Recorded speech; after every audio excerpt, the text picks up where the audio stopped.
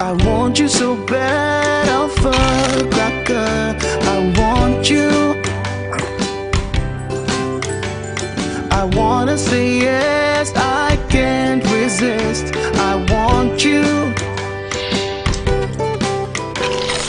Ooh, I want you, Alpha Cracker. I want you so bad, Alpha Cracker. Of a goodness rich in milk and butter, in Alpha Cracker, yummy and deliciously crunchy. But I can't resist you. Alpha Crackers, simply irresistible. This advert is FDA approved. Now, Obek Kanokre. Susu sang kwai bi a wan to nam bia e man kwai bebre. Mommy, you fish can see about Kotoso. Mipoga, send me sika from Lemonade Finance. While Brian did the shit and let me £2. Lemonade Finance. Say they're sending money back home from UK, Canada, and now US. I accepted a instant charges. Exchange waiting in so unbeatable. We should be promo code Dr. Like £10, $10, and $10 for the first transaction. What is this download to Lemonade Finance. Everyone needs the perfect snack to munch on during a fun moment. Wow. Enjoy the tasty McBerry Twist cupcakes, deliciously baked and packaged for a sweet treat. Premium quality cakes baked with love for all, enriched in butter and milk. Yummy.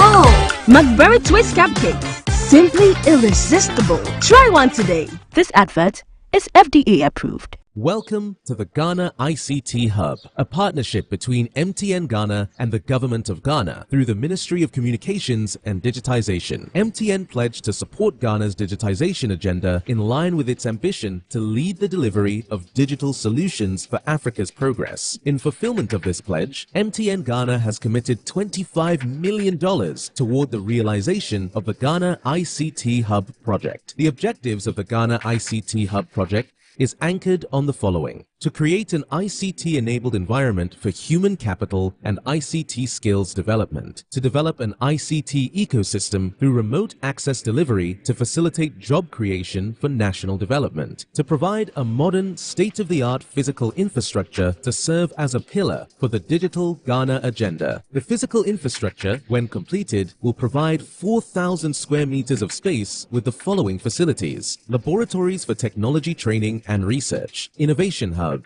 co-working spaces for tech innovation startups, Tier 3 data center, conferencing facilities, offices and meeting rooms, commercial lettable spaces, gaming area, restaurant, ancillary facilities. The technology laboratories will be fitted with the next generation ICT equipment and applications to provide the youth of Ghana with practical training in Industry 4.0 technologies such as artificial intelligence, AI, machine learning, cloud computing, 3D printing, robotics, Internet of Things, IoT, advanced manufacturing techniques, cybersecurity, genetic engineering. The project also seeks to establish a complete ecosystem at the hub through remote access delivery to facilitate job creation for national development. The ecosystem shall comprise of MDAs, technology companies, startups, incubators, research agencies, leading universities globally, foundations worldwide, to create a community. 1. The ecosystem community shall bridge the divide between academia and industry and provide solutions to challenges in the key sectors of health, agriculture, and educational sectors of the economy. 2. It shall also run an innovation program providing mentoring and networking for the youth in tech startups. 3. The ecosystem community shall establish an innovation fund to support startups, research agencies, and other entities in the ecosystem. MTN Ghana and the Ministry of Communications and Digitization are championing the Ghana Digital Agenda for Ghana's development. Welcome to the digital age.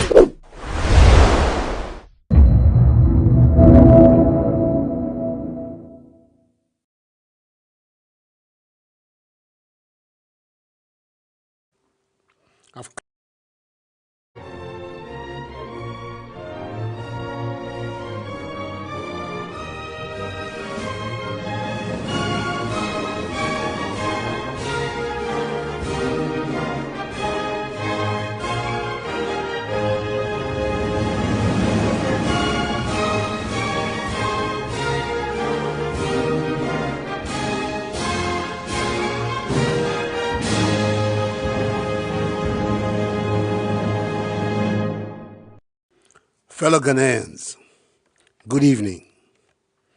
It has been some time since I last came into your homes, so I want to thank you for having me again tonight.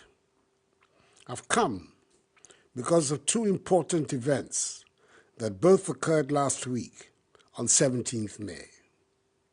The first is an update on the COVID-19 pandemic. The second is the recent agreement we have reached with the International Monetary Fund, IMF. Some 3 weeks ago, on 5th May, the World Health Organization, WHO, announced that COVID was no longer a public health emergency of global concern.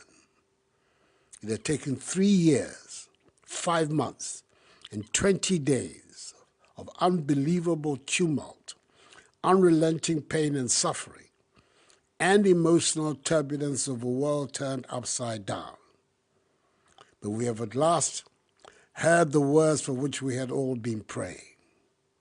The scientists and health experts tell us that we no longer have a public health emergency of international concern. They tell us also that there's evidence of reducing risks to human health from COVID-19 infections. This has led to the decreasing trend of COVID-19 related deaths, hospitalizations, and intensive care admissions. The world has also achieved the long hoped for immunity, and with improved clinical management, the experts say it is time to transition to long-term management of the COVID-19 pandemic. In other words, we can now breathe that collective sigh of relief. For even though we may still have to deal with sporadic, isolated outbreaks, the crisis itself has technically ended. The pandemic trend in Ghana is similar to the general global trend as announced by WHO. As of 15th May 2023, there have been 1,462 deaths attributable to COVID-19 in Ghana, with the last death being recorded on 8th January 2023. These are not mere figures or inconvenient statistics. They are dearly loved parents, sons and daughters, relations, friends and colleagues, whom we shall continue to miss dearly. May their souls rest in perfect peace. I am glad to report that currently we do not have any critical or severe cases. In general, since the first case was confirmed in our country on 12 March 2020, there have been 171,738 positive cases from 2,538,198 tests. You would recall that we started the COVID vaccination campaign in March 2021, and as at 25th May 2023, 25,170,382 vaccine doses have been administered. There are 10,566,420 fully vaccinated people. That is 52.7% out of the 20 million target we had set, with 4,599,883 persons having received booster doses. In the light of these facts, the COVID-19 task force, which I chair, met on 17th May and took some far-reaching decisions on the measures we have put in place for the management of the pandemic, which were announced by the Ghana Health Service on 19th May. The most important of these decisions was that the COVID-19 pandemic was over in Ghana. Thus, all the outstanding COVID-induced restrictions at our airports and all entry points have been lifted, and we're back to the pre-COVID situation as far as health entry requirements are concerned. It will be recalled that 3 years ago, we started with drastic measures and restrictions. The international airport was shut for months, and our land borders were closed to human traffic for almost 3 years. The hospitality industry was devastated.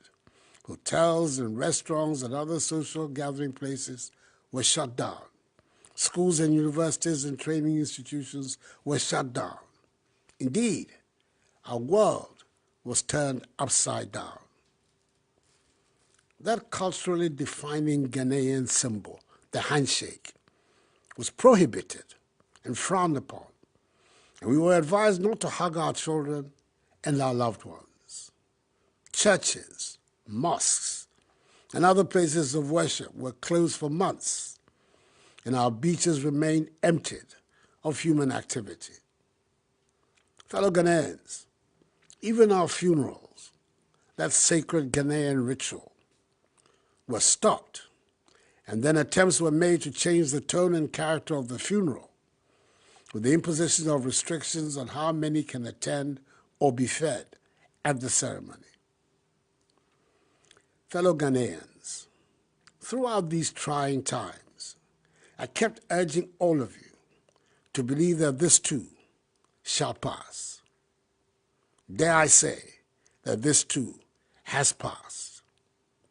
The emergency is over, and we can safely lift many of the oppressive restrictions we've had to endure. We can shake hands, we can hug, we can visit, and we no longer have to wear masks. But it is strongly recommended that we keep some of the measures imposed during the crisis and integrate them into our everyday lives, because they have served us well and will continue to serve us well. I urge you all to continue with the regular hand washing and other personal hygiene measures so they become entrenched national habits. There has been a dramatic decrease in diarrhea diseases, and we have not had any cholera outbreaks these past 3 years. These developments are attributable mostly to the hand washing and improved hygiene regimen in our communities. It does not hurt to wear a mask if you have a cold, for example. It might protect those around you. If you are uncomfortable in a crowded and enclosed space, go out into the open and continue the new ways we have devised for outside entertainment. I hope there will be no argument that we should continue and institutionalize the periodic cleansing, disinfection, and fumigation of markets. Never again should our markets be breeding grounds for rodents. There are other ways in which this nightmare has brought some good dividends that must be acknowledged. It has led to the strengthening of our disease surveillance system. And this has been manifested in recent months by our ability to deal in a very rapid and aggressive way with outbreaks of frightening diseases like Marburg, Lassa fever, monkeypox, before they could turn into serious public health catastrophes. The pandemic also exposed some of the painful deficiencies we have and forced us to take some brave and necessary decisions, like the expansion of our network of health facilities under Agenda 111. I doubt very much that but for the pandemic, the network of health laboratories with capacity to do PCR testing in our country would have expanded exponentially from the initial 2 to 67 laboratories nationwide. And fellow Ghanaians, we have begun the process of manufacturing our own vaccines with the establishment of the National Vaccine Institute. The painful lesson from the pandemic about the access to vaccines certainly concentrated our minds. And we must be proud that we did not bow our heads in defeat, but used the crisis to achieve such a positive outcome. We now have in place a vaccine institute and 2 vaccine manufacturing plants. I commissioned that of Atlantic Life Sciences Limited last year, and a few weeks ago, I performed the salt-cutting ceremony of that of DEK Vaccines Limited. There's no question but that Ghana came out of this global catastrophe much better than many other countries, if we consider the rate of infection, hospitalization, and death. We must recognize that this happened because we worked at it in a focused and competent manner. We refused to be swayed by the populist noises, conspiracy theory peddlers, false and uninformed analysts, but rather we relied firmly on the science and data-driven information for guidance. Contrary to what some foreign experts claimed, we do have a decentralized, resilient public health system which reaches every corner of our country with highly competent and dedicated health workers. A public health system of which we can be justly proud.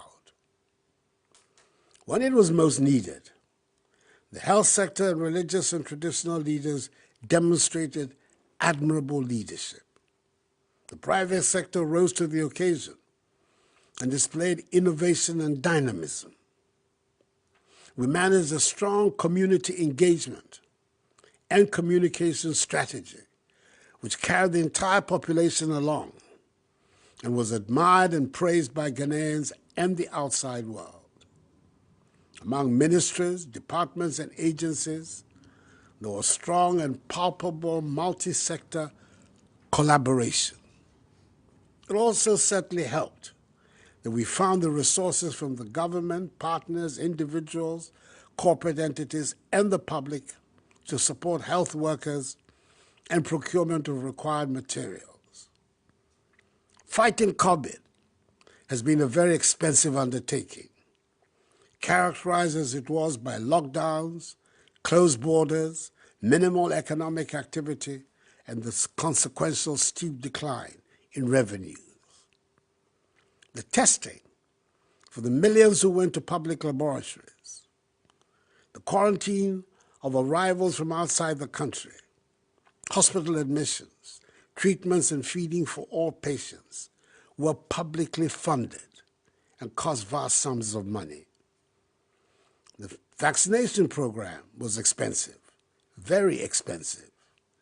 Even though we received some donated vaccines, we purchased a lot with our own resources. And the multiple countrywide vaccination campaigns cost a lot of money. The fumigation, cleansing, and disinfection of markets, schools, offices, and other public spaces also cost a lot of money. Free water was provided, and the cost of electricity subsidized. 54,000 additional health workers were hired, and all health workers obtained a tax rebate. Fellow Ghanaians, keeping us all informed about this most unpredictable virus was expensive. A lot of money was spent on public education, public information, risk communication, public and community engagements, and keeping us all abreast with the relevant information. We must thank the Ministry of Information and its agencies and the National Commission for Civic Education for their exceptional work. It took courage, and I'm particularly happy that we reopened schools, colleges, and universities at the time we did, in spite of the fears of some parents and the condemnation of our critics. In some countries, millions of girls and boys did not return when schools eventually reopened after they had been kept shut for over a year. The logistics for keeping the schools open were huge and costly. But I am delighted that no Ghanaian child was left behind. Let me make it clear that COVID expenditures, essentially unplanned, have been subject at my instigation to audit by the Auditor General and are going through parliamentary processes. We all deserve to be reassured that the crisis was not used as a cover for corrupt practices. The COVID health recovery levy that was introduced to help fill some of the expenditure holes might not be the most popular tax, but I entreat all of you to bear with us. The COVID Trust Fund has performed an invaluable service, and with these developments has reached the end of its mandate. I thank the trustees as well as all donors and contributors to the fund. It is likely, God willing, that this will be the last in the series of fellow Ghanaian speeches on COVID. And as your president, I have a truly long list of people and institutions I must take this opportunity to thank. I thank firstly all of you, my compatriots, my fellow Ghanaians, for your patience, understanding, and cooperation. Health workers and the scientific community. I thank the leaders of the faith-based groups, the Christian Council, the Catholic Bishops' Conference, the Ghana Charismatic and Pentecostal Council, the Chief Imam and the Muslim leaders, for their strong involvement, powerful prayers and support, their help, especially in feeding the vulnerable during the lockdown periods, and through the Church of Pentecost, in providing accommodation for an isolation and treatment center. I thank the Council of State and our traditional leaders, the national and regional houses of chiefs, for their support and help in community sensitization. I thank the political and business leaders, development partnerships, NGOs and civil society, the sports, hospitality, entertainment, creative and tourism industries, our security services, police, military, immigration, teachers, pupils, students, parents, and guidance. I thank the journalists and the entire media. A few weeks ago, I gave national honors to most of the frontline workers who had been in the trenches, as it were, in the COVID battle. A total of 20,110 people were given national honors. They were well-deserved. But I know that some might have been left out, not out of any malice. We continue to recognize those who come to our attention. I must also make special mention of the environmental health personnel of the Ministry of Local Government. They played a key role in the burials of COVID-related deaths. The private funeral homes deserve honorable mention. They set the pace for how funerals should be conducted within the COVID protocol restrictions and with cultural sensitivity. In paying tribute to the health workers, I should address our psychologists and psychiatrists and express my gratitude for their work. COVID exacted an extreme emotional turbulence on the population, and no one can predict how long the effects on our mental health will last, and their work continues even after the end of the emergency. I believe it would be appropriate to make also a special mention of the Ministry of Health and its implementing and regulatory agencies, the Christian Health Association of Ghana, the military and police health services, quasi-government private healthcare providers, and the Food and Drugs Authority, FDA, which has established itself as a world-class institution able to hold its own on the international scene. On behalf of the people of Ghana, I express eternal gratitude to the police, the immigration, and the military, and the 2 IGPs, 2 CDSs, and Controller General that have served during the period. I pay homage to the pharmaceutical and textile industries and to the many corporate bodies that made generous donations and rallied to the call for enhanced domestic production of medical supplies. The Ghana Airport Company must be mentioned for the hard work of its staff, the Ghana Education Service and the Director General that saw us through the school closures and reopenings. Thank you. And thank you to its sister body, the Ghana Health Service and its dynamic Director General, both of them who gave such impressive accounts of themselves during this crisis. It would be greatly remiss of me not to place on record my appreciation to the National Ambulance Service and its workers. They worked well, and we are proud of them. I acknowledge the fact that digital technologies and drones help very much in getting vaccines and medications to hard-to-reach areas, and I'm glad they have become an integral part of our health delivery system. If we were still looking for any proof, we found that the high use of mobile phones and the digitalization agenda helped in the surveillance process, particularly with contact tracing and patient follow-up. I'm indebted to the ministers of state, officials of the presidency led by the chief of staff, the parliament and the judiciary, and all the members of the brilliant COVID-19 task force. I must make special mention of the Vice President, Dr. Mahamadou Bawumia, who was my reliable source of support in the darkest and most trying moments. And to the many who advised me publicly and privately, supported and prayed for me, I say thank you. The emergency is over. Unfortunately, the consequences are very much still with us, especially in terms of the economic devastation it has left in its trail. It will be recalled that I said right at the onset of the pandemic that we would do whatever it took to protect the lives of the Ghanaian people. In the now often quoted statement, I said, and I quote, "We know what to do to bring the economy back to life, but what we do not know is how to bring people back to life," unquote. The clear implication is that we would protect lives even if it was at the risk of harming the economy.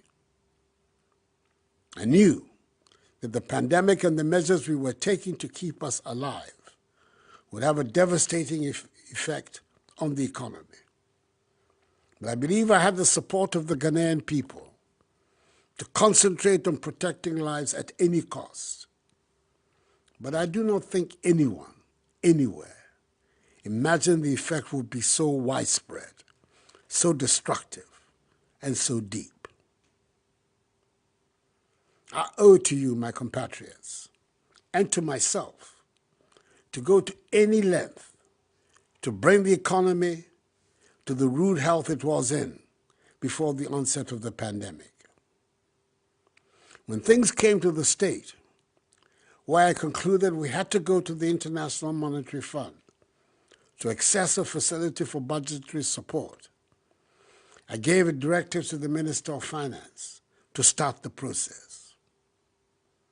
It was a painful decision for me to take, because going to the IMF was not part of the economic transformation agenda I'd been pursuing, especially as my government had gone the extra mile to bring to a successful end the IMF program we inherited from the previous government.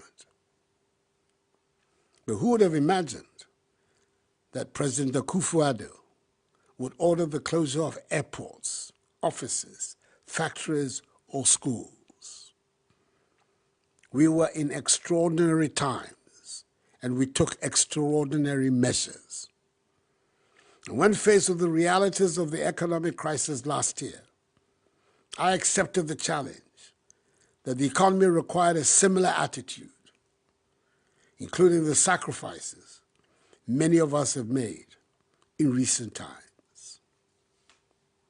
Luckily, the International Monetary Fund has been most supportive, and we have ended up with having our program approved in record time, culminating in the formal approval by the IMF board on 17th May.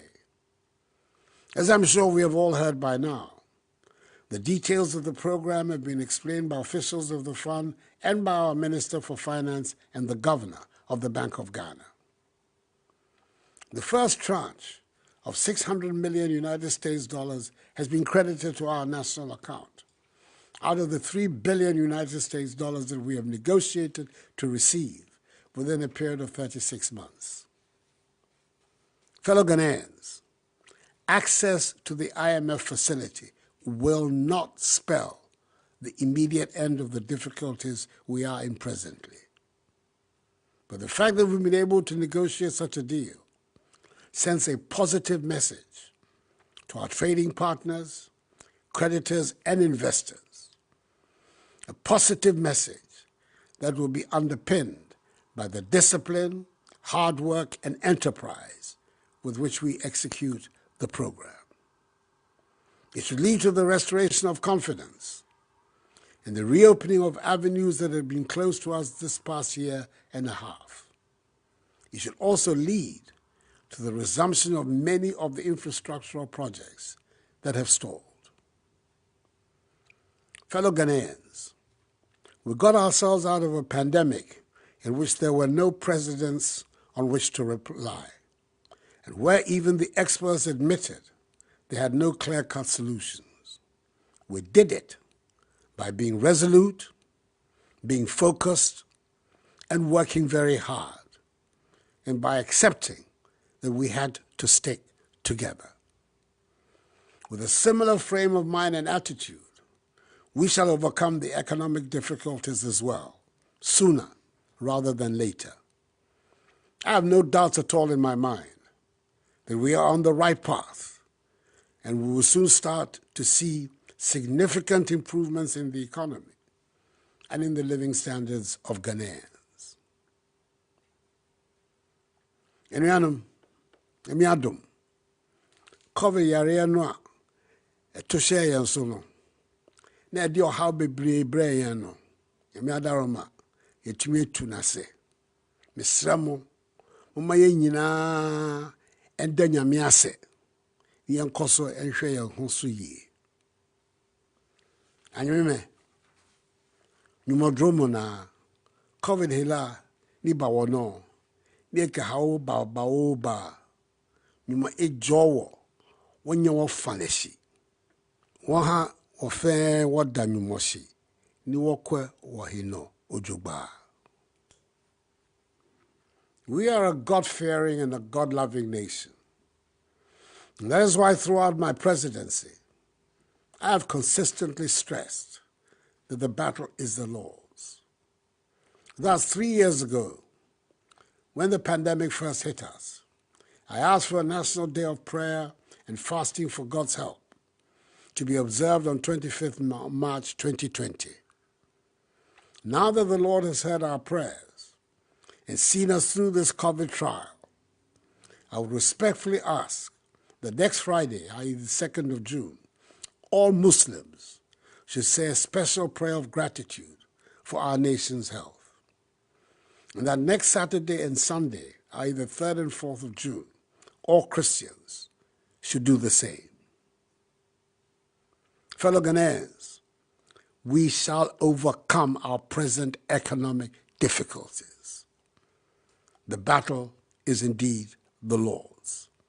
Good night, and may God bless us all in our homeland, Ghana, and make her great and strong. I thank you.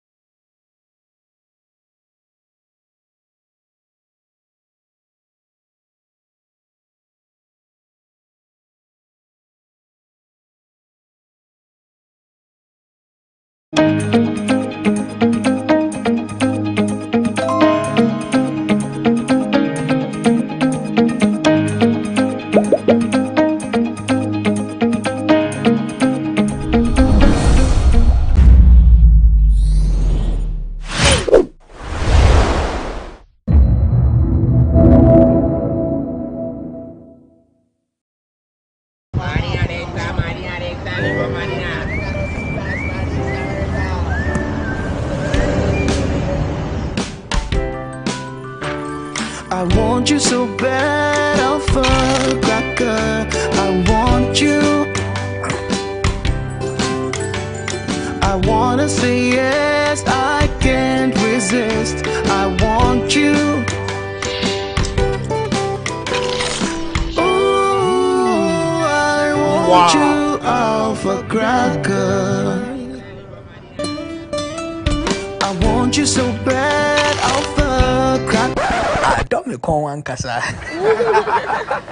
Alpha goodness rich in milk and butter. In Alpha Cracker.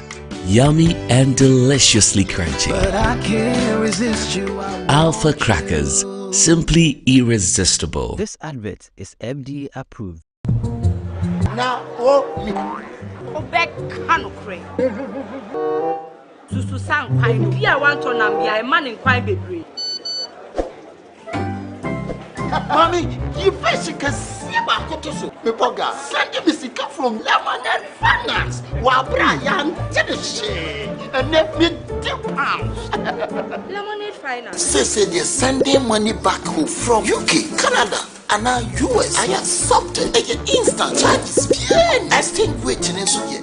Unbeatable. We should me promo code Dr. Like £10, $10, and $10 Canadian for the first transaction. With this send this download to Lemonade Finance. Welcome to the Ghana ICT Hub, a partnership between MTN Ghana and the Government of Ghana through the Ministry of Communications and Digitization. MTN pledged to support Ghana's digitization agenda in line with its ambition to lead the delivery of digital solutions for Africa's progress. In fulfillment of this pledge, MTN Ghana has committed $25 million toward the realization of the Ghana ICT Hub project. The objectives of the Ghana ICT Hub project is anchored on the following: to create an ICT-enabled environment for human capital and ICT skills development, to develop an ICT ecosystem through remote access delivery to facilitate job creation for national development, to provide a modern, state-of-the-art physical infrastructure to serve as a pillar for the digital Ghana agenda. The physical infrastructure, when completed, will provide 4,000 square meters of space with the following facilities: laboratories for technology training and research, innovation hub,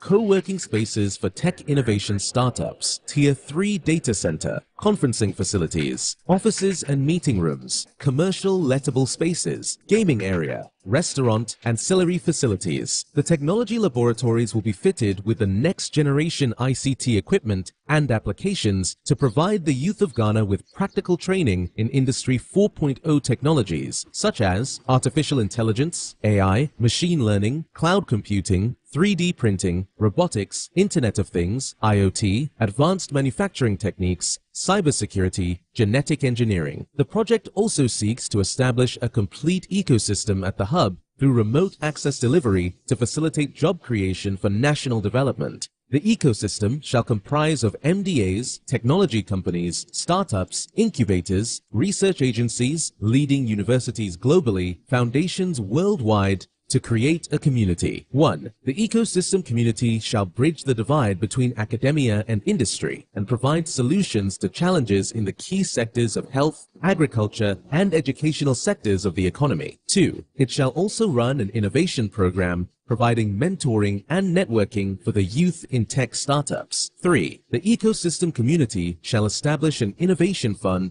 to support startups, research agencies, and other entities in the ecosystem. MTN Ghana and the Ministry of Communications and Digitization are championing the Ghana Digital Agenda for Ghana's development. Welcome to the digital age. Everyone needs the perfect snack to munch on during a fun moment. Wow. Enjoy the tasty McBerry Twist cupcakes, deliciously baked and packaged for a sweet treat. Premium quality cakes baked with love for all, enriched in butter and milk. Yummy.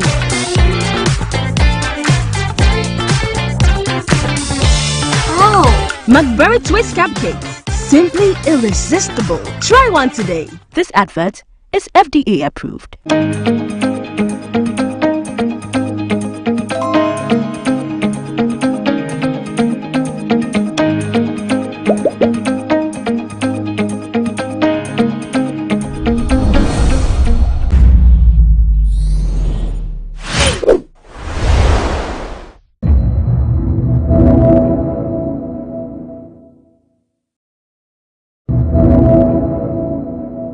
I equally don't believe that climate change is occurring in Ghana or in the world. I believe it's just a political theory for these politicians to probably get some money from us. Climate change has been described by experts as a crisis of our time. Its effect has got world leaders, religious leaders, and everyone echoing a healthy climate. But it is easy to get lost in the story, with politics and religion getting in the way.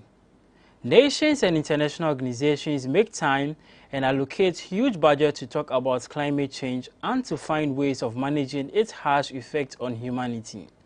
Unfortunately, there are many people who do not believe in the reality of climate change.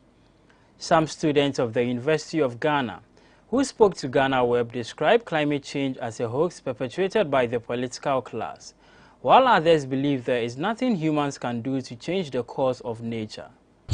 I believe climate change, first of all, if we know by what we've been taught in primary school through to high school, we've been told that it's a problem, and that's just been it.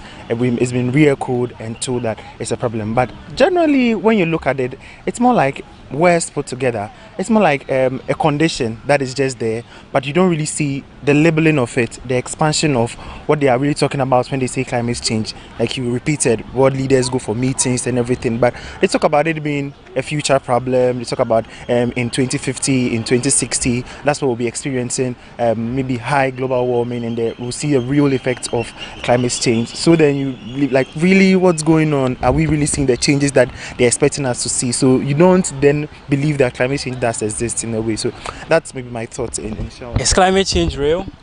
Yeah, it is real. I believe it is real that the emission of these greenhouse gases into the atmosphere would cause a rise in our temperature. But there are misconceptions in there that I've heard some of them that they are not real. But I believe that it is real and that actions must be taken to curtail the future or the effect of it. I do not believe that climate change is something really important for us to focus on. I think it's something that is wasting, like it's consuming our time. Yes, something like global warming like this. The place is still cold, so if you tell me that global warming is occurring and we have to reduce blah blah blah, I don't feel that climate change is really occurring. I don't believe in it. Yes. I equally don't believe that climate change is occurring in Ghana or in the world. I believe it's just a political theory for these politicians to probably get some money from us. Because they go for these meetings, they get some allowances here and there. So they just go to talk about it. But we're not seeing anything. I don't see any changes in the environment that I'm in right now. It's still like the way I grew up to see it. So I don't see and I don't feel that climate change is real. Responding to the misconceptions shared by the students on climate change, Professor Kojo Owusu, the director of the Center for Climate Change and Sustainability, warned against taking a fatalistic approach to tackling climate change. We have to move away from a fatalistic tendency in society. So being fatalistic means that we don't look at the effect of things in a scientific prism, but we attribute everything to God. So if you take that point of view, then there is no need to take any action, because what will happen will happen. So my advice to those people is to revert to science. The scientific evidence is that climate has changed. It's probably or most likely the work of man, and it is because we have emitted a lot of gases known as greenhouse gases that have gone into the atmosphere. So the science accepts that you cannot just flick a magic light or something on and the climate change problem is gone. But through concerted effort and doing things right, in the long run, we can correct some of the damage to the environment that has come from human point of view. So where maybe the skeptics or the people who don't believe and the one who believe is that, yeah, the climatic machine is so huge. The power of nature in terms of rainfall, temperature, is not something one person can do anything about. But all of us doing something and doing it for a long time will have a positive effect. If you cut down the trees, everybody knows what happens. It changes the temperature. It changes the rainfall most of the times. If you want to bring that one back, you can't say, oh, but what will happen, so we won't plant tree. Everybody knows that you plant one tree today, it won't do anything. It will not change anything. But we plant thousands of trees today. Over time, that will have a feedback on the climate system, and it will work. So if it is medicine, banking, money, everything, you cannot say I won't go to work because what will happen will happen. The science is clear that incremental steps taken can have a positive impact. Professor Kojo Owusu acknowledged that it is not surprising many people believe climate change to be a hoax and a conspiracy theory. If somebody decides there is no climate change, it depends on what the person is doing. So how am I going to tell that person that farmers are hurting? The rain doesn't come when it needs to come. The rain starts, you plant, and then because of climate change, dry spells, within season drought are common. The person probably lives in Accra, has no contact with agriculture, doesn't know what is going on. So they can say what it is that they are saying. But people who are at the forefront, whose livelihoods directly depend on climate sensitive sectors, know what is happening. So when there are droughts, prolonged droughts, so the people saying that when they were young, the climate was the same. When Ghana was strategizing, building the Pong Dam, before they built the Akosombo Dam, in the 50s and 60s, if you look at the record, it rained a lot in Ghana. And so we thought we would be fine. But in the last few years, 20 years, look at how many years we have seen drought that has affected Akosombo and other hydrological systems, translated into power outages and stuff like that. And so it depends on where the person is. There is ample evidence to suggest. Go back and look at the climatic record. 3 years ago, there was probably about 2 rains in June in Accra. But that person who says when he was young, the climate was the same. Go back it will take centuries. Dew will always be wet. So the evidence is there. If you want to deflect the evidence, you can do that. I mean, in Ghana. He, however, advised Ghanaians to rely solely on science and not feelings. The way we analyze the climate is sometimes about feeling, not about the science. So somebody was asking me, I think last month or 2 months ago, there was some haze or dust load in the atmosphere. And people were like, oh, Accra is the most polluted city in the world. And then, funny enough, 2 days or so, there was rain. And then everything cleared up. So where were the people who were saying all those, where are those pollutants? So in every dry season, the Sahara will throw to us a lot of dust. So depending on the intensity, some years the dust will reach Accra, other years it will not. So in the dry season, there is a lot of dust load in the atmosphere. It's expected. Some people who believe climate change is a hoax say if it was real, countries advocating for it will not do things that are opposite to what protects the environment. But this is what Professor Owusu had to say. There is a lot of misconception in the premise that you have given to begin with, because I don't even see how Saudi Arabia and the United States and Europe are on the same or in the same basket when it comes to climate change and climate change effort. Saudi Arabia probably will want you to say there is no climate change, so they can pump the oil. That is the mainstay of the economy. The Europeans live on a very tiny land. Sea level rise is a major problem to them. Very interested in climate change issues. America is in a balance. They have a lot of hydrocarbons, but at the same time, depending on who is in power in America, they are also championing a lot of clean energy stuff. So it's not an argument of picking and choose and pitching one country against the other. There are skeptics who tell you that when they were young, the climate was the same as today. How do they know that? What measurement have they taken to see that? Is it about feeling or about science? I feel like the sun is shining today like it was shining when I was 10 years old. So the whole idea is that the science is very clear. The climate has changed. The indicators are not the same for many places. So you go to a country like Switzerland, they will be very serious about climate change because many of their resorts and the culture and everything thrive. So they live in highland areas, having a lot of ice and snow. In this year, in the last few years, some of their resorts can't even open because you can't go skiing in some places because you don't have the amount of snow that will allow you to ski. Although many dismiss climate change and believe human actions are powerless, climate change is a global crisis that demands our attention and collective action. Elliot Nweti reporting for GhanaWeb.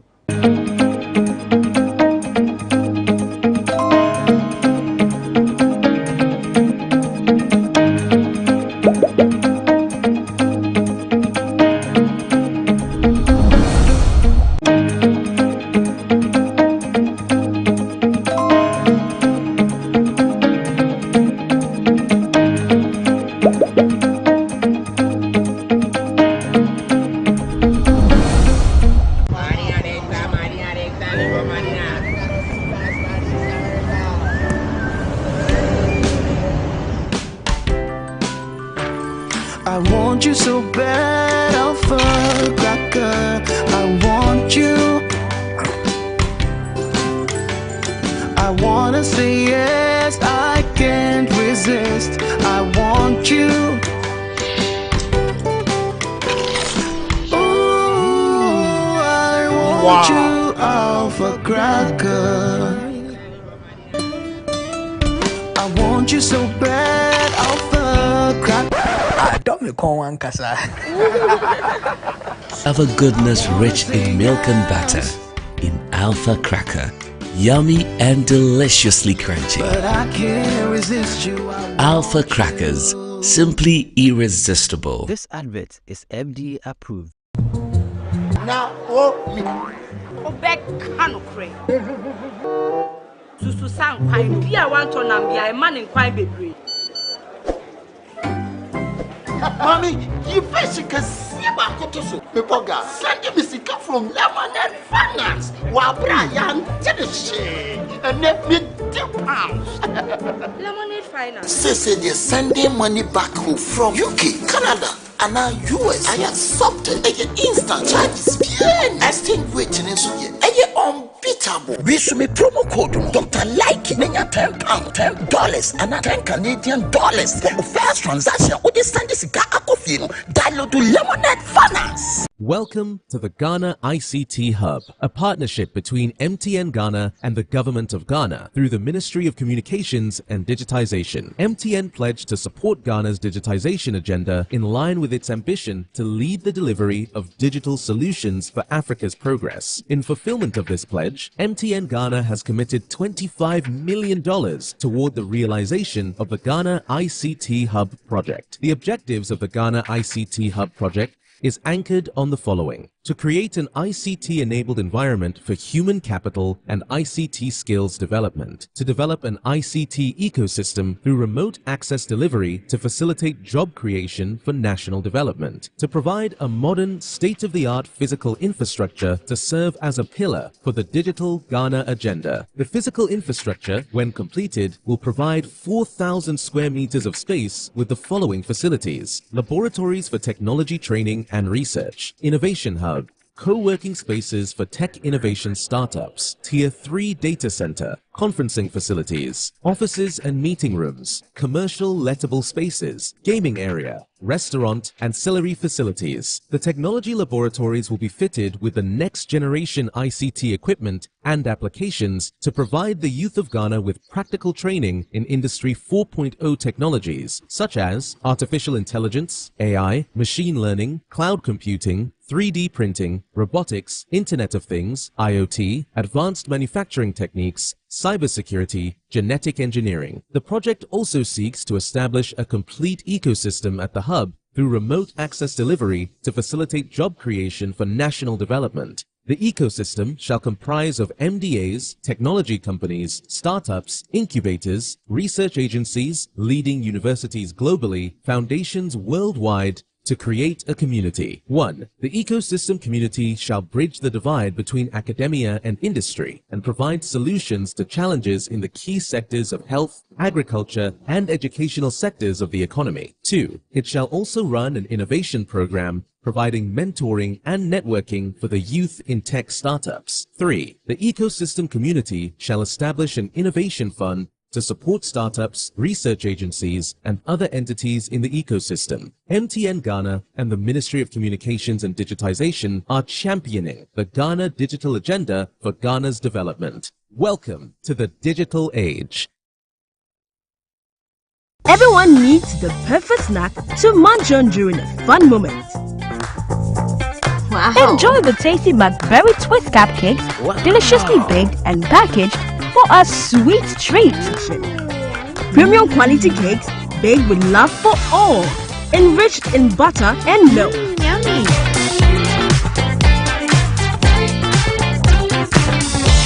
Oh, McBerry Twist cupcakes, simply irresistible. Try one today. This advert is FDA approved.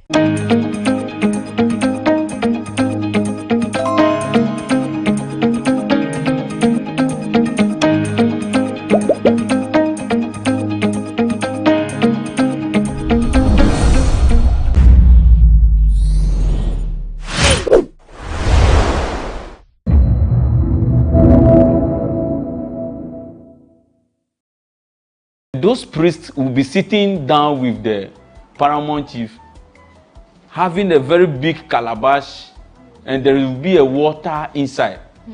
Everything happening in the Aplena here, they will be washing it. They will watch it inside the calabash, or they will see it inside the calabash. okay.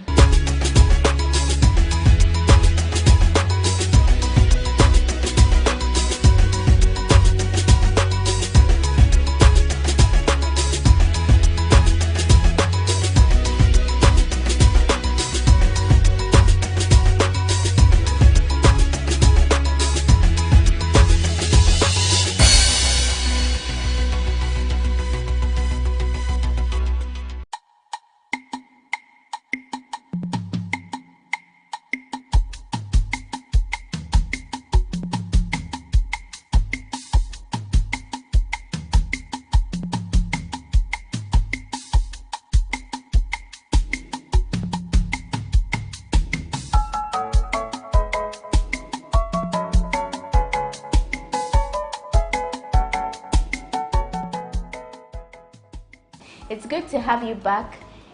This is People and Places on GhanaWeb TV. My name is Wanda Ami Edwasari. Today we continue our history class. I'd like to call it like that. And we are still learning about the people of the Adan traditional area. Today we focus on religion and festivals and any other customary things we would like to know about. We have seated here today the paramount queen mother of the Adan traditional area, Nana Kabuko Dagojo Dumali I. To her left, we have Nomo Israel Kate Akwaku. To her right, we have Ayiku Akwaku, who is the prince of the Kabiawe Yumu clan, the royal Kabiawe Yumu clan. And he is going to take us through this session. Thank you for speaking to us. Thank you too. You're okay, welcome. To start with, what is the predominant religion of the Adan people? Thank you. We, the Adans, we first believe in Christianity and tradition. We worship God from different things before Christianity came. When you talk about tradition, you mentioned that your forefathers used to worship through other means, but they were worshiping God. So can you talk a little more about that? Yes, our forefathers worship God through pouring of libation. Or we believe in the God's handworks. Some examples are plants, mountains, rivers, and seas. So we worship God through those things. Okay. How do you call God in Adan? We call God in Adan Mau. Mau. Yeah. So it's similar to the Ewe Mau. Yes. Okay. Now let's talk about festivals. Yeah. Asafutufiam. Yeah. This is something that is very much popular out there. Everybody knows this is the Adan's festival. Tell us more about the festival. Yeah, thank you. Once again, the word Asafutufiami is a word they combine and they pronounce it once. That means Asafu means the youth, or the warrior, the youth. Tu is gun, Fiami is firing. So we simply say firing of musketries, which is firing of guns. So that's the word Asafu to Fiami. It's in the Dangbe. Yeah, dialect. the Asafu is for the tree. That counts. The two, the Dangbes normally call two. Or we, the Ewes and the Dakans and the Dangbes, we call Gantu.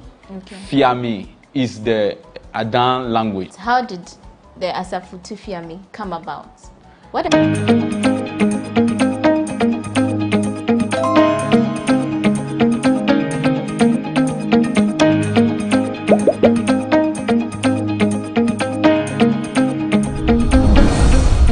Welcome to the Ghana ICT Hub, a partnership between MTN Ghana and the Government of Ghana through the Ministry of Communications and Digitization. MTN pledged to support Ghana's digitization agenda in line with its ambition to lead the delivery of digital solutions for Africa's progress. In fulfillment of this pledge, MTN Ghana has committed $25 million toward the realization of the Ghana ICT Hub project. The objectives of the Ghana ICT Hub project is anchored on the following: to create an ICT-enabled environment for human capital and ICT skills development, to develop an ICT ecosystem through remote access delivery to facilitate job creation for national development, to provide a modern, state-of-the-art physical infrastructure to serve as a pillar for the digital Ghana agenda. The physical infrastructure, when completed, will provide 4,000 square meters of space with the following facilities: laboratories for technology training and research, innovation hub, co-working spaces for tech innovation startups, Tier 3 data center, conferencing facilities, offices and meeting rooms, commercial lettable spaces, gaming area, restaurant, ancillary facilities. The technology laboratories will be fitted with the next generation ICT equipment and applications to provide the youth of Ghana with practical training in Industry 4.0 technologies such as artificial intelligence, AI, machine learning, cloud computing, 3D printing, robotics, Internet of Things, IoT, advanced manufacturing techniques, cybersecurity, genetic engineering. The project also seeks to establish a complete ecosystem at the hub through remote access delivery to facilitate job creation for national development. The ecosystem shall comprise of MDAs, technology companies, startups, incubators, research agencies, leading universities globally, foundations worldwide, to create a community. 1. The ecosystem community shall bridge the divide between academia and industry and provide solutions to challenges in the key sectors of health, agriculture, and educational sectors of the economy. 2. It shall also run an innovation program providing mentoring and networking for the youth in tech startups. 3. The ecosystem community shall establish an innovation fund to support startups, research agencies, and other entities in the ecosystem. MTN Ghana and the Ministry of Communications and Digitization are championing the Ghana Digital Agenda for Ghana's development. Welcome to the digital age.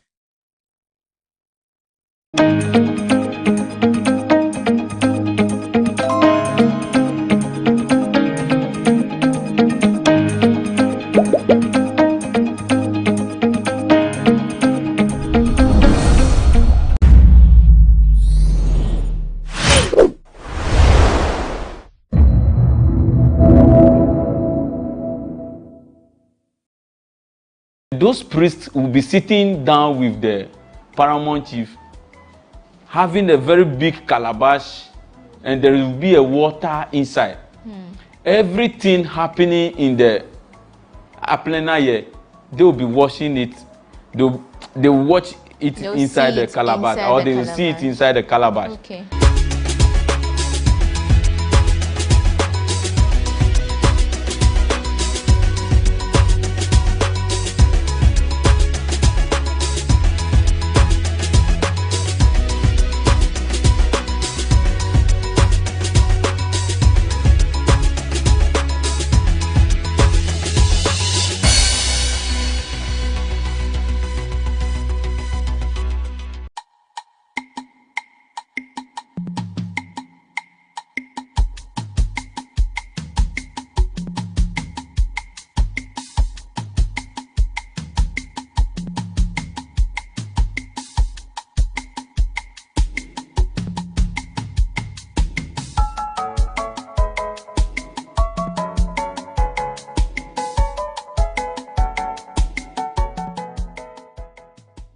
It's good to have you back.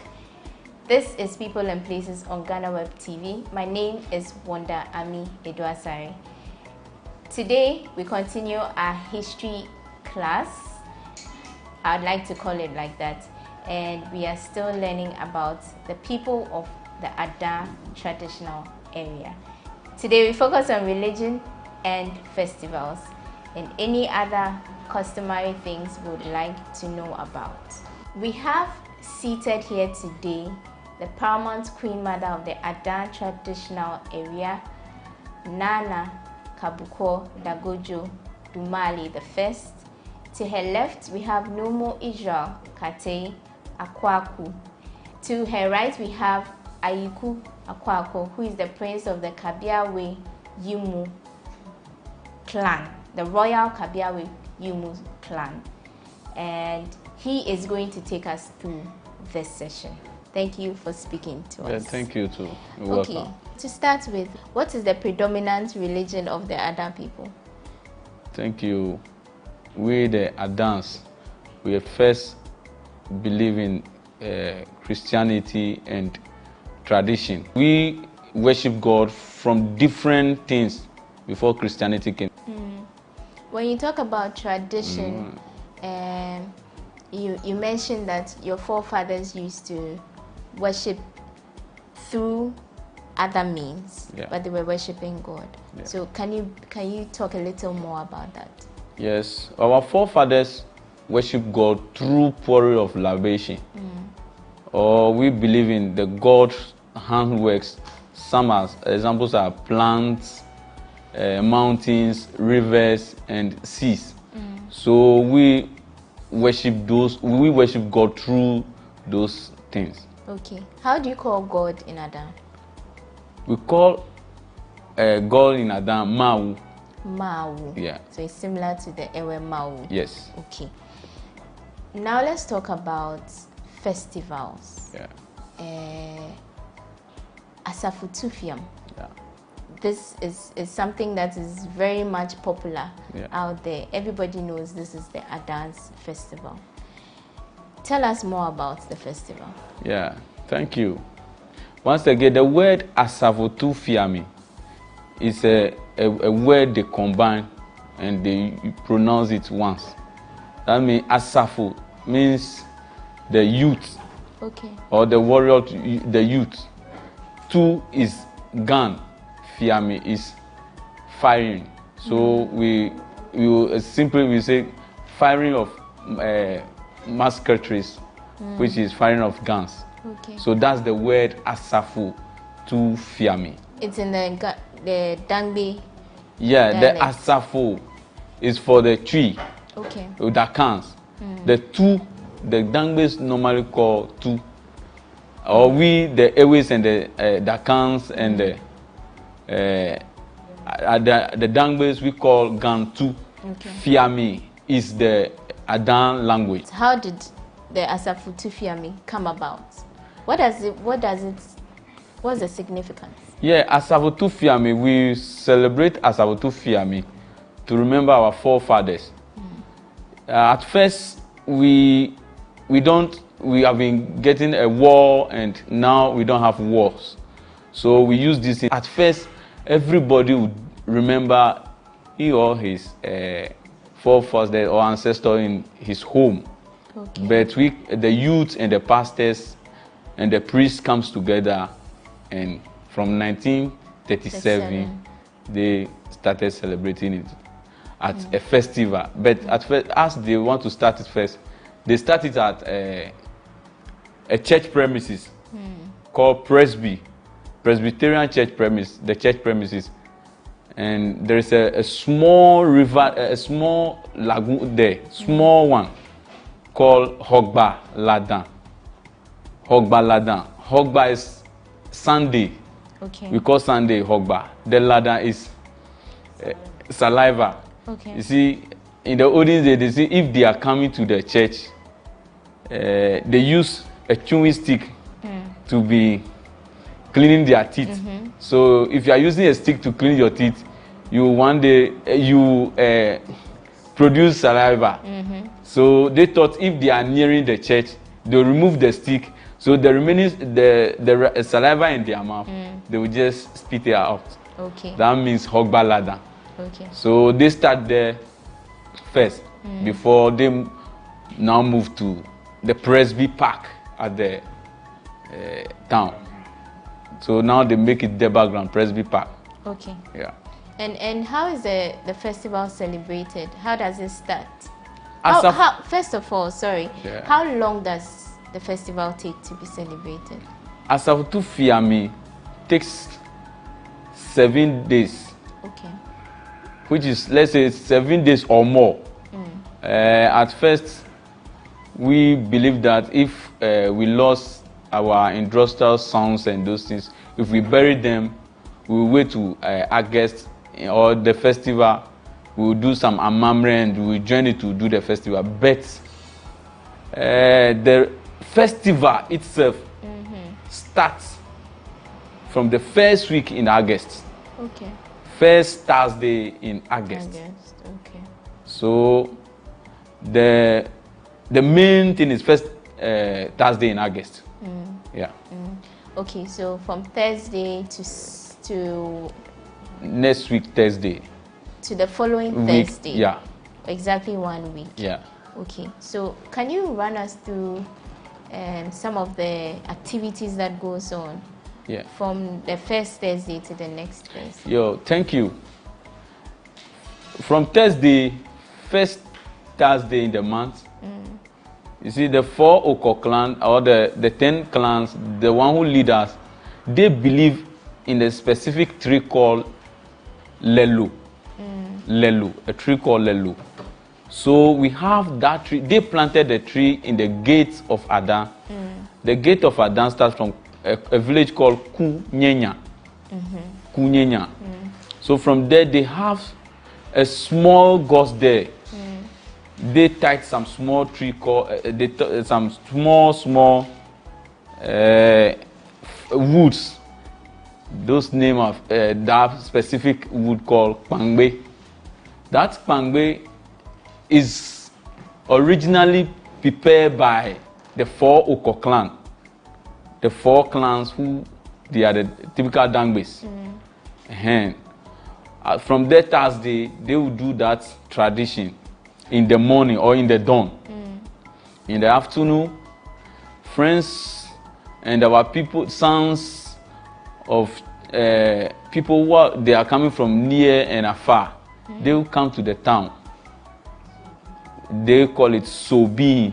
They welcome them like so. It's Thursday, so they say Sobi. Being is so people like Thursday people. Those who just arise Thursday. So they call it Sobi. In the evening, there will be candle procession in the town. In the dawn, the chief priest, the 4 chief priests, including the paramount chief, they perform specific rites, and they have 2 drums who they will be playing. Those drums are soko. It's for only the 4 clan and the paramount chief who listen to those drums in the dawn, in Friday dawn. Okay. So, is there a particular reason? It's just those 4 clans that play? Yes, the particular reason for those 4 clans are that they are the first group, and they arrive, and they are the people who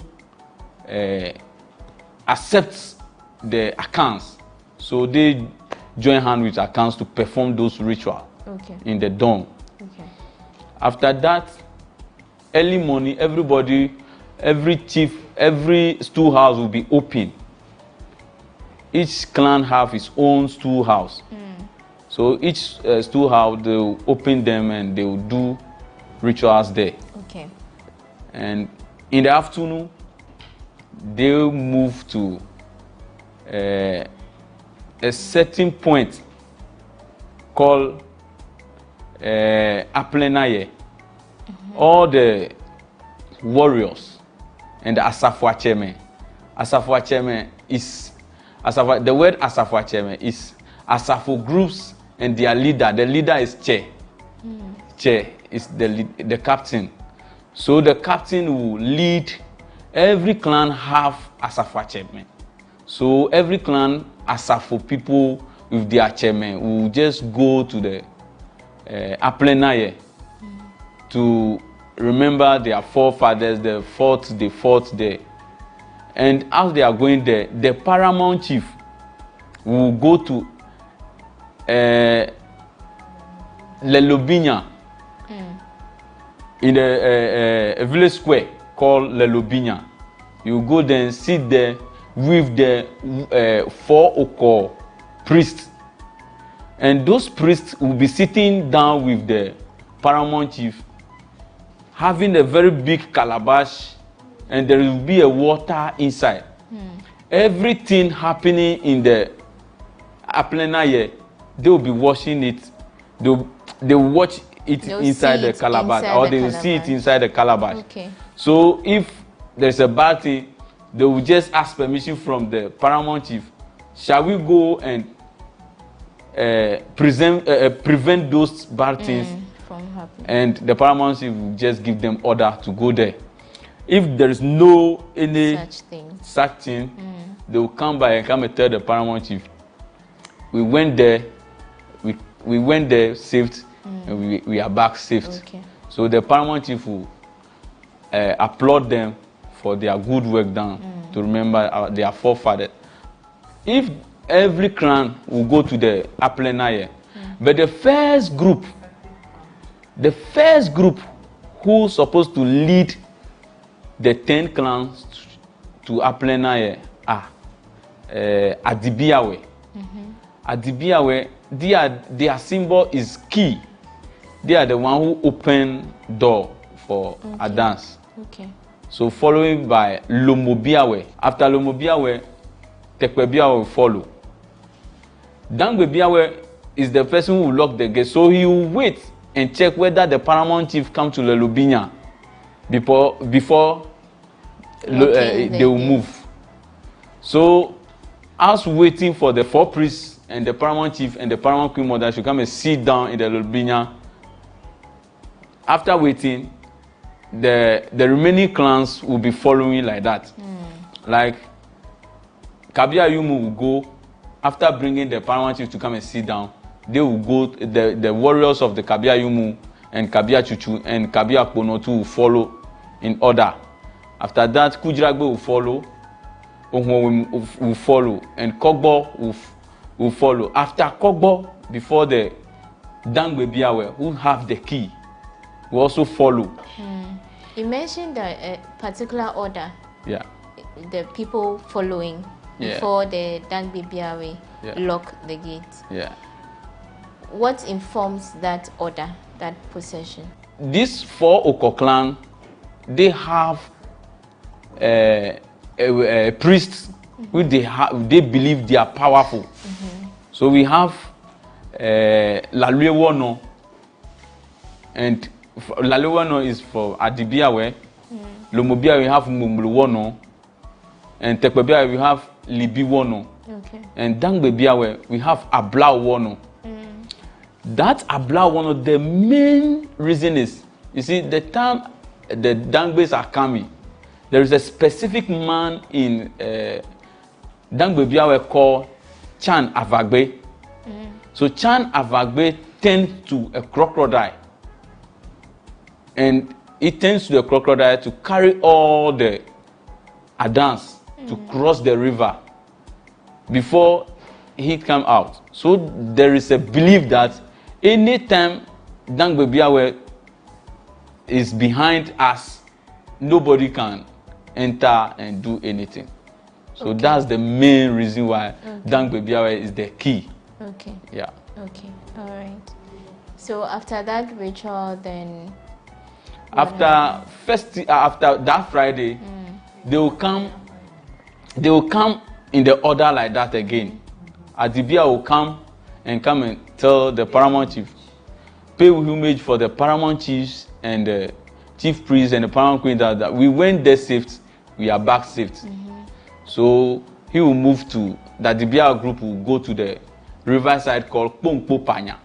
They will go and wash their feet and their problems, and they will put. There is a belief that anytime you went to the forest and come back and you go back to the riverside, you release all your problems.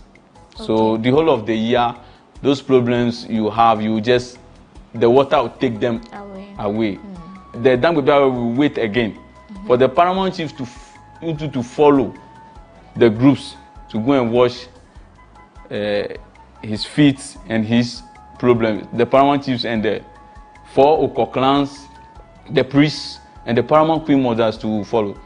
As Dangbebiawe will be standby for the paramount chiefs to move. So as the paramount chief and the priests are moving, Dangbebiawe will be in the back. The youth too will take over from the evening with different type of dances. But lest I forget, as for every group or every clan coming to show his power or to visit the forest, they will be playing their traditional drums, and they will wear their traditional attires, war clothes. In Adibiawe, they have a specific drum, or they have a specific drum they have been playing. They call it klama. Klama. the 4 o'clock clan, you get those drums in their among their means. And Tekpebia will have specific drum called Pacha. Pacha, they will be playing each groups with their drumming and their tradition. And Lomobia to play Klama. Dangbe were to play Klama. The Kabia were as the warrior. We play a drum called Beko. The time we defeat the some of the Anglos, Tojenian fight, we took, they give us, we catch, you see, at first if you defeat somebody, you capture some of the brave ones and their drums and those things. So that drums, we have it in our clan. From there, we have a specific drum to call Atumpani. Atumpani from is the Akan language, but Atumpani, we are the people, or the Kabiawes are the people who brought it. And that Friday, anytime any group is going or any clan is going, they have a specific song they will be singing. We brought it, we call it Jase. They will say Jase Pomi. The Jase is like, you shout that let's go. We should be. It's a war cry. So we brought the war cry. The Kabiawes brought the war cry. So every clan, among these 10 clans, in specific Friday and Saturday, they repeat that, or they swear allegiance to us through those Jase Pomi. That's the way Kabia people are brave.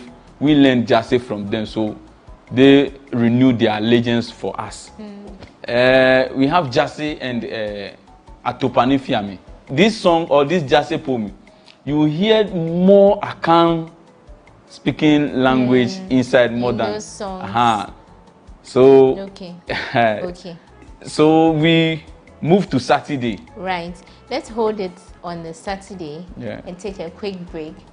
We will be back to continue our lessons about Asafutifiam. Stay with us.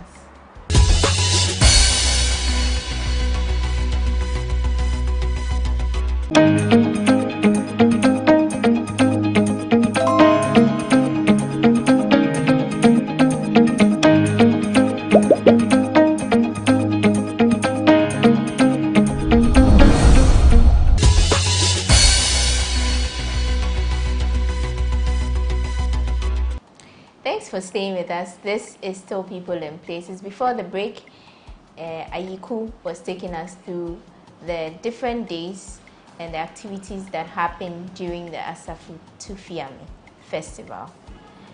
So you were talking about what happens on Saturday. Yeah, in Saturday is a Deba day. So from 9 o'clock going, the youth groups will be taking the lead to the park, preparing the way to the park. And the first clans to visit the park or to move to the park is Adibia once again. Adibia is the leading group in Adan, or the leading clan in Adan. So they always lead the activities? Yes, they always lead. Anywhere they are going, they always lead. And then the Dangbe Biawe always close? They are the those who close. Yeah. All right. So Adibia will move that in that order. Lomobia will follow. And as they are moving, their chiefs, they will show the town that their chiefs, since Friday, they went to the forest and come back safely. So they will put them in the palanquin. They will put all the chiefs who went to the forest and come back safely, especially the Asafuacheme. Okay. Especially the Asafuacheme. And they will put them in the palanquin. And the Asafuache, we have 2 types of Asafuache in Adan. We have the Ramche. The Ramche means the leader. The leader. And we have Asafuache Ngwa. Asafuache means, Ngwa means the senior warlock. Okay. So they will carry them in that order. So they will be moving like that. Lomobiawe will follow. Tekwebiawe will follow. Dangbebiawe will wait again. And Ohwewem will follow. Kujiragbe will follow. Kogbo will follow. And now, before the Kabiawe Yumu, Kabiawe Chu, and the Kabiawe Kpono to follow in that order.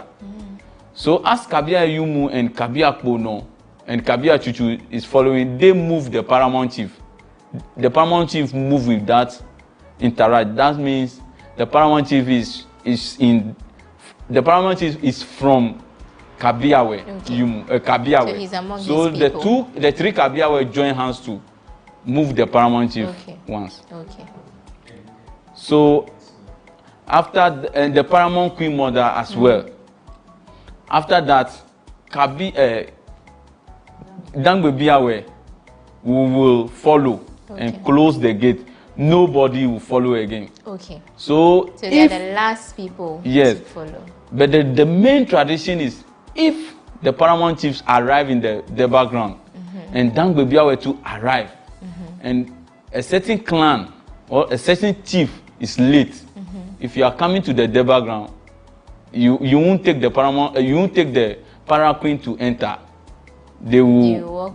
You walk to enter. They will put you down in the gate, and it means that the gatekeeper already locked the gate. So every chief or every group, every clan, the leader of every clan must come in before the paramountcy, and then the Dangbebiawe come in. Yes, please. Okay. After that, the programs continue. Each groups coming or each clan coming would repeat their culture, drums performance and the culture activities, and the Kabiawes will be playing Obonu to show you that the chief move with Obonu. Obonu is the in Akan language we call it Fontofron. Okay. And they will be. Is that different from Atumpan? It's the same. The same thing. It's the same. And they will be singing a songs called Asafo songs, like war songs. So after that, the programs continue in the park. Okay. So they will be playing. There will be a cultural display, and the invited girls, they will introduce them, and the paramount chief will give his welcome address. Okay. But there is a specific program which all the Asafacheng was in the 10 clans renew their vow for the paramount chief. They will swear oath of allegiance to the paramount chief. Okay. That anytime, any day you send us, we will go and fight for you and win and bring you the victory. Okay.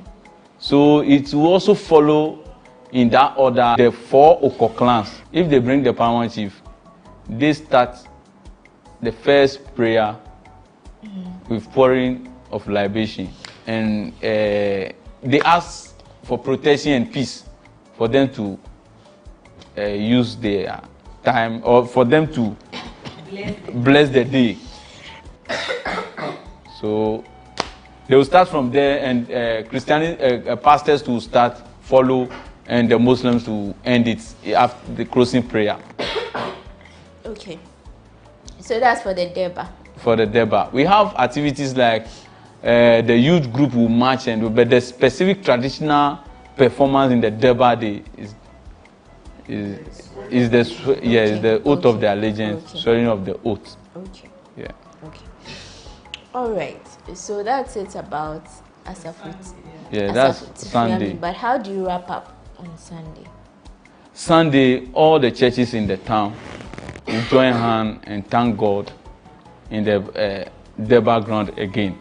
So no church will separate itself, but they will do it one in the. Okay. Yeah. So it's like a mass church service. Yes, service. Okay.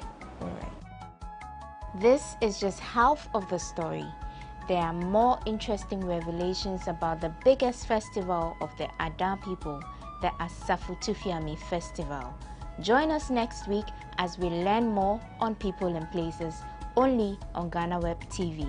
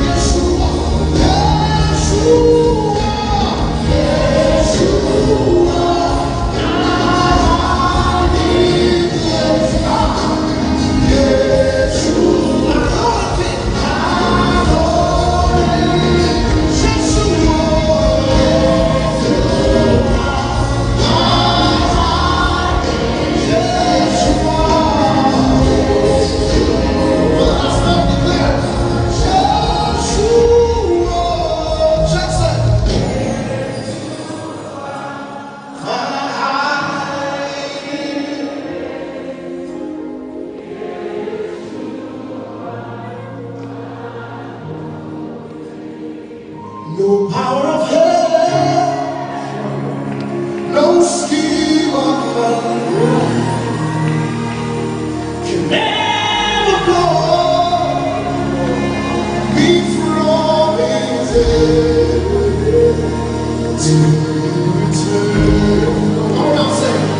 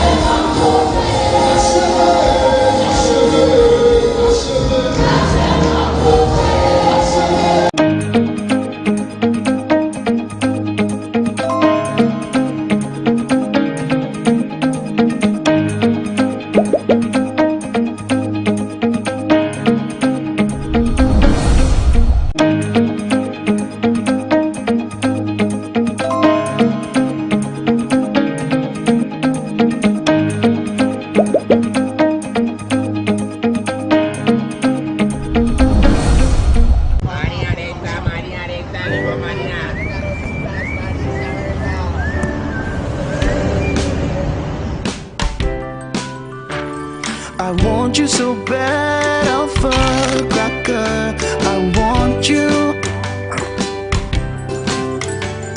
I wanna say yes, I can't resist. I want you. Ooh, I want you, Alpha Cracker.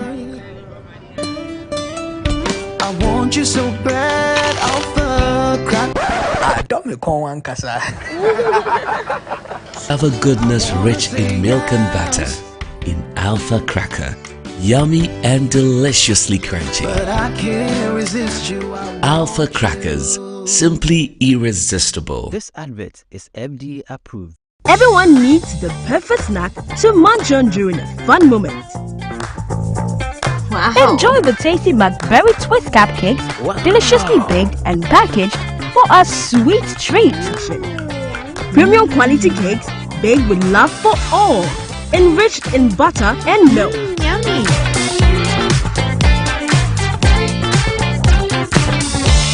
Oh. McBerry Twist cupcakes, simply irresistible. Try one today. This advert is FDA approved. Now, Obek Kanukre. Susu Sang Pine, Pia Wantonam, ya a man in quite baby.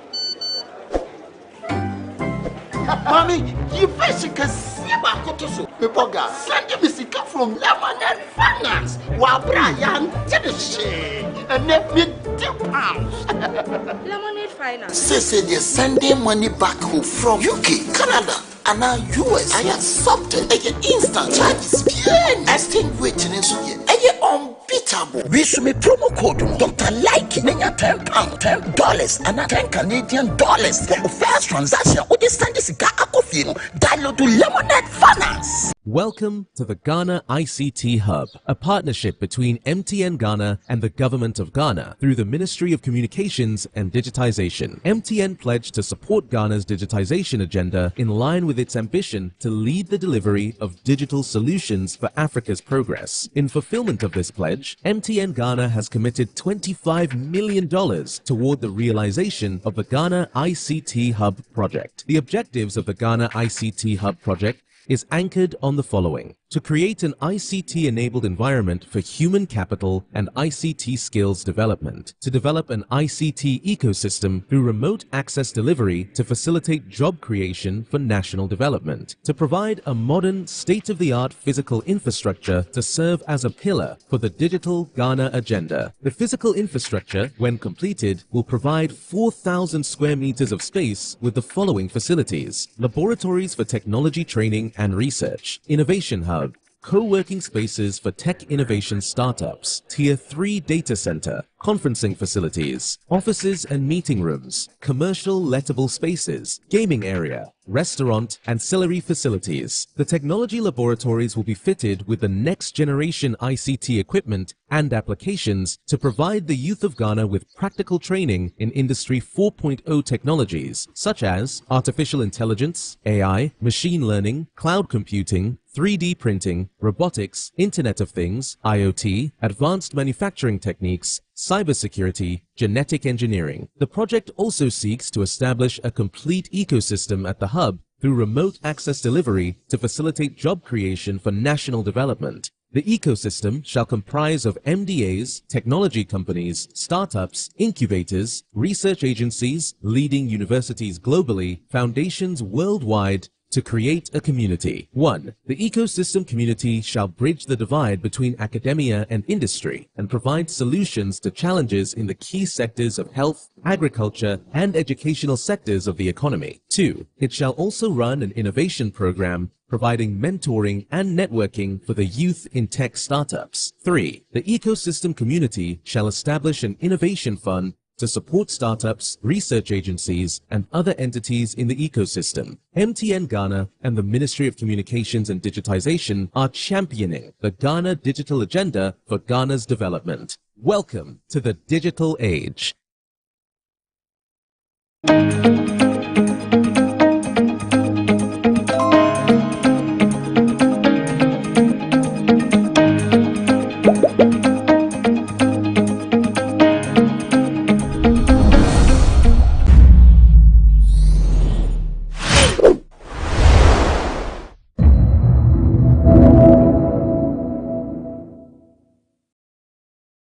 fans traveled all the way from the Volta region to come to Kumasi.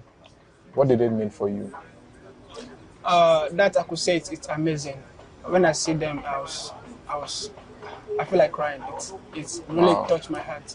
Wow. Yeah.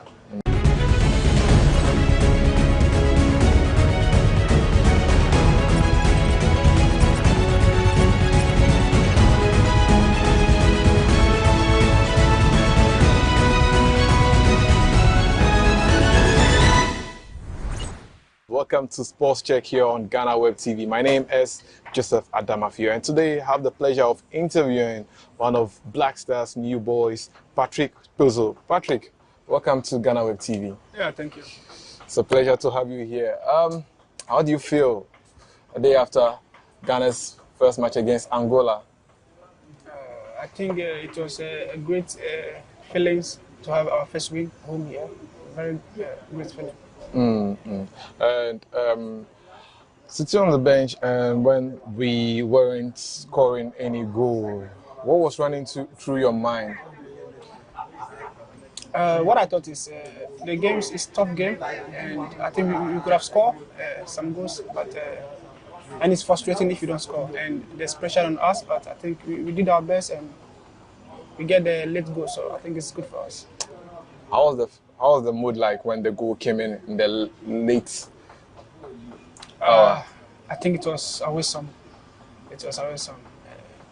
I mean, let's say like 30 seconds to the end of the game, when you score your winning goals, it's always marvelous feelings.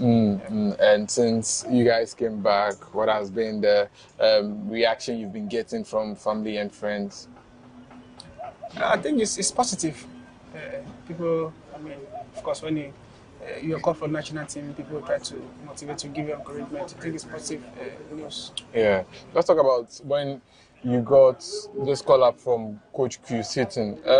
What was running through your thoughts, because you had already been called for the World Cup in the provisional squad, and now you got your second call up as well? For me, I think it's a great opportunity for me. When he called me to come to the team, I think I was very much happy. And also, I think I deserve it because I've been in tough form for some years now. So I think it's a good feeling. Would you say this is a dream come true to come into the national team? Yes, this is my dream come true, to play for the senior national team. Yes. It's everyone's dream to play for the first team of the national team. And you played for the youth side of Ghana. Tell us about that experience as well. Which year was that? I remember 2015. I played in the New Zealand in the Under-20 World Cup. I think it's a great feeling. By then, I haven't traveled before. That's my first time traveling to Europe. Yeah, that's my first time traveling to Europe. So I think it's a great experience, and it gives me the courage and to keep going. And in terms of that tournament, how far did you guys get to? I think we were dropped. I think we were dropped early in the group. And, I think so. What's your coach by then? Celestete. Do you still get in touch with him? Not actually. Not actually. It belongs. So. Yeah. Are you aware that of his health? Like, his health condition is not really good. Sorry, I haven't heard that. Yeah, I think maybe you have to reach out to him. But let's talk about playing for Inter-Allies and moving abroad. How were you scouted? Tell us about your journey as a footballer. It's a tough journey playing for Inter-Allies. 2015 that time. I think my first time I was picked from Inter-Allies was when I played against Kotoko FA Cup, in the final FA Cup game. I won the best player, best discovery of the year, which is best left back of the year. Wow. There, and the club from Sweden, they picked me, which is AIK. They picked me from there. That's how my journey started. Did you have a rough journey as a player, or you just got the opportunity to play for Inter-Allies? How was the journey to Inter-Allies like? Where were you back then before Inter-Allies? Oh, trust me, it was a very, very difficult journey. And I was playing inter-school regionals in Tamale. Tamale? Yeah, inter-schools. Which school was that? I play for Spaco, which is Spaco in Volta region. Yeah. There and the entire saw me and they liked me. They want to take care of me, take me to school, and that's how I started. And back then, what were the struggles? Were you able to afford your equipment to buy socks, boots? No, I couldn't. But the boss of the club in Thales, which is Umar and Rabi, they take care of all this for us. They buy football shoes, everything for us. Really? Oh, then that's impressive. So, in Thales, you were with them for how many seasons before you moved abroad? I think 1.5 season. I played the senior side. I was playing the second division, and then the next season they promoted me to the senior side. The senior side, I think I played 7 games, or 8 or so. Really? Yeah. And you got your breakthrough move? Breakthrough, yeah. Some people play 4 years, 5 years without getting their breakthrough. How tough was it playing in the local league? Because a lot of people complain that the amount of money they make from their local league, their salary they earn, is just meager. Yeah, it's tough. It's tough playing the local league by then. But for me, I'm a hard worker, so I work hard, and I think that's what make me move quickly.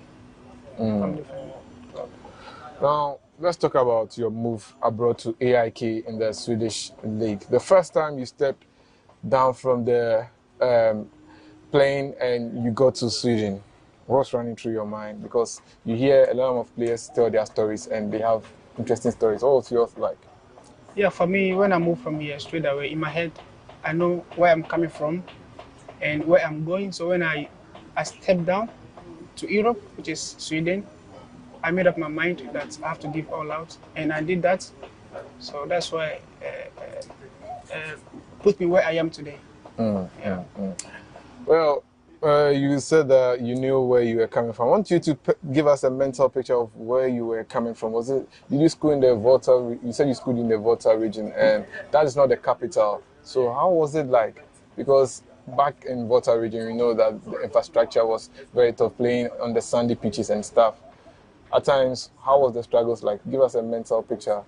It's difficult playing in the Volta region. Like we play on the sand, like a rough surface. You know, sometimes it's very difficult. It's very difficult. That's what I can say. Life at AIK in the Swedish league, would you say was quite one that you enjoyed very well in your first season? Yeah, my first season was not so good because I was a little bit younger. I just came. So the guy played my position, he's a captain. But the next season, I was aggressive, I played really good, and then they pushed the captain to the center back, so they put me on the left side. And from there, I got my breakthrough, and the same year, I got a contract from Granada, which is 2017 or 18. But I couldn't go because of misunderstanding between my agent and AIK. Oh, okay. Yeah, so I think since then it's really affected me a little bit. The next year I couldn't play because of this, because Granada was a big club.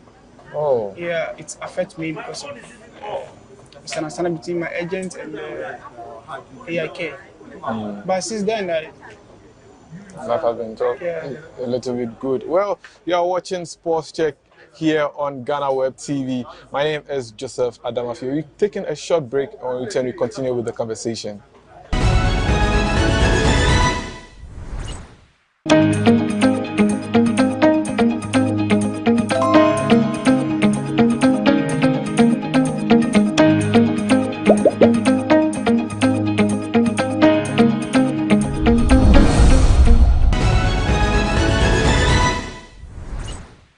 Welcome back from the break. My name is Joseph Adamafio, and I'm here with Patrick Kozo, the Black Stars player. Patrick, you were talking about life in Sweden, and whilst you were at AIK, you went on 2 loan spells. Give us an experience about that. What inspired that loan moves? The only reason I got to the loan is when I got the contract from Granada, I couldn't go. By then, I was naive, I was young. But I also want to move to a bigger club, which is when I couldn't go. It affected me a little bit.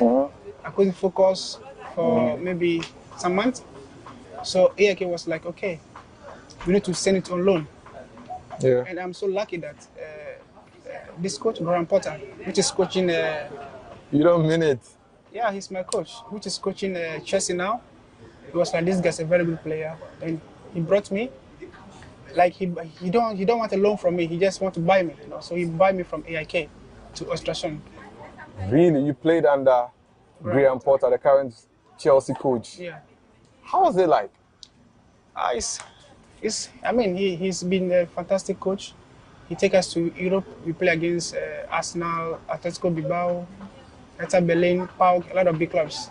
I've been to those games, but I couldn't play because I was new player. So. Whilst you were playing under him, what was the strategy that he often liked to deploy you, like the tactics? For him, he liked to play 3-back, 3-5-2. That's his formation. He liked the wings to always. Yeah, and if you're not fit, you cannot play. You cannot play on his team. Yeah. But he's gonna make it clear to you that if you can't go like this and defend good, you're not playing. Really? Yeah. And till now, do you get in touch with him and hopefully you want to work with him again? Yeah, sometimes we speak. When he went to Brighton, I congratulated him. Yeah. Okay, let's talk about whilst you were with Graham Potter. At that club, you scored 3 goals and 48 appearances. How were you able to do that? Because for me, how do I say? My reposition, like where I love most is like wing back, which is 3-5-2. I love to. For me, I just love to. When you're playing right back and I'm playing left back, I kill you. I just go. That's why I was able to score goals. Then from there, you went on another loan spell at IFK where you scored 6 goals, and within a short span, you have a taste. You have a good eye for scoring goals. Yeah, that's the only reason is because when I play like a wing back, I score goals. Yeah, I score goals because I run a lot. I disturb my defenders a lot.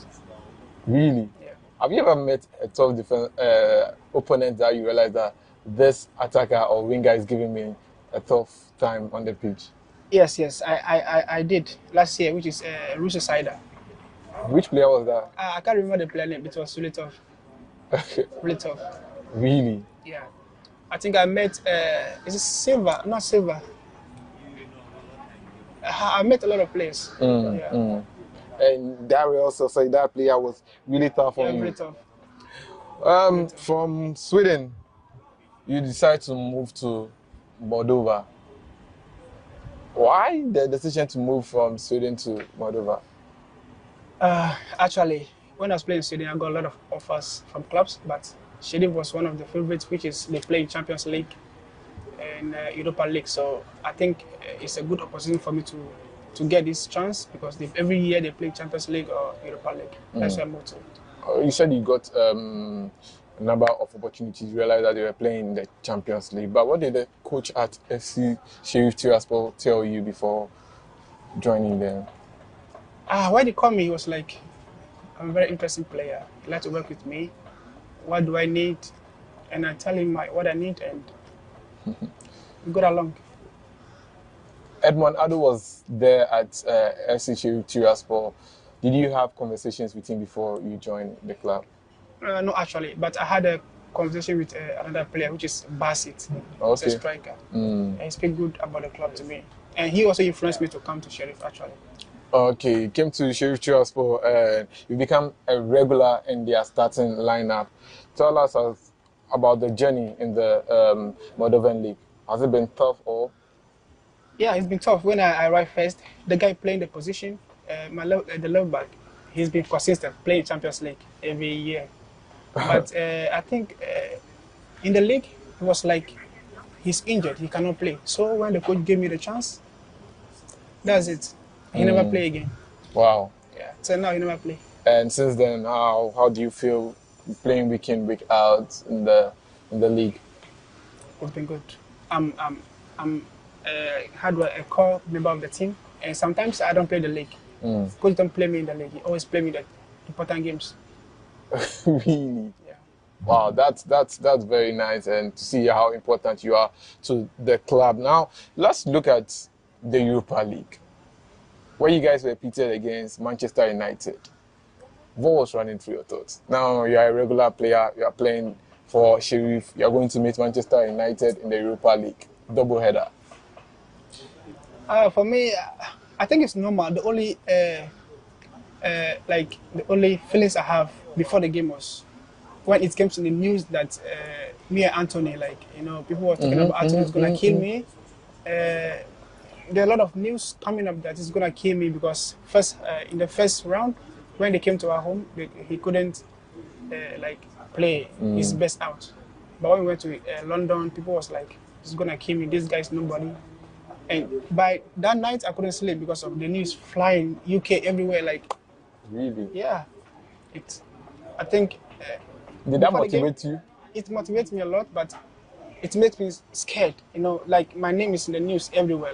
Patrick Pozo, Anthony, Patrick Pozo. And even that game, I shared to them that, who I am. One fan channel. David.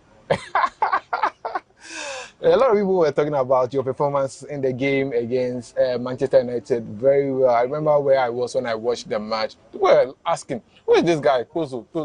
I'm like, you guys don't know about Patrick Pozo. And people said you placed Anthony in your pocket because they couldn't find Anthony in that match and all that. But tell us, playing at the Old Trafford, such a big stadium.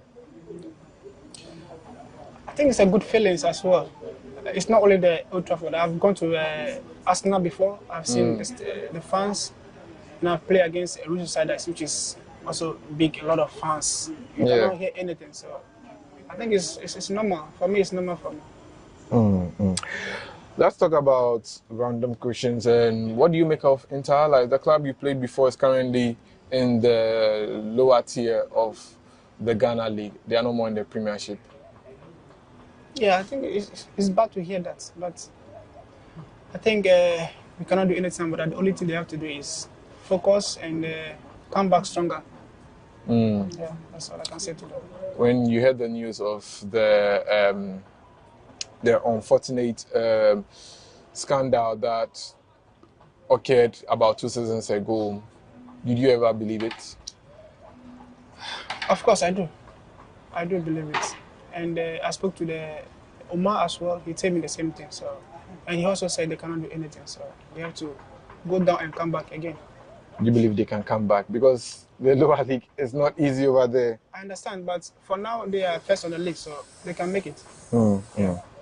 Now let's look at players you look up to whilst growing up. Who was the player that you looked up to whilst growing up? Actually, Marcelo. It's my... Marcelo? Yeah. It's my idol. Well, what about Marcelo do you like the most? He has good eye for giving silky crosses. His overlapping runs are also good. What in particular do you pick from him? For me, his passes and overlapping and his crosses it inspires me. But his defending, I don't... I have my own personal defending, so... Wow. Yeah, and in terms of defending, maybe aside Marcelo, who do you pick one or two tricks from?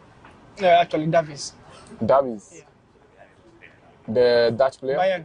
Bayern. Oh, you mean Alfonso Davies. Yeah. Okay, I get that. But let's talk about also your aspirations in life. I know Sheriff Tiraspol will definitely not be your only or last club. You want to play at the highest level, which when you look to the future, what do you see? Where do you see yourself playing?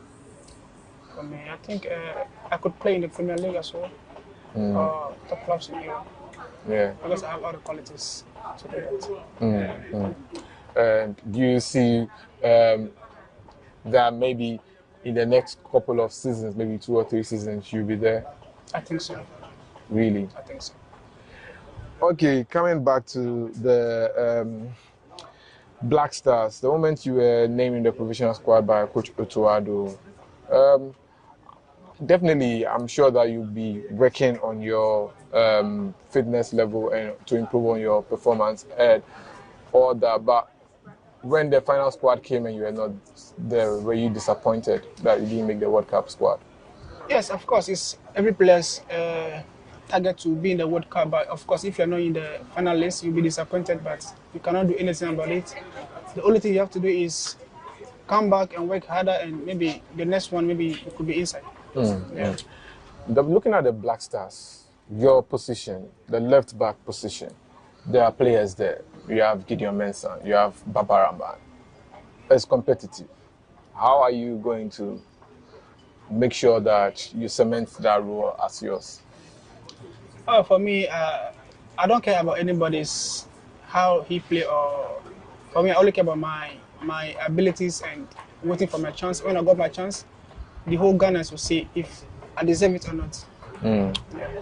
Yesterday, when the Black Stars played, or on Thursday when the Black Stars played, fans traveled all the way from the Volta region to come to Kumasi. What did it mean for you? That I could say it's amazing. When I see them, I feel like crying. It's really touched my heart. Wow. Yeah. Were you aware? Did they tell you were going to do something like that? No, I was not aware. Actually, I was not aware. Before the game, like around 10 o'clock, they start sending pictures that they are here to support me. It's really amazing. And life at Aflau said you are the second star to come from there, aside Willie Kluche. Do you feel humbled by that? I feel humbled. What would you like to tell your people? I would like to tell them that they should keep supporting me, and I promise I will not let them down. I'll make sure that I'll raise the name Aflau higher. And lastly, who's your favorite musician in Ghana? Musician. I have a lot, all of them. I listen to all the musicians. And in terms of your favorite food, what's the go-to food for you before matches? For match, rice, I think. Rice with sauce. With sauce. Chicken. Yeah, chicken. And how do you prepare for matches? Do you listen to music or read? How do you prepare for matches? Actually, I always listen to music. I have my this Bluetooth big speaker that I always play in my room to motivate me to be in the mood for the game. Okay, before we go, I'm sure definitely there are young players looking up to you who definitely are growing up from Volta region, want to be in the position that you are. What would you like to tell them as word of encouragement not to give up? Yeah, what I would like to tell them is they should never give up. When they focus on playing football, they should focus on playing football. And they should keep working hard and they will see the results. Thank you very much, Patrick. Thank you. It was a pleasure interviewing you. You're welcome. Well, that will be it for Sports Check here on GhanaWeb TV. My name is Joseph Adamafio, and I interviewed Patrick Puzo, the Black Stars left back who plays for Sheriff Tiraspol. Thanks for watching. Until then, see you in the next one.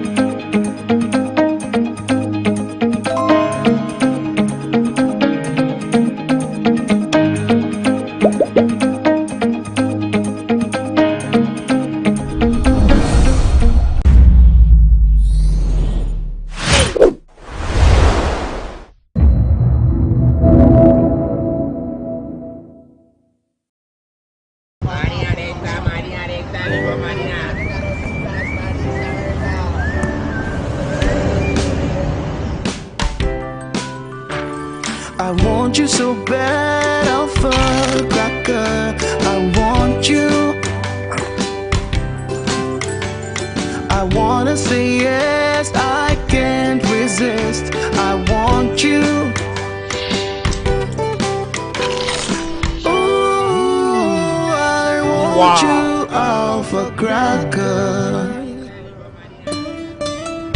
I want you so bad, alpha cracker. I don't me call one kasa. Have a goodness rich in milk and butter in Alpha Cracker. Yummy and deliciously crunchy. But I can't resist you. Alpha Crackers, simply irresistible. This advert is FDA approved.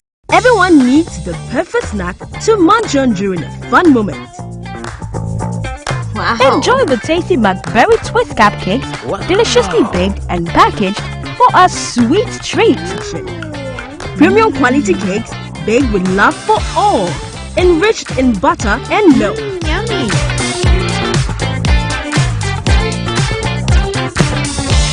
Oh.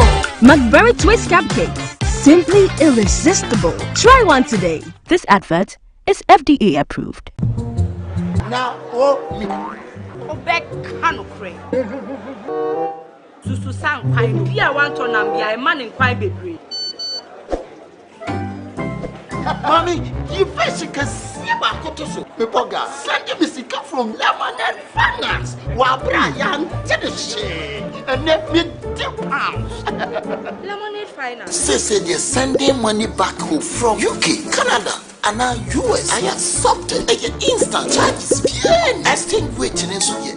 Unbeatable. We should make promo code Dr. Like £10, $10, and $10 Canadian for the first transaction. With this send this download to Lemonade Finance. Welcome to the Ghana ICT Hub, a partnership between MTN Ghana and the Government of Ghana through the Ministry of Communications and Digitization. MTN pledged to support Ghana's digitization agenda in line with its ambition to lead the delivery of digital solutions for Africa's progress. In fulfillment of this pledge, MTN Ghana has committed $25 million toward the realization of the Ghana ICT Hub project. The objectives of the Ghana ICT Hub project is anchored on the following: to create an ICT-enabled environment for human capital and ICT skills development, to develop an ICT ecosystem through remote access delivery to facilitate job creation for national development, to provide a modern, state-of-the-art physical infrastructure to serve as a pillar for the digital Ghana agenda. The physical infrastructure, when completed, will provide 4,000 square meters of space with the following facilities: laboratories for technology training and research, innovation hub,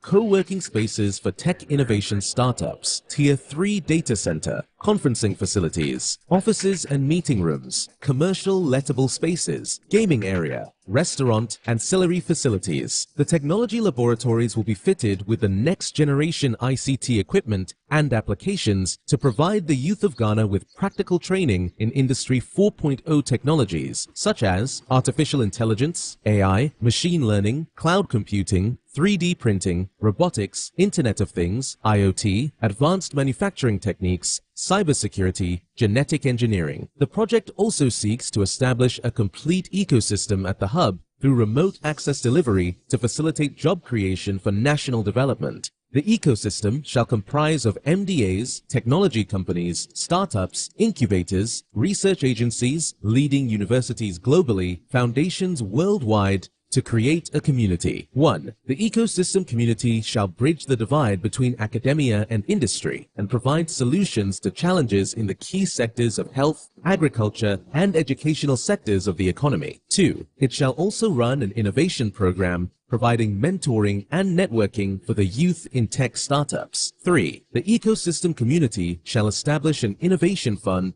to support startups, research agencies, and other entities in the ecosystem. MTN Ghana and the Ministry of Communications and Digitization are championing the Ghana Digital Agenda for Ghana's development. Welcome to the digital age.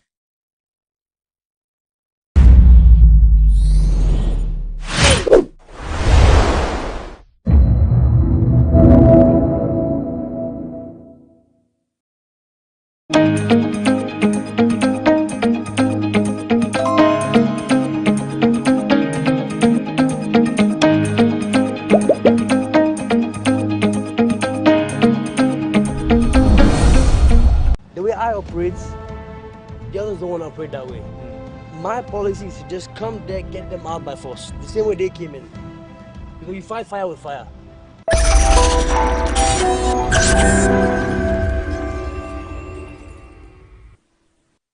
Welcome to this week's Say It Loud on GhanaWeb TV. There's been a lot of talk about a skating park here in Accra and a lot of controversies about who owns this land or not. Now we're here to speak to the actual owner of the land, Kwame. And Kwame is going to give us all the details about that land and whether or not there are any links to the LGBTQ plus community. Kwame, let's begin from what we know. We know that this land was or is being used for a skating park. Correct. Is that true? That is correct. Okay, so who owns that land? This is an NGO run by Self Ghana, which is owned by Sandy Aribo, but I am the owner of the land. You own the land? And the house next to it, yes, correct. Okay, all right. Now, your tenants are Self Ghana? Correct. Okay. Correct. Now, what is really the issue with the land? Is there any issue at all? Now we don't have an issue with the land. The main issue is that we have a scammer, as they call them, or land grabbers, who falsify documents, look for loopholes in the policies, and try to claim a land. So that man who happened to come to my property has been there before. He has been there 2 years ago. He has been there when my mother was alive. And how come he has not taken it? He would always go away, but his new excuse right now is that I have the time. I've been on that property for 45 years. 45? It was purchased in 1977. Okay. And you're coming to tell me right now that you have papers. This is out of the blues. It's complete insanity. But Mr. Kwashi was able to present himself. So who is this Mr. Kwashi you mentioned? He's unknown to me, to be honest. He's unknown. But he claims is that the person claiming ownership to the land? But to be honest, I think he has a backing, you know? Because that man doesn't have that kind of money to do all that landscaping and construction that he's saying, reclaiming of his property, you know? When you say backing, what kind of backing are you talking about? To be honest, I have a feeling that he's been backed up by somebody. Somebody, I don't know who. What? I don't know. In what kind of circles? It's just financially. Financially? Yeah, because that property is located in a prime location. It's a hotspot, so there are definitely many people looking to grab it. So, of course, these are just speculations. I cannot say for a fact that it's not just him, but we've seen him in the past. That's not how he came. Okay. So he comes back to the land to claim ownership? Yes, correct. Yes. Okay. Yes. Now your tenants are Self Ghana. They are the ones running the skating park. Correct. Now that's where the main issue is. There are two schools of thoughts. The first one, that this place is just a skating park, and then the second one is that it has links to the LGBTQ plus community. Okay. So first of all, let me just make things clear, okay? I am not here on behalf of Self Ghana. Okay. I'm on behalf of myself and on behalf of Ghana, first of all. You know, we all abide by Ghanaian policies right now, okay? And Mr. Akufo-Addo, he's a very wise man, very well-spoken man. Whatever he has to say, when he comes on the television, he's a very well-spoken man. The message is passed on clearly, regardless of the content of that message. But Mr. Saki Saliki, or whatever his name is, Sakasalia, that man claims to come and represent democracy. No, that one is not democracy, it's democracy. It's a demonstration of craze. I'm a Muslim man myself. You cannot say that, oh, there are people there recruiting homosexual kids. How can you recruit a homosexual? Recruiting a homosexual. And in Islam, it is haram. It is a sin for you to blame somebody and suspect somebody without valid proof. How can you say that Self Ghana is recruiting kids and making them homosexual? They are helping the community. They are starting something that you have not started. Something that's for the country. And all of a sudden, because media is surrounding that property, he wants to get involved, and because he's a politician in Ghana. I'm surprised how he's a politician for the NPP, to be honest, you know. Okay, let's just stay on track. Let's not move to issues about Saka, because he's not here to actually respond to all of those But his things. statements were shared. He came to my land to share it, obviously. Okay, all right. Now let's go back to the land. There is a wall that's been built Correct. on the land. Correct. Are you the one building the wall? That wall, I broke it down myself before I even used it. So there was a wall there?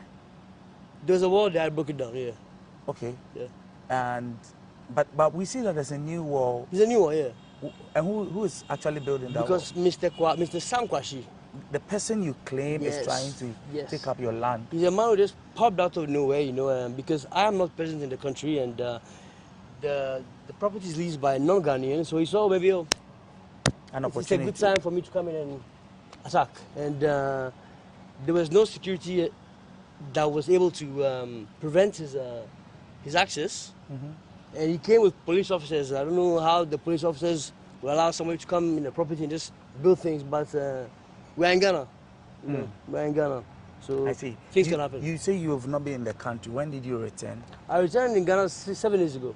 Okay. Yes. And it's your property, much as it's been leased to. Correct. Correct. I never inherited the property. Okay. Yeah. So it's been leased now. Correct. Is there anything you are doing in particular to ensure that the other person who is trying to take up this land with a tenant there, you are protecting the interest of your tenants? Oh yes, I'm doing everything that I can in my power.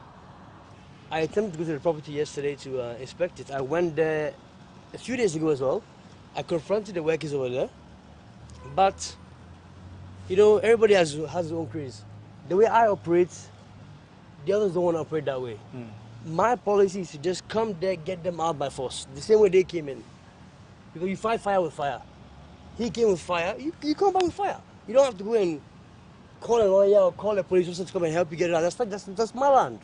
That's my land. I have to do it in my way. And that was the mistake. How big is the land? The whole property is about 0.50 acres. 50 acres? Yes. Is that what's being used as a skating board? The skate park is approximately 0.3, I think. Okay, so it's just a portion of It's the just land? a portion, yes. Okay. Just a portion, yes. That's a huge land. Just a portion, yes. That's a huge land, yeah. Can you give me an estimate of what that land could cost today? How much it would cost? Actually, this is at Shiashi. If I would tell you the price, maybe I'll invite more Kwashe boys to come to the property. Okay. Since that's right, the but it's in the millions. Sorry? It's in the millions. It's not in the millions. I will not say so. No, I won't be ridiculous. No. Okay. All right. So right now, the park has been closed. It's been closed, yes. It's been closed. While what is happening? So it's been closed. What's happening there? You know, the tenants are fearful of Mr. Kwashi's revenge. But as I've told you, yesterday, I personally went to that park, you know, and the way you talk to boys, a boy pulled out marijuana, cannabis, and you are telling me you cannot gather evidence. Look, there is illegal activity going on in that place, and he's claiming to claim that property. So the illegal activities you're talking about, are they linked to? They're not linked to Self Ghana, no, to that place on its own, How can you have? You mean the community? The community is not linked with that at all. Self Ghana is a legal entity that's operating illegally in that place. Okay. They are not harboring any homosexuals or doing anything like that. You know, I understand that they hosted Harris, okay? Yes. And now, you know, in Ghana we have our own policies, we have our own cultures. I am not against LGBTQ, but America has no right to send somebody, an missionary, to come to Ghana to tell Akufo-Addo to abide by American policies of LGBTQ. In America, kids are killing people in school. The jails are filled with black people. Why can't you talk about that thing? Why can she not talk about that thing? But she came to Africa to lecture us about LGBTQ. So you disagree that the fact that the U.S. Vice President visited this particular venue when she came to Ghana Not recently? this particular venue, but the fact that she came here to talk to Mr. Addo about human rights, including LGBTQ. Was Kamala not at your... She was. She was there? She was, yeah. Okay, She was. so that's what I'm trying to ask. Yeah. So you are actually disputing the fact that because she visited there, then there could be any true links to the fact that the place could be used for... No, you see, Kamala Harris, you know, Americans usually try to go to places that are, you know, upbeat, you know, that are new and hip in sound. Surf Ghana did miracles, and it was the first skate park in Ghana. And it's owned by a very strong lady, and, you know, she represents a strong female community in Ghana. So she probably thought that would be a right place for her to visit. You know, there are various artists, American artists, who have also visited that property. So, in her right mind, in my right mind, I will visit Surf Ghana as well, you know? Okay. I will visit Surf Ghana as well. But other people in the community have a different opinion about this. So, as that politician came on television and spoke against Surf Ghana, that is a big mistake. That's a big mistake. Inquire, gather evidence before you say you are converting homosexual children. This is ridiculous. That's like saying you want to convert a motorbike to a 4x4. Say in this garage today we are converting motorbikes to 4x4. Bring your children. Like that man is not. It's out of his mind. Something good is going on in that property. Okay. They're helping the community. So I don't. He's talking about conversion. So again, like I don't want us to because Saka is not here to actually respond. I was not there when he was in my property. Right. I was not there as well. We'll get the right platform for both of you. We want to just stick to this, but we'll return. I just want us to take a quick break. When we return, we'll understand more about this property and then all the details about it. So this is Say It Loud on GhanaWeb TV. We'll return shortly.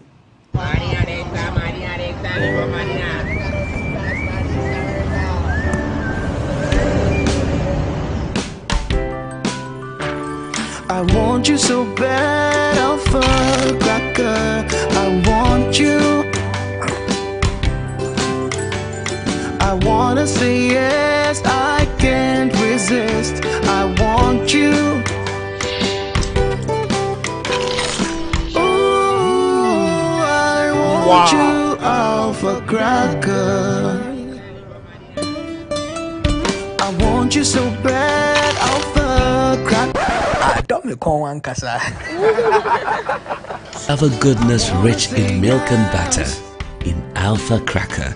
Yummy and deliciously crunchy. But I can't resist you. Alpha Crackers. Simply irresistible. This advert is FDA approved. I'm still here with Kwame, who is a property owner here in Accra. That property that has come into the news lately over controversies about whether or not it's an LGBTQ plus headquarters or not. Kwame, now I want to know what that land looked like. I'm asking this because the owners of Surf have said that this land was more or less like a bush, or it was a bush, but a nice bush, to be honest too. Nice bush. I used to enjoy that bush. Oh. Okay. So what are you using that place for? To be honest, it was a very landscape land there. And I have a good friend of mine, Captain Colin Tabaswing, who's an MP here in Ghana. So whenever he comes back from his missions, which are usually in the bush, he's comfortable there. So we go there and we sit down and we talk. Oh, okay. Yeah, it becomes like a hangout spot. A hangout spot. Okay. All right. Now, your tenants who are actually at the place now, they say that when they came in, they changed the place because, and you make me understand that it's a waterlogged area. Is it still? It is not technically a waterlogged area, but what is it is that it's the last plot of the road, okay? Okay. And there's a fence. So if there was an issue once and the land got flooded. So basically why that happened was because first there was sand. Okay. So the land was permeable. It would absorb the water. But when they built a concrete slab, the water could no longer go down. Okay. So it flooded the area. Okay. Yeah. I see. Now, even though you are not speaking for Surf, I just want to, because you are passionate also about this. Of course, yes. You say they are dragging the name of a good institution. Now, how many children actually come to that place? The skating park. I cannot give you a rough number. I'm not aware of that. But you've seen a number of children there? I've seen a number of children, yes. And it's a reasonable... Do you yourself live in the area? I don't live in the area. I don't live in Ghana. Okay. Yep. Yes. Okay. So, like you mentioned, you don't live. All right. So, but now I need to just appreciate whether or not this is something that is worrying you only because it's your land or not. What's the biggest concern for you now with all of these things that are going on? You know what I don't like in this world are opportunists. Okay. You know, Fela Kuti says, a politician, like rat, they move from corner, passy, under, passy, right, passy. First, you become a journalist. That's what this man is doing. He has seen an opportunity to come and talk about something that he represents Islam. You do not represent Islam. I'm a Muslim man. You don't tell me that you can come to a property and say, "Do these people represent LGBTQ?" Do you even know what LGBTQ stands for? How can you say we are converting children into homosexuality? You cannot convert a child into homosexuality. He needs to be in touch or in contact with something or something in his lifestyle that changed him and made him so. But it's not a conversion, it's not skating that turns a child into homosexual. That's a very uneducated statement. And being a politician, you have to revise your statements. You need to go back home, you need to write it down, you need to know what you are saying on public media. But you know, he speaks for his crowd. He speaks for his crowd. As they say, they will write big English for newspaper that we Africans. They use English that we don't understand and we say, hey, that's a big man talking. Let me just get your views on this. There's also a bigger conversation around a supposed cabal that goes around to claim lands. Is this something, because you mentioned this Mr. Kwashi, who for the larger part of our conversation is not someone you say you've met, you don't know the person. No. It's just a name. But he has told me he has come there before. So the person has come there before? Yeah, he told me he has come there before. When my mother was alive. You speak with the person on phone? When my mother was alive, he told me he was there. Okay, so that means he the tried person to is take possession of the land, yeah. This person is someone you are in touch with? Yes, I spoke to him on the phone. Okay. Yeah. All right. But do you agree that there's a cabal that goes around prime locations in Accra, to be specific, to actually claim or reclaim people's lands? That's something that is very common in Ghana, I would say. It's not only in Ghana, you can see that in Kumasi. In Kumasi, the equivalent to be Galamsey boys. The Galamsey boys go around Kumasi looking for a property that is mining gold. Once the gold is mined, pam, they come and take it. Easy peasy, you know. These same guys are here, they have nothing to do. They go around the properties, go around prime locations, looking for properties that are, you know, abandoned or not taken care of. They look for a loophole in the policies and the regulations. They put their name there, and how are you going to fight them now? They can claim possession of the land, progressive possession. What can you say? It's my property. Why are you prepared? So you just really feel that it's people who want to take over, and they don't do this through the legitimate processes? Of course not. Of course not. There is a legitimate process, of course. You know, if you have been on a property for over 45 years or 30 or 24 or a long period of time, dozens of years or so, a person can actually claim possession of the land. And that's not only in Ghana. It happens in France as well. Yeah. Okay.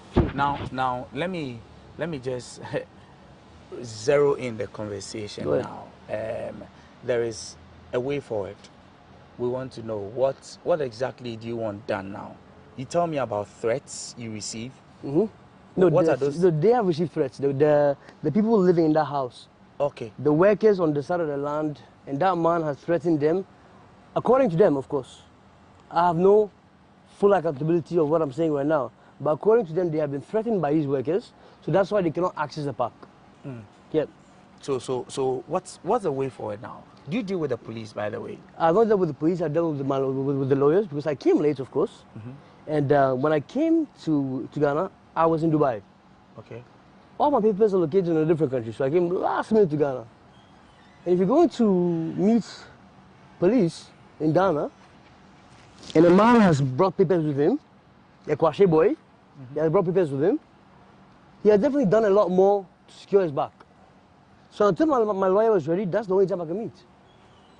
That is the only time that I can meet. And I said Monday is Monday. I am going to this country. On this date, I will meet you on Monday. Simple and short. The guy tried to gain my attention by doing something silly on the land as well. Again. By pouring sand, by continuing construction.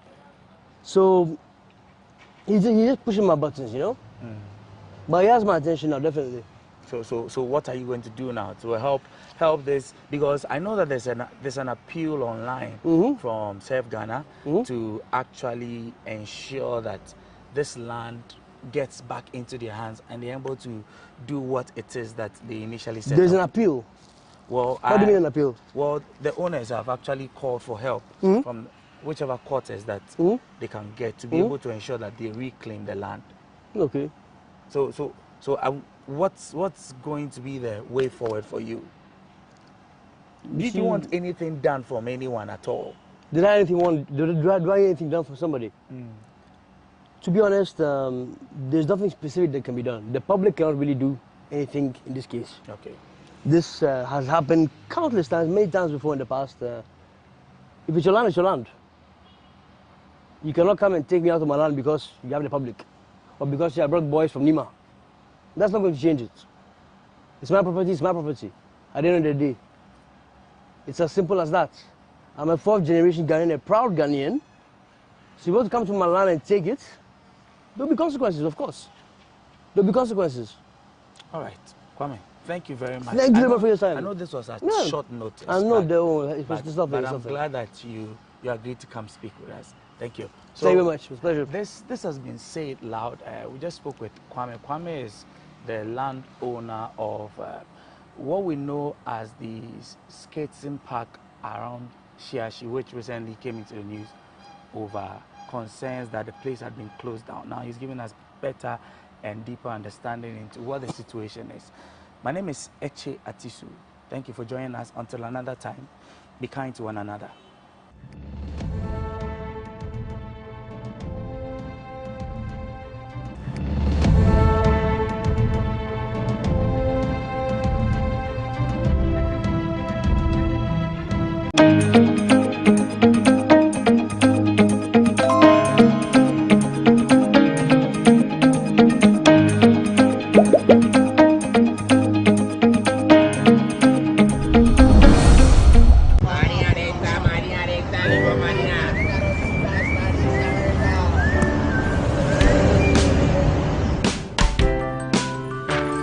I want you so bad, Alpha Cracker.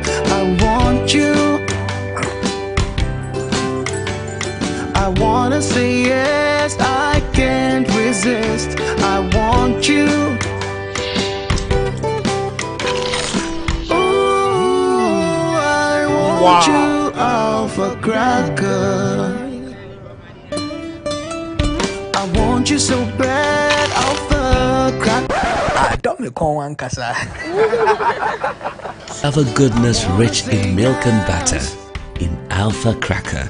Yummy and deliciously crunchy. But I can't resist you. Alpha Crackers. Simply irresistible. This advert is FDA approved. Everyone needs the perfect snack to munch on during a fun moment. Wow. Enjoy the tasty McBerry Twist cupcakes, deliciously baked and packaged for a sweet treat. Premium quality cakes baked with love for all, enriched in butter and milk. Yummy.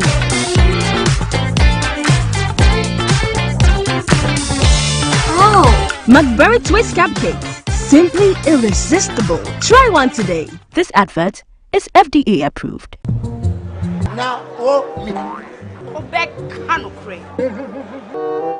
Susu sang kwai bia wan to nam bia e man in kwai bebre.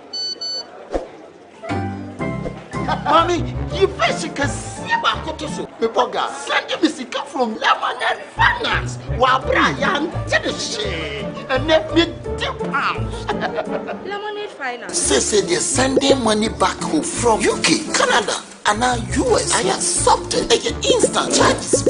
Exchange rate in unbeatable. We should be promo code Dr. Like £10, $10, and $10 Canadian for the first transaction. We send this guy download to Lemonade Finance. Welcome to the Ghana ICT Hub, a partnership between MTN Ghana and the Government of Ghana through the Ministry of Communications and Digitization. MTN pledged to support Ghana's digitization agenda in line with its ambition to lead the delivery of digital solutions for Africa's progress. In fulfillment of this pledge, MTN Ghana has committed $25 million toward the realization of the Ghana ICT Hub project. The objectives of the Ghana ICT Hub project is anchored on the following: to create an ICT-enabled environment for human capital and ICT skills development, to develop an ICT ecosystem through remote access delivery to facilitate job creation for national development, to provide a modern, state-of-the-art physical infrastructure to serve as a pillar for the Digital Ghana agenda. The physical infrastructure, when completed, will provide 4,000 square meters of space with the following facilities: laboratories for technology training and research, innovation hub,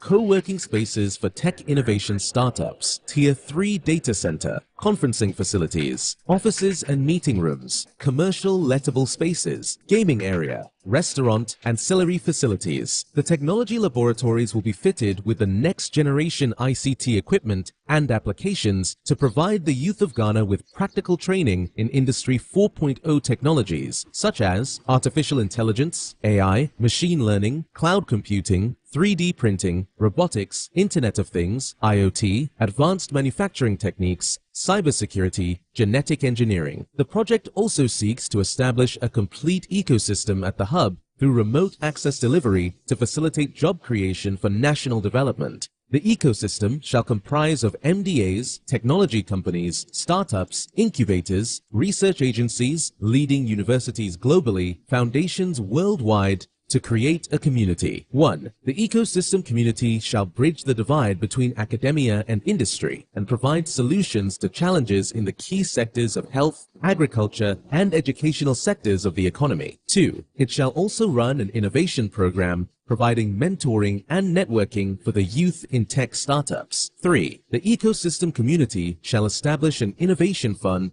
to support startups, research agencies, and other entities in the ecosystem. MTN Ghana and the Ministry of Communications and Digitization are championing the Ghana Digital Agenda for Ghana's development. Welcome to the digital age.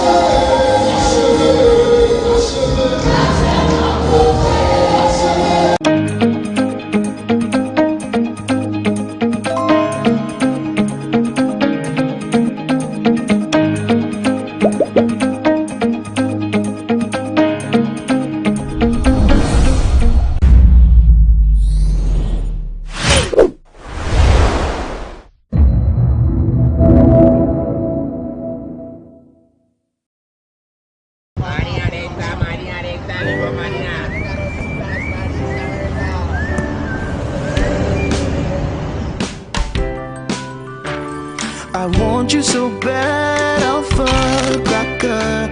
I want you. I wanna say yes, I can't resist. I want you. Ooh, I want you, Alpha Cracker. I want you so bad, Alpha Cracker. Don't me call one casa. Alpha goodness rich in milk and butter in Alpha Cracker. Yummy and deliciously crunchy. But I can't resist you. Alpha Crackers, simply irresistible. This advert is FDA approved. Everyone needs the perfect snack to munch on during a fun moment. Wow. Enjoy the tasty McBerry Twist cupcakes, deliciously baked and packaged for a sweet treat. Premium quality cakes baked with love for all, enriched in butter and milk. Yummy.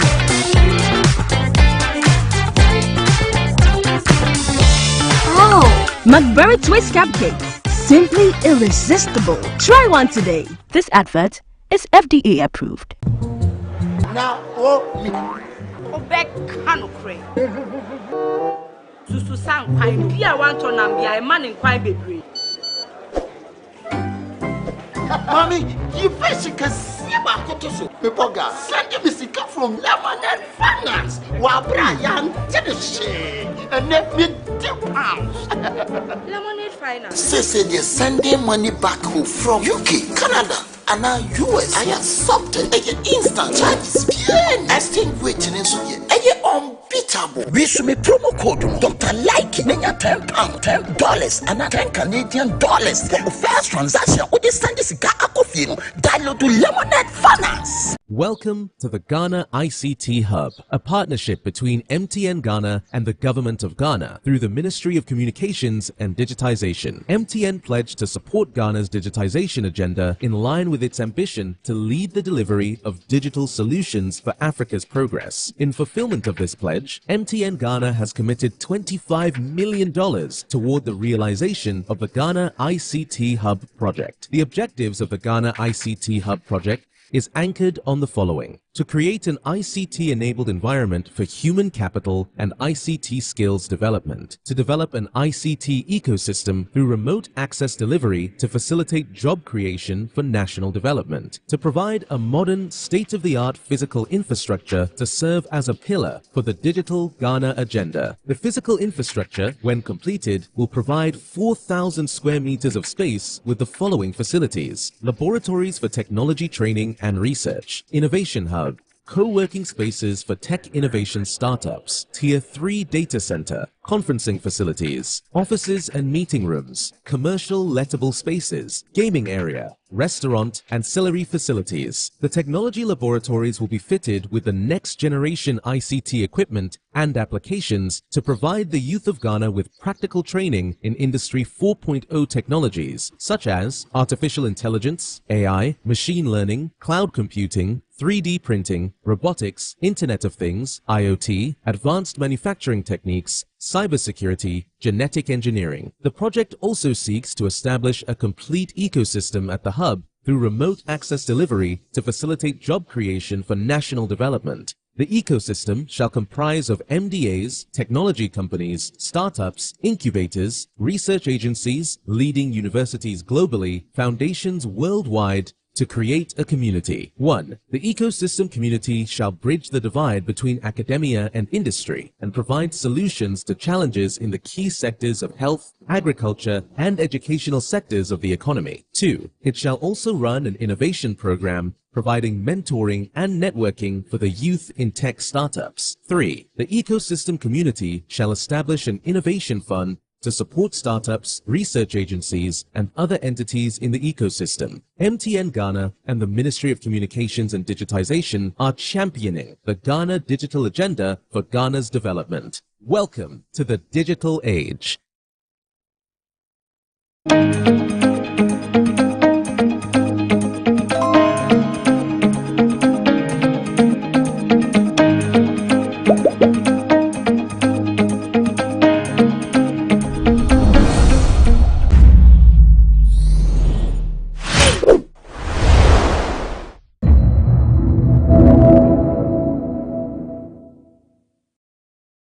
If you do that to your partner, you literally hate him. You understand?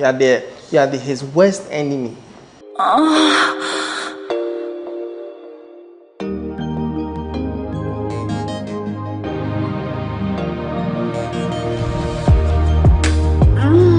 Right there.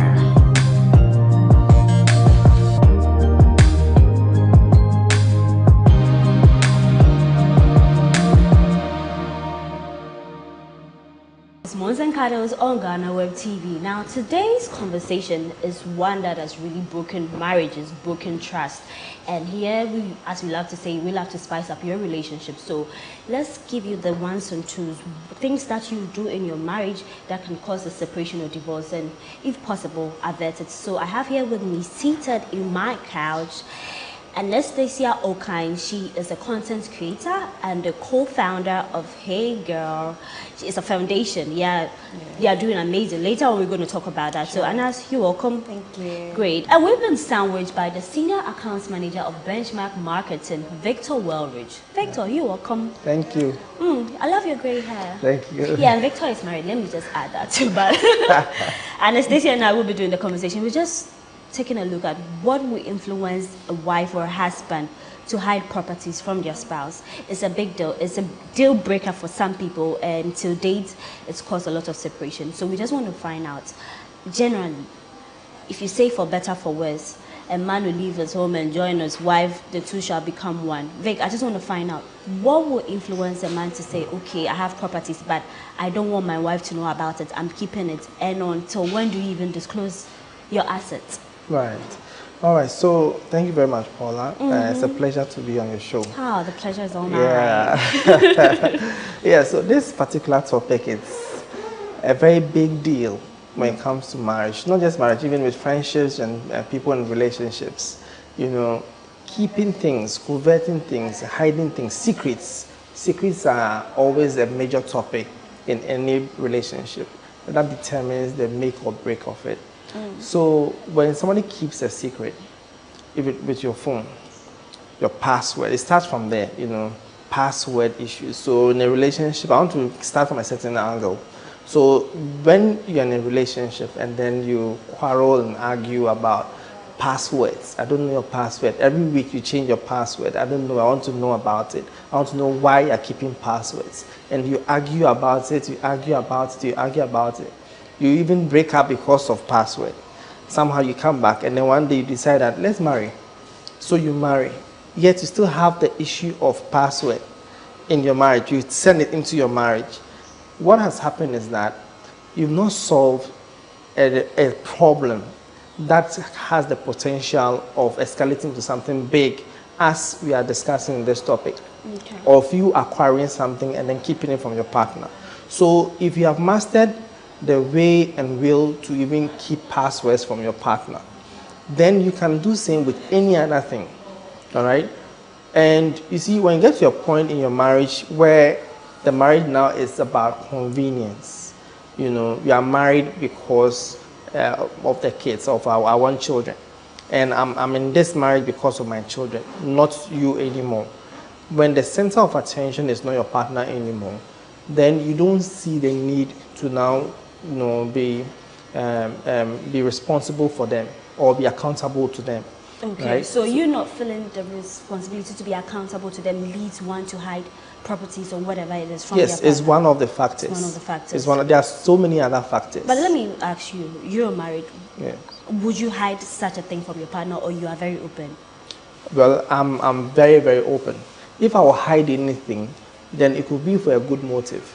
It could be for a reason that maybe I want to buy her a particular car. You save the good motive for now. Now let's play the devil's advocate. So, and as Vic described it as a secret, keeping a secret from your partner, I just want to find out from you, if you're married, are you going to declare all your assets to your husband? So then my question will be,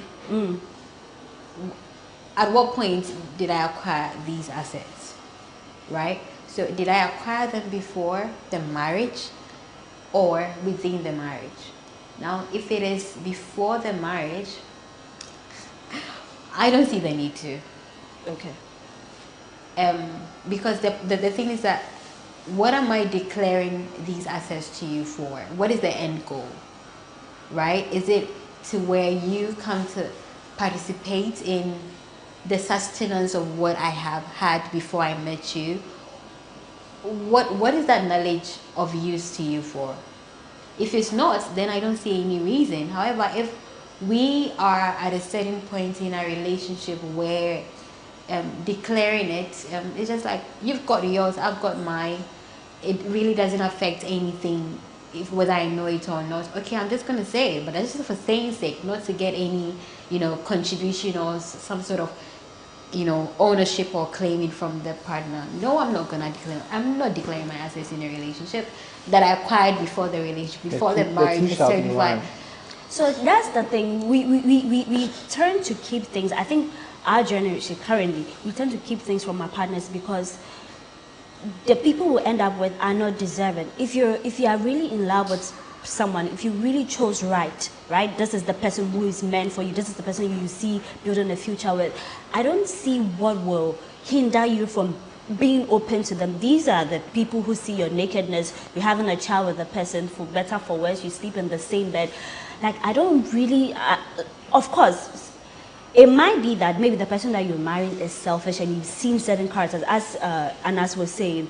If you come clean and then we are good, but then I really don't understand when it's married, because you are married, of course, so how?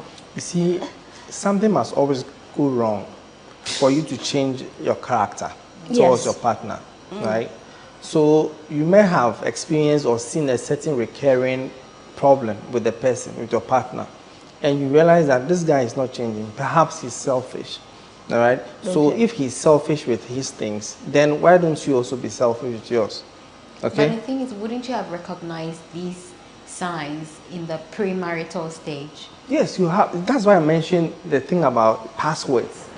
You see, it starts from somewhere. The signs are always when you are trivial. dating, like, that's not. Yeah, some people literally break up because of toothpaste. You understand? And how their partner is not using it well. All right? Passwords are a big deal in certain relationships.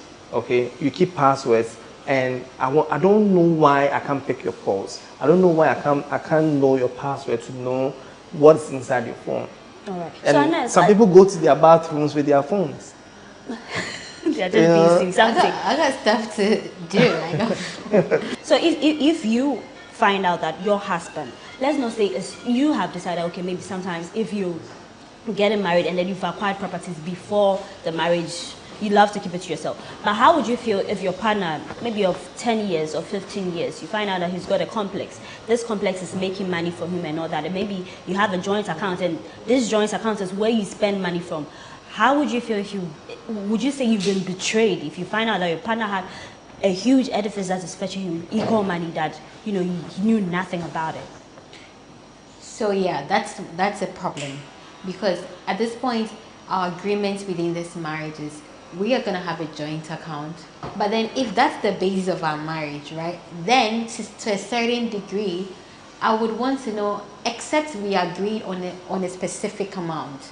And so whichever way I'm bringing in that income, you don't need to know about it, right? But then if now you've got something elsewhere, and you still demand the same things of me per our marital agreement.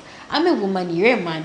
What is the foundation of our marriage? Are we paying traditional gender roles here, right? Are we saying that you, the man, are the sole provider of the family we are creating for ourselves, such that to my underwear and everything is on you? And that is what a traditional marriage is. That is what we came to see growing up. I mean, within the context of traditional marriages with our parents and our grandparents and whatnot. Fortunately enough, it's not like that these days anymore. But if we are going that route, right, then I would want to know where else your money is coming from, because that is the agreement from the beginning. If it's not, then I don't care. Again, I'm a person is gonna, okay, so why are you hiding this sort of? But then was he intentionally hiding it? Such that when he sees me coming, he's trying to put stuff, you know, somewhere else.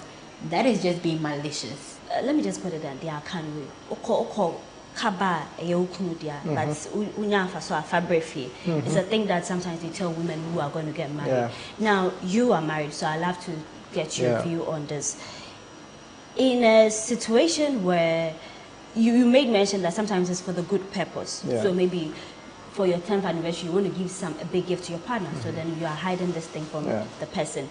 But in the case where you're going to get married and then your mom or your family tells you that, okay, you know, you are going to form a family, but you have to get something for the family. So then as a woman, she's thinking, I need to build a house for my mom, but I don't have to tell my partner. So you start the project, you buy the land, you start the project, you are building, and then your husband, it might be your money or odo, but then for your husband to find out that, okay, you are building a home or a house for your family and I knew nothing about it. I just want to know, are you obligated to tell the man that you are in the same house, the same room with that? This is the project I'm doing for my family. Or maybe this is the project I'm doing for my sister. Or you say you move like that. Does that work? Oh, I'm just doing my thing. Does that work in marriage? Or once you come together, it should be a partnership? Yes, absolutely. You see, once you're in a legal agreement with someone, unless maybe you just go and do the traditional, even the traditional thing is now legal. So once you're in a legal agreement with someone, whatever you do, whatever you acquire within that legal agreement, it's for both of you. So if the lady decides that I'm building a family house for her family, and she's doing that secretly, and I find out, sorry, I can take her to court. I can take her to court, and then the court will decide how that property will be distributed or shared. Definitely it won't go to her family.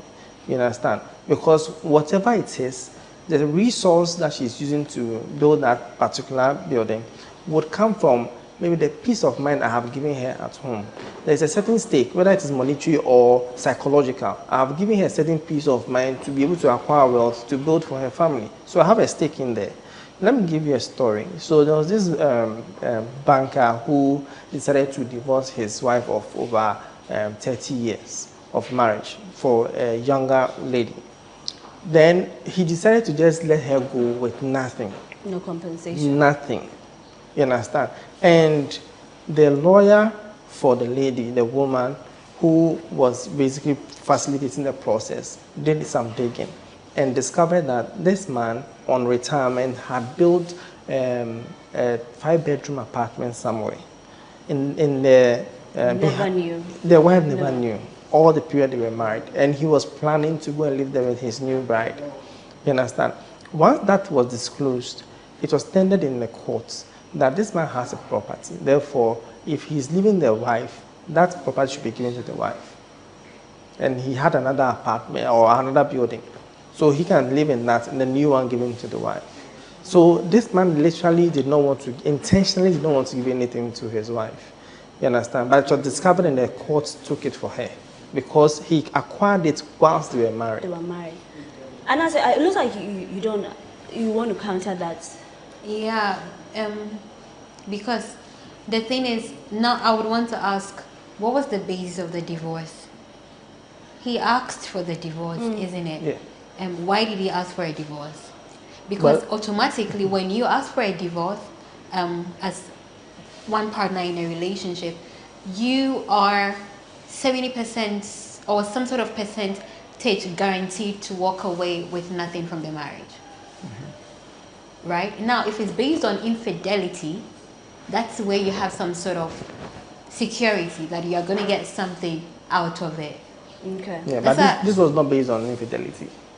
And the man wants to just bounce. She did not, well, he said he doesn't have any property, doesn't own anything. That was his argument, right? Yet, he had built a 5-bedroom house. He wanted to go and live in with his new bride. So he was literally hiding it. So when it was discovered, the court took it for the wife.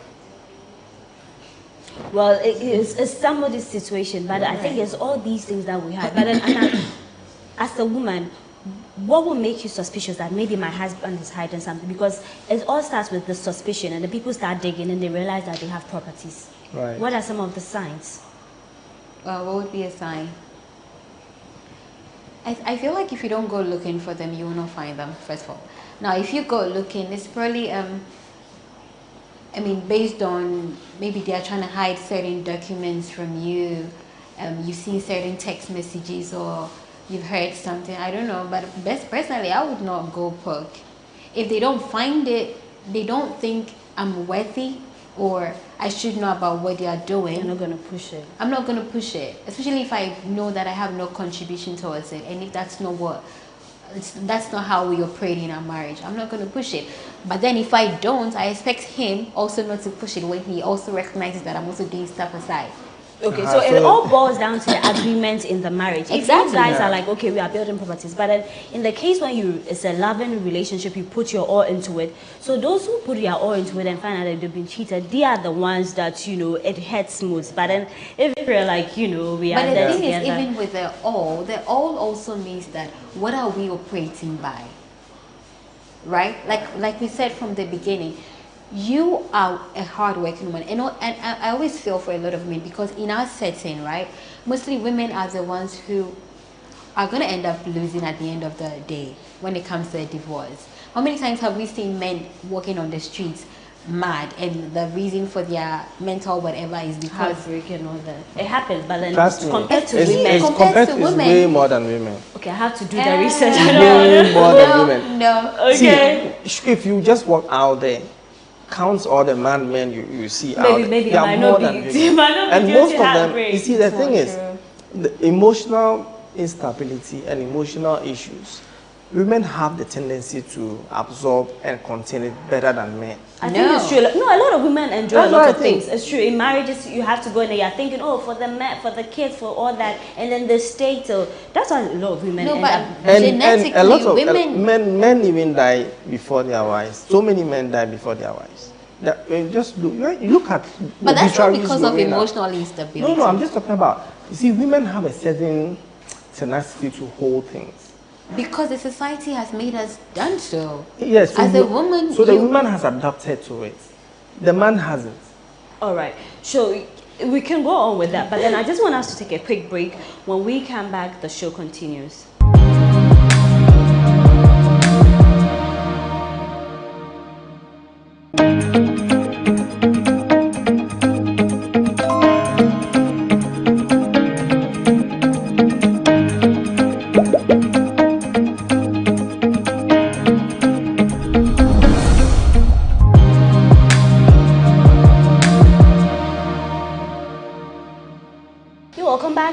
Bones and Cuddles on GhanaWeb TV. Now we are coming to you from Andy's Barber Studio here at the Legon City Mall. You can walk in anytime from 9 a.m. to 8 p.m. daily. And the services here are amazing. They have haircut here, braiding for the ladies and the gents. They even have dreads. You can come in for your braiding. They do facials and they do pedicure. Walk-in is a conducive place. You can sit, you can chat, you can bring your boyfriends, your girlfriends and all that. So for the women, you can bring your man whilst he's getting a haircut and you're getting braids. They are absolutely good. So you pass by Andy's Barber Studio here at the Legon City Mall for all the amazing services. Now, ladies and gentlemen, we're going back and forth with it and all that. But then I just want to create a scenario. Recently, there was this story in the news where a woman who is married, they have a kid, right? There's another child on the way. But the man is looking for separation, reach money to divorce. Simply put, he realized that his wife was hiding a property, like, apartment where fetches her money rent. And then she's got other cars where she used for this Uber, boats, stuff like that. And then with all this, the husband never knew. Now, what is more painful is that this woman earns more than the man in salary, right? He had no idea about it. So he's earning like something less than 5,000 cedis monthly. He gives the woman half of that. And she has all these properties that can fetch her money. And then she also makes demands, okay, I want a phone. If he doesn't get it, then she's pissed. So when the man found out that this was what his wife was doing, he's like, this is the death of me. Now the marriage is on the verge of the collapse, and then the woman is like, oh, she'll do better. She's going to change the name into their name, and then she did that because she wanted to secure property for the family. That is one of the biggest reasons that people give. Now, I want to find out from you, Anas, what the woman did, is it justifiable? And then moving forward, she wants to save her marriage. She's opted that, okay, fine, at this moment, I'm willing to change into it. I messed up. That is what she's saying, just to save her marriage. Do you, from a woman's perspective, do you think what the woman did, the circumstances, the situation at home, and how she handled the issue, milking the husband, while she could easily afford all those things, was it right? Was it the best thing she could have done? I think what's at play here is a sense of morality and legality, right? So I feel like in a situation like this, we can't judge right and wrong. A lot of people don't base off right and wrong off morals. It's based on the law, right? In this sense, who is this woman? I think she's very malicious and whatever, vicious, wicked, whatever the word is in the books. However, I don't think because it looks like the trajectory of their relationship, the man was the provider. Yeah. Right? Exactly. Which had been agreed. That's how come he never had a problem with it from the beginning. What she's done with her money. So what if she wasn't building or acquiring assets with the money? What if she was just spending the money anyhow she wanted? What if there was no substantial evidence of that money she's acquired over all those years and such a thing never came out? Would that have been a problem? I feel like the man is being overly emotional. So wait, if you were the husband and then you found out this was what your husband was doing, how would you handle it? Will you feel like, okay, your husband is being, acting also emotional? My thing is, over all these years, has he ever inquired about how much she earns? As far as is your word, you tell me, okay. Exactly. So that means that in this marriage, to him, how much she earned or whatever she was bringing to the house had never been a problem. Why is it a problem now? The fact that I used this to acquire something? Does that make sense? Well, it was never a problem, was it? How much I was earning, what I was using my money for was never a problem, right? But then it is a problem when it becomes marriage, because we are in this together. We are building a family. If you in debt, if you have a debt, two people have to come together and in marriage, right? It is not your problem, as you say. Once you're married, your problem is my problem. My joy is your joy. So in such a situation, the man is wanting else. The woman is saying, "Oh, I'm going to change the name and all that." Think if you ever find yourself in that situation, what would you do? Are you going to ask for a divorce? Are you going to leave? And how is even your trust going? How are you going to regain your trust in your wife? You see, this situation is very, very serious, but at the same time has a certain moral lesson for everybody to learn. The seriousness of the matter is this. What if the man had died, maybe a natural death, before knowing all of this? It would have been wasted efforts by the lady, since she said she was doing all this for the family, right? For her family. For her family, not Yes. not No, her no, no, no, nuclear no. She family, was her securing extended something family. for her, yeah. It even makes the situation even worse. You understand? It makes it worse. It explains the fact that she did not have the man in mind, and you said the man is malicious, but I think the woman is malicious. Yes, morally. I mean, exactly. But So legally, she's not. she still is. You see, the fact is, if you do that to your partner, you literally hate him. You understand? You are his worst enemy. He's actually living with his worst enemy without knowing. You understand? She might have good intention for her family, her extended family. They are happy she's doing it for them, right? But her nuclear family is suffering as a result of that. And the man whom she claims she is one with is the one most suffering from all of this thing. And that makes her very, very evil. You understand? And one hero can be a villain to another person. That's the kind of role she's playing now. She's a hero to her extended family, but she's a villain to her husband. So the fact is that if I were the husband and I realize this, obviously I'll take her to court. I'll take her to court. This is not the time to change name and all that. If I had died, you would still have gone on with the properties and all that, and it would have been in the name of your extended family. What is worse is, what if she dies? How would the children or the child living also benefit from those things? We've had situations where extended families would throw out children from their parents' homes and all that. Has she thought of all of this? I would have taken her to court, and then we will take that property back. And once we take it back, or we split it, I'll take my share out of that and do whatever I want to do with it.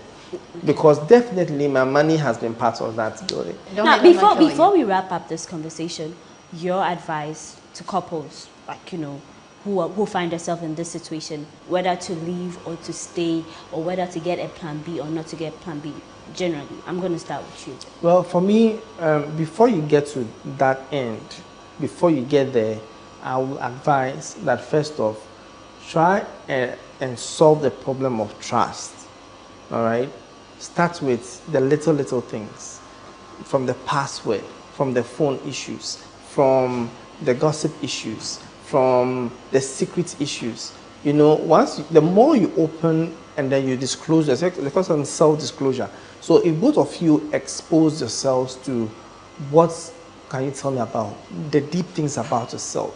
What can I tell you about the deep things about myself, my fears, my worries, and all those? If you're able to have that self-disclosure going, the more we do that, the more the trust is built. Okay. And so if you decide to take any action in future, you definitely will put a thought to what I would think about it before you even take any action. Okay. And moreover, let's be good to our partners so that when they are doing something, they will have us in mind and it will be in a good way. So be good to your partner, then they also include you in their plans. Yeah. And as your final words?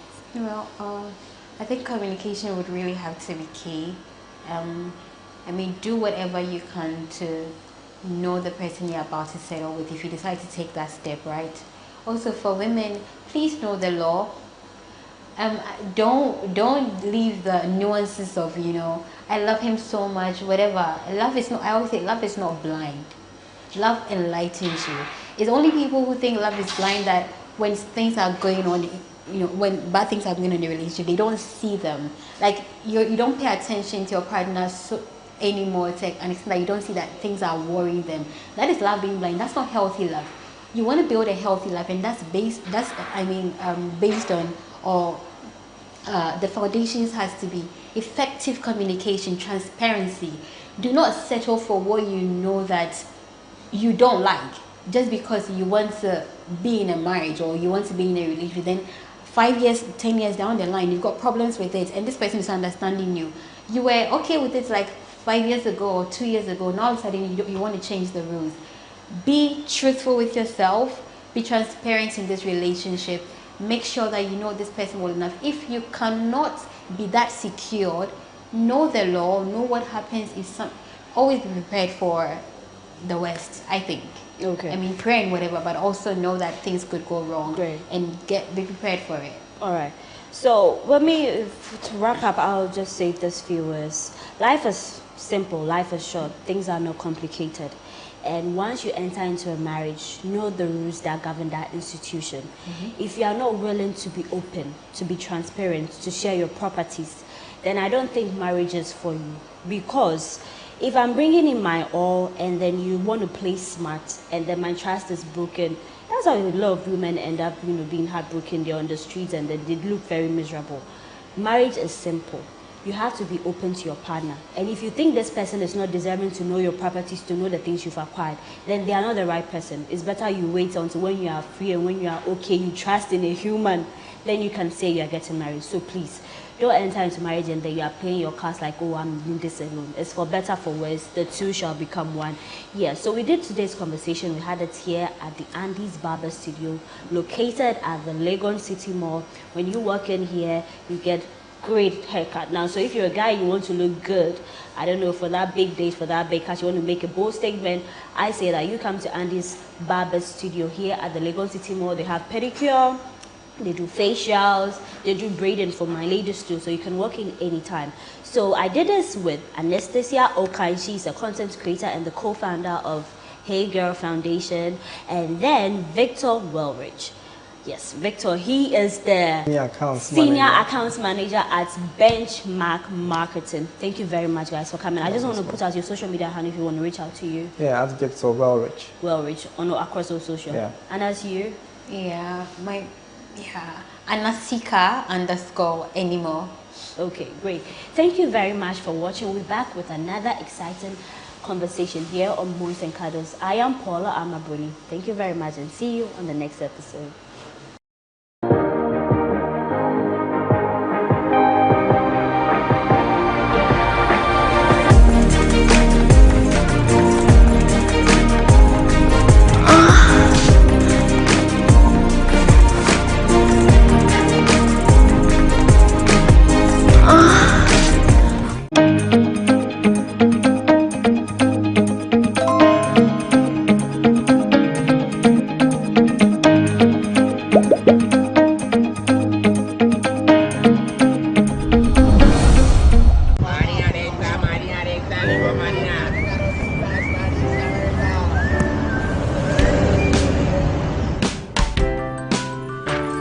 I want you so bad, I'll fuck cracker.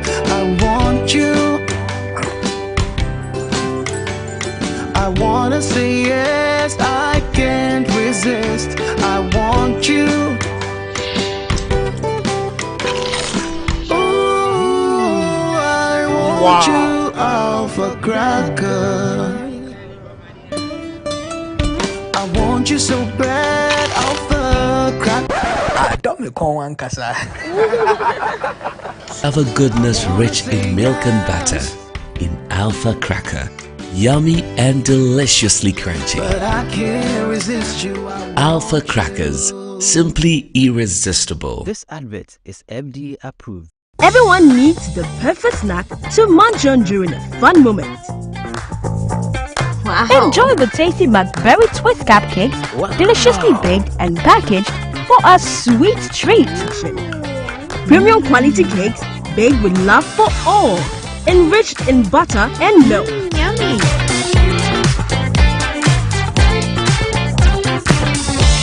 Oh, McBerry Twist cupcakes, simply irresistible. Try one today. This advert is FDA approved. Now, Susu sang kwai bia wan to na bia e man in kwai bebre. Mommy, you first can see about Kotoso. Pepoga, send me sika from Lemonade Finance. Wabra yan tedeshe. And let me £2. Lemonade Finance. Say they're sending money back home from UK, Canada, and now US. I accepted. Instant charges. Exchange waiting in so on unbeatable. We should me promo code Dr. Like nenya £10, $10 and $10 Canadian dollars for the first transaction. What is standing cigar coffee? Download to Lemonade Finance. Welcome to the Ghana ICT Hub, a partnership between MTN Ghana and the Government of Ghana through the Ministry of Communications and Digitization. MTN pledged to support Ghana's digitization agenda in line with its ambition to lead the delivery of digital solutions for Africa's progress. In fulfillment of this pledge, MTN Ghana has committed $25 million toward the realization of the Ghana ICT Hub project. The objectives of the Ghana ICT Hub project is anchored on the following: to create an ICT-enabled environment for human capital and ICT skills development, to develop an ICT ecosystem through remote access delivery to facilitate job creation for national development, to provide a modern, state-of-the-art physical infrastructure to serve as a pillar for the digital Ghana agenda. The physical infrastructure, when completed, will provide 4,000 square meters of space with the following facilities: laboratories for technology training and research, innovation hub,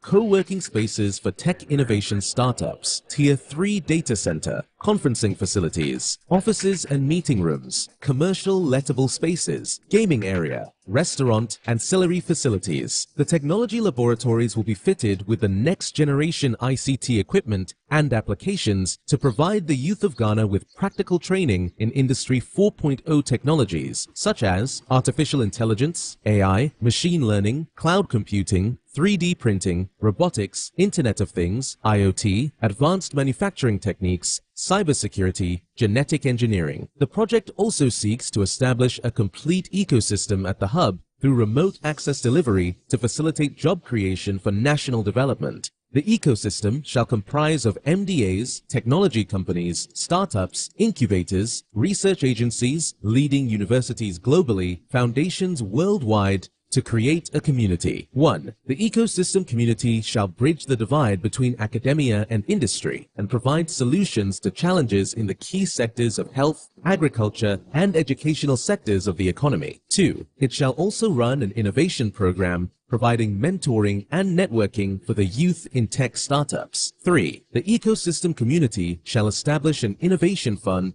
to support startups, research agencies, and other entities in the ecosystem. MTN Ghana and the Ministry of Communications and Digitization are championing the Ghana digital agenda for Ghana's development. Welcome to the digital age.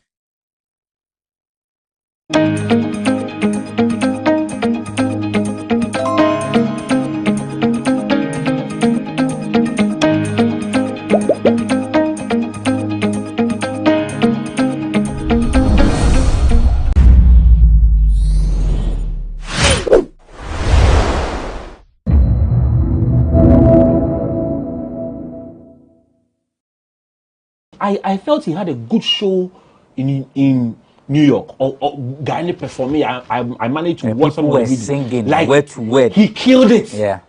No, that should be the conversation. And that image be of Ojabet. And also events. Events. And then the big boys see back stage. So now what this one maybe then it will be whitewashing the beauty of the whole thing. And yet.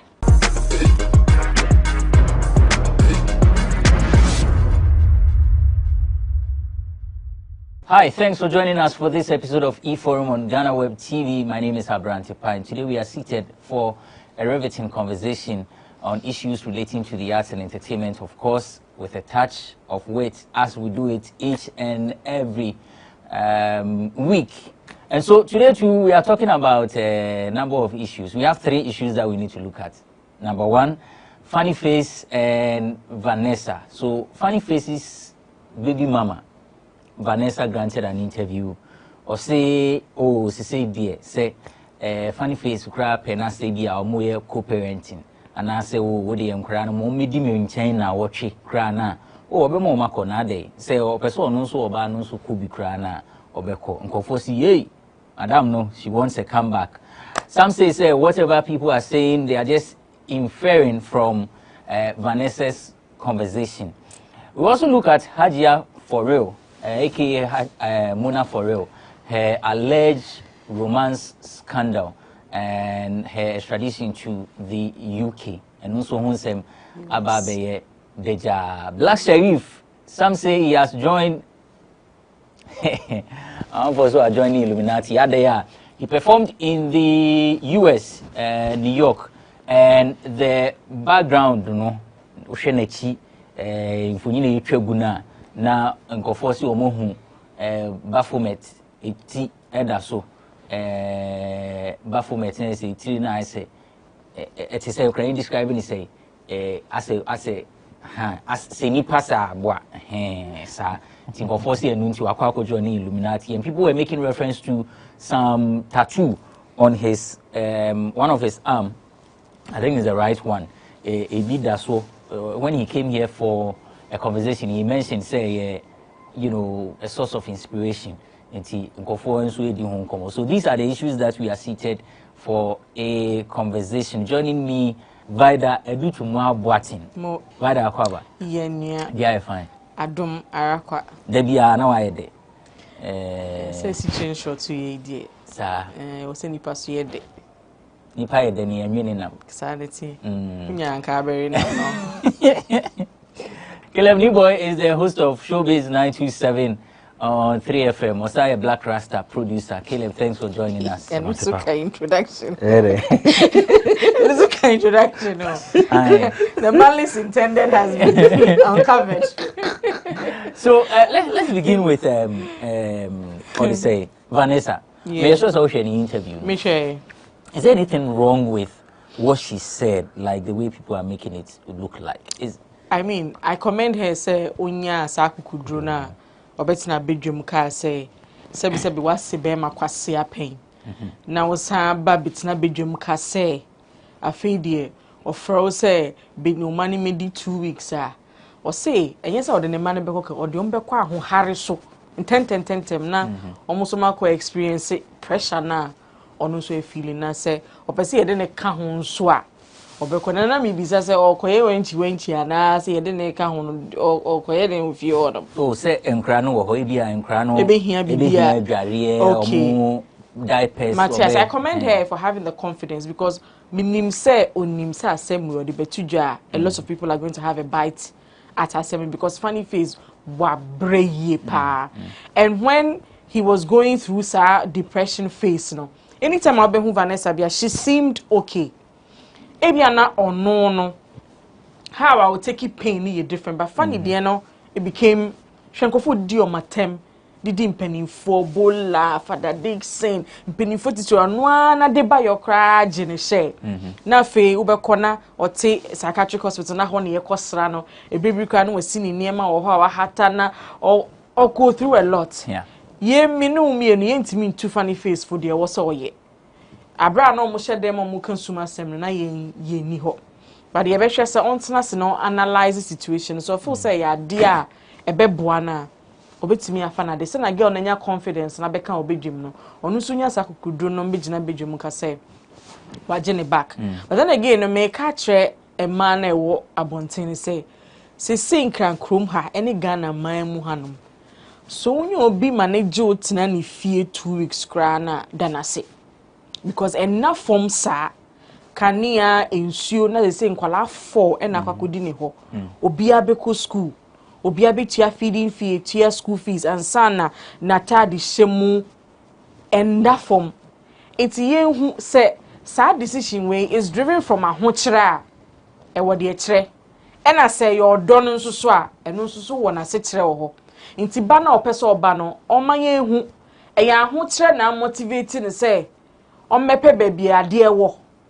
ana say ya komemu asem odo no enso so be ya obehu wonipa nanim no eyedin because all kan yina she was making reference to pressure edanes which is sikasem and that's or she says she's mature like back then na mature say ohiani to me ma we conscious ahoche to me ma we conscious eyade eda ho because what he wo 2 cedis ahonto ade 5 cedis wo 2 ntu beto 1 na ka 1 cedi we chire enti no sa maturity no driven from ahoche no wan hwe ye na nsa akọ ba bia ho beto wa you sleep because ne na motivate you man join that way no won saka no e wo silver platter so so we need to identify the reason. I mean, Funny Face needs to identify the reason for the comeback. If it's born out of ahochredia, one shady say you're done on us at Tiabadia.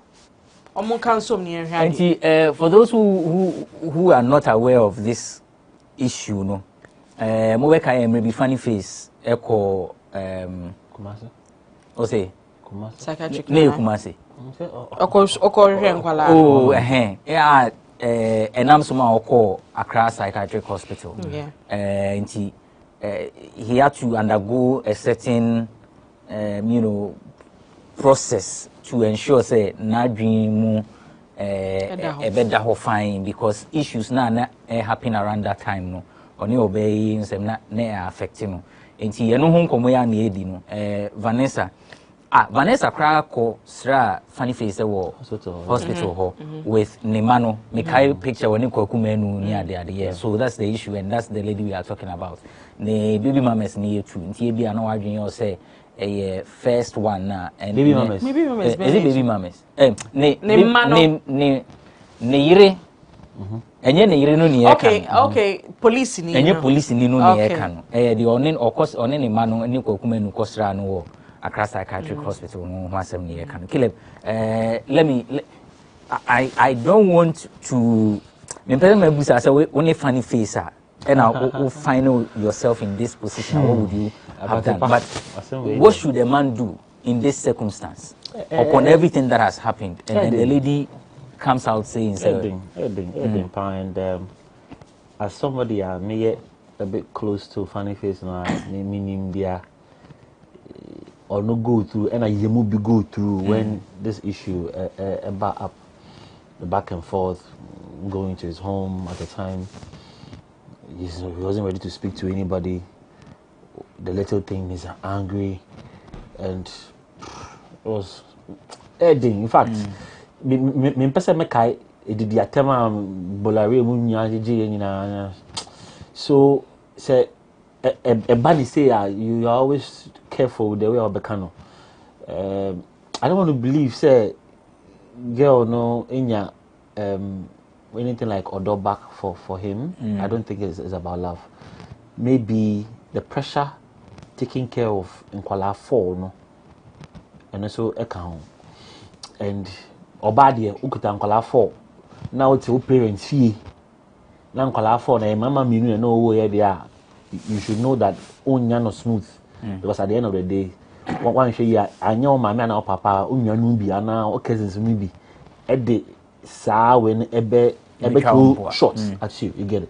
So I want to believe and also can but I'm quite surprised say Oba up now because time na issue ni see no me hu say no otonton or say pussy sweet na oh, I'm saying the way she was saying it on.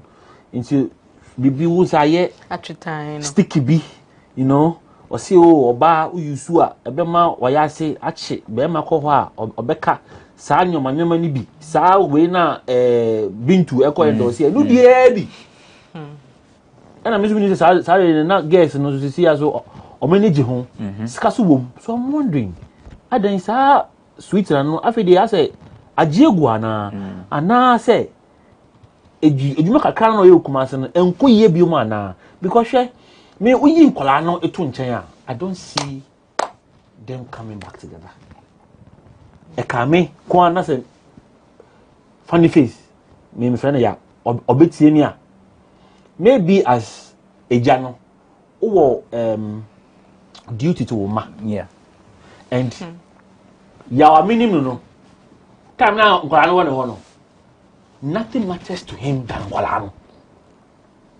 ntafo no nothing matters to him but eventually no etete neniso I don't know if as we speak osa odono man nkola ne back of course it will be there but as big like the way it is some years ago no so if or no as eja the monthly contribution towards the mano upkeep ebe konkwa there obisamia I think he should stick to that maybe some nkola na ba be di holidays bi e woni fie without omo mama na he should accept that because say oba no ye attempt ekofi obioma there is a possibility say obesanyim no. Oh, Samu. Yes. People were the element of slow say or coha, it will trigger the condition no. But the whole can you swim? No, what's your girl now? Girl, say, Oceano in September. October, no, me exactly. And y'all now, Sir Brennan, or you moved by a tour, I can see. And I see what's saying we're delivering also a sacra. Beme bia. Beme bia. Asema mabe keka. Anyone can't hear me. Asema baba, mami boy me. Beme bia. Ade so njina wenim bia must forget. You forget it. Beme No, but there is a way. No, but there is a way. You would overshadow no, and that kind of imagination, so you get it. And now, and you'll be only the one called dear. Definitely, the opportunity, and I said that when I lead, say, oh, maybe, oh, dear, me do boni acho. Also for family, dear cheme in Colano, my ancient Colano, 1, 2, 3, it's on again. How about the concern say we better trigger ne condition? What led him to that? That's it. Because of odo our woman Colano, or Lumudia grow like inside out. Now, Colana definitely a day. He might shed some tears, and I know him. He is very emotional. Baby can be obeswash was here. Intino, yes, a beba. Soon, but eventually in Colano, I don't know if it's down or up. And I say I call overboard. No, of course, what I say. And now, in March 2, any your small way back. Exactly, you get it. I know he's 42. He can also live his life without no man some more money. Me jam 1 month can be aye. So he can live his life like that. Partner and I won't go for so you see, standing in one. And only way no, it could be say near man give in. So it could be say as we speak, Obi. It could be say so Onyobi. So Obi any ho. Let's say Vanessa to me manage ebusia convince ya boat na Vanessa could pay for them kwale you be do weekend and I be holidays. Holidays, you know. Betija. By all means. Yanko, Kokuru Rastaso, Black Sheriff, any the image, na eba ni performance, and also, the stage when he was performing at the New York. Mene, Madame Fubi in New York. He was at the event, also Shebi, and yet Black time on Kwana. I don't know, sa image in the buy. Okay. There were some performers, and then the image was there. So the Ghanaians are talking because a black, and I say there is a Ghanaian involved. Would you say, should people make a fuss out of this? That they've seen a Baphomet image during Blacko's performance, and because of that, they think he has joined the group. I think say fallout from say Brazil for festival bi omukoye say omukomo Kenya nkopon ni e man nsuo bi to twifa so for some time now no amount for anya sa image no woman so because it was shown in the news countless times the kind of parade omoye de besin koye and with him Black no when ya an issue like that with Nikat Lesbian now show on the video you saw a violent. And then now this thing or performing. I don't think it's something that he will plan as part of the craft. Ebiana organizers no. And omoye. And where he finds himself no enye Ghana. Baby ayatete sanyum to funny be atom crane or more talents no money mama such. I say I've been first abusumu say a home say and yatete say it's me mount power be and I say it's me mount influence be wo ababonimo. I think say the timing for Saturday when you're right because we're still basking in the ambience say we're winning artists of the year Niger yeah budget so. I don't think say turn the assets yet, because even though we're breaking through, no, I feel say there are bigger things ahead of him. I mean, a bit me I can say we drew some pempen so winty, be your so. I mean, the talent is raw. Time or take on nguzongo, we saw through the talent. E di nti na ene obeton ne krama bonsambi ansana enyom no watimi atro ni ye, and I don't quite get. I don't think we should make a big fuss, but me feel say the timing was wrong, because we were still talking about the Artist of the Year award na when na we ababe boom no, and I only me krom ha for nyo de oti e bia no 14 ye ye be kasa me ntini nyum biem na e say yes o de no akobo bonsambi ne ba bi wo fie na bia o streaming na o ba so dum no na sa akola no o ye yi a ye born aba so a o de no akodom bonsambi. Those little things no e wom say ofu say bia enjimi ndru ba bia, but ete wo fans ne so locally, especially with a fear I believe is as any man there with the ben Manchester with your ma ben bonsam no. I saw his interview or try how he reacts to issues, say kasafa no so doom the phone obetimi adum mo phone, but there are thousands of the masses in a be or her a little tweet be and a little information beat me mom bottom yem. If you treat them this way na they can once and also their own fan will be doom phone na e be kaka nyum no na be ba manity. So, I mean, OCAB organizers and he may not know, but you as a performer, when you are on stage, all these things you should know is part of your craft. The show on the screen, more member stages, no so near the day. So, are you suggesting that he may have been ambushed? It's a possibility, but then again, Yebisa say, was there a creative director for the whole concept no because maybe I wanted there is likely say or snapping a finger to see no obenya obiama na a direct it. Was that how na e was say ekwana? If you feel say a bother in that match na say there was a creative director, he can easily tweet and say oh it wasn't intentional, and maybe I share that we are trying to tap into sa fraternity no say na be almost so madwin beba medjuma ya so no. I don't think say a hono obetimi allow say anything should ambush you, because it could have been detrimental than the year king. So if there was a creative director, they should tell us how the whole performance was planned, because no now share the Sia or Botwasuna, it had no link with Baphomet or say Baffa whatever nana. There was no correlation between that. It was quite off for me. And I say ABA, they wanted people to talk about the performance, and the way they felt it should be talked about is the fact that PR wise, I don't think is a wise decision. Oh really? Yeah. I feel say the focus should be the award and how great the performances were and how the turnout, echo because we were New York of all places. That's all for some Bonsambi a better which now person the tone who was shown. So I don't think it makes Caleb sense. is a huge fan of Blacko. Caleb, are you worried? I'm not, because these things a few times, especially even Sako the crowd, ni stage we crowd of Janahona, science be about film kakra na naija, and so yaki counsel. But even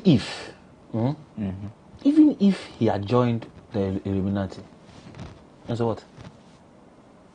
So everybody has got a purpose in life. Asasi so amino way. Obia when the juma baby do asasi so me so obeko. Se sa na ye ne calling. What is our business? What are we supporting of him? It's music, it's art. That's it.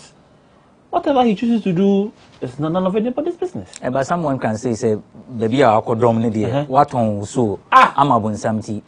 Tinton time me too. I'm not what on so buying your product again. Even if Enoka is true, why did he join? Said those who join, they say unya to me be, and I am would do so some will fall off, more will come. Into the young act, I felt he had a good show in New York or Ghana performing. I managed to watch some of the videos. Singing like word to word. He killed it. Yeah. No, that should be the conversation, and that image be of the and also events. Events. They the beer big boys see back mistake so now what this some maybe have a show then it will a bit whitewashing the beauty of the whole thing and yet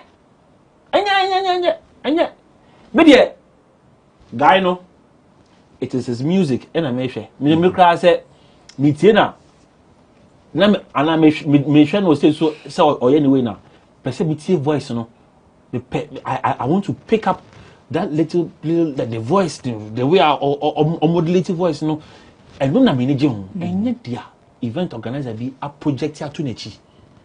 It could also be say the creative director for that show and now the main brain behind it. But like I said, on no boy no, it's you neka so man on be show. Akonyana na isi ho no. Say obetfilm kakra. So that was the act. The amu was screen into the a passing comments. Let's discuss his performance. Let's discuss the show, what it will do for him as an artist, the pluses that show will give him as a brand, and then whatever one will project behind him. And show. On say kaneno na hip hop for no. Say ya bow to open and who say oh yeah gangster. Just a one what tough skin. So say it looks like you transition from a tour bono to you associating yourself with be a yesu say yes supernatural be a timmy mouth position be not just say yes occult group be not say I think say gradually ne ho na afeye turning attention to say back akra no obi ana ma no kra bodua ana okra bibia or pete am won hu say o power be a setting apart and as a setting higher than you. Is Obian was a two near boy with me might not come out again. Until it looks like you transition from her young to your boss because the OE purely talent based. Purely. To me be anywhere bit me as someone in a mouth. Until we need to check that. Moving forward, no, would you say Blacko's team should check these things? That's if he doesn't know anything about whatever. For all you know, they are enjoying him appearing powerful with links to these spirits and I say images. For all you know, because Emeka just said bad publicity be anyway. And be say it's here, you can't want say, but let's look at the long term. What's my say? Osha long term now, Osha name more. Let's desist from it because there are some artists they video. I mean, he is rich and powerful. One was the video di Obusumbitia Kusiniti Suda. He won't do that because of person will casa about the performer. No go only sweet voice or this husky son or a hate and he's hardworking. What's my say? Yakasa Kodia is rapaholic. There's always performance based because hip hop I ball live beats so a refreshing. So you always want to go into so person you feel so you're powerful.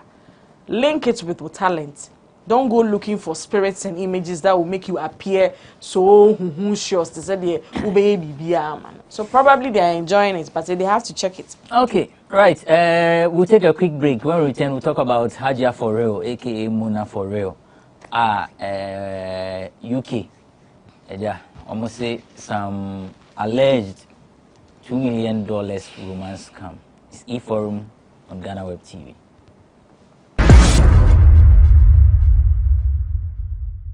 Everyone needs the perfect snack to munch on during a fun moment. Wow. Enjoy the tasty McBerry Twist cupcakes, deliciously baked and packaged for a sweet treat. Premium quality cakes baked with love for all, enriched in butter and milk. Yummy.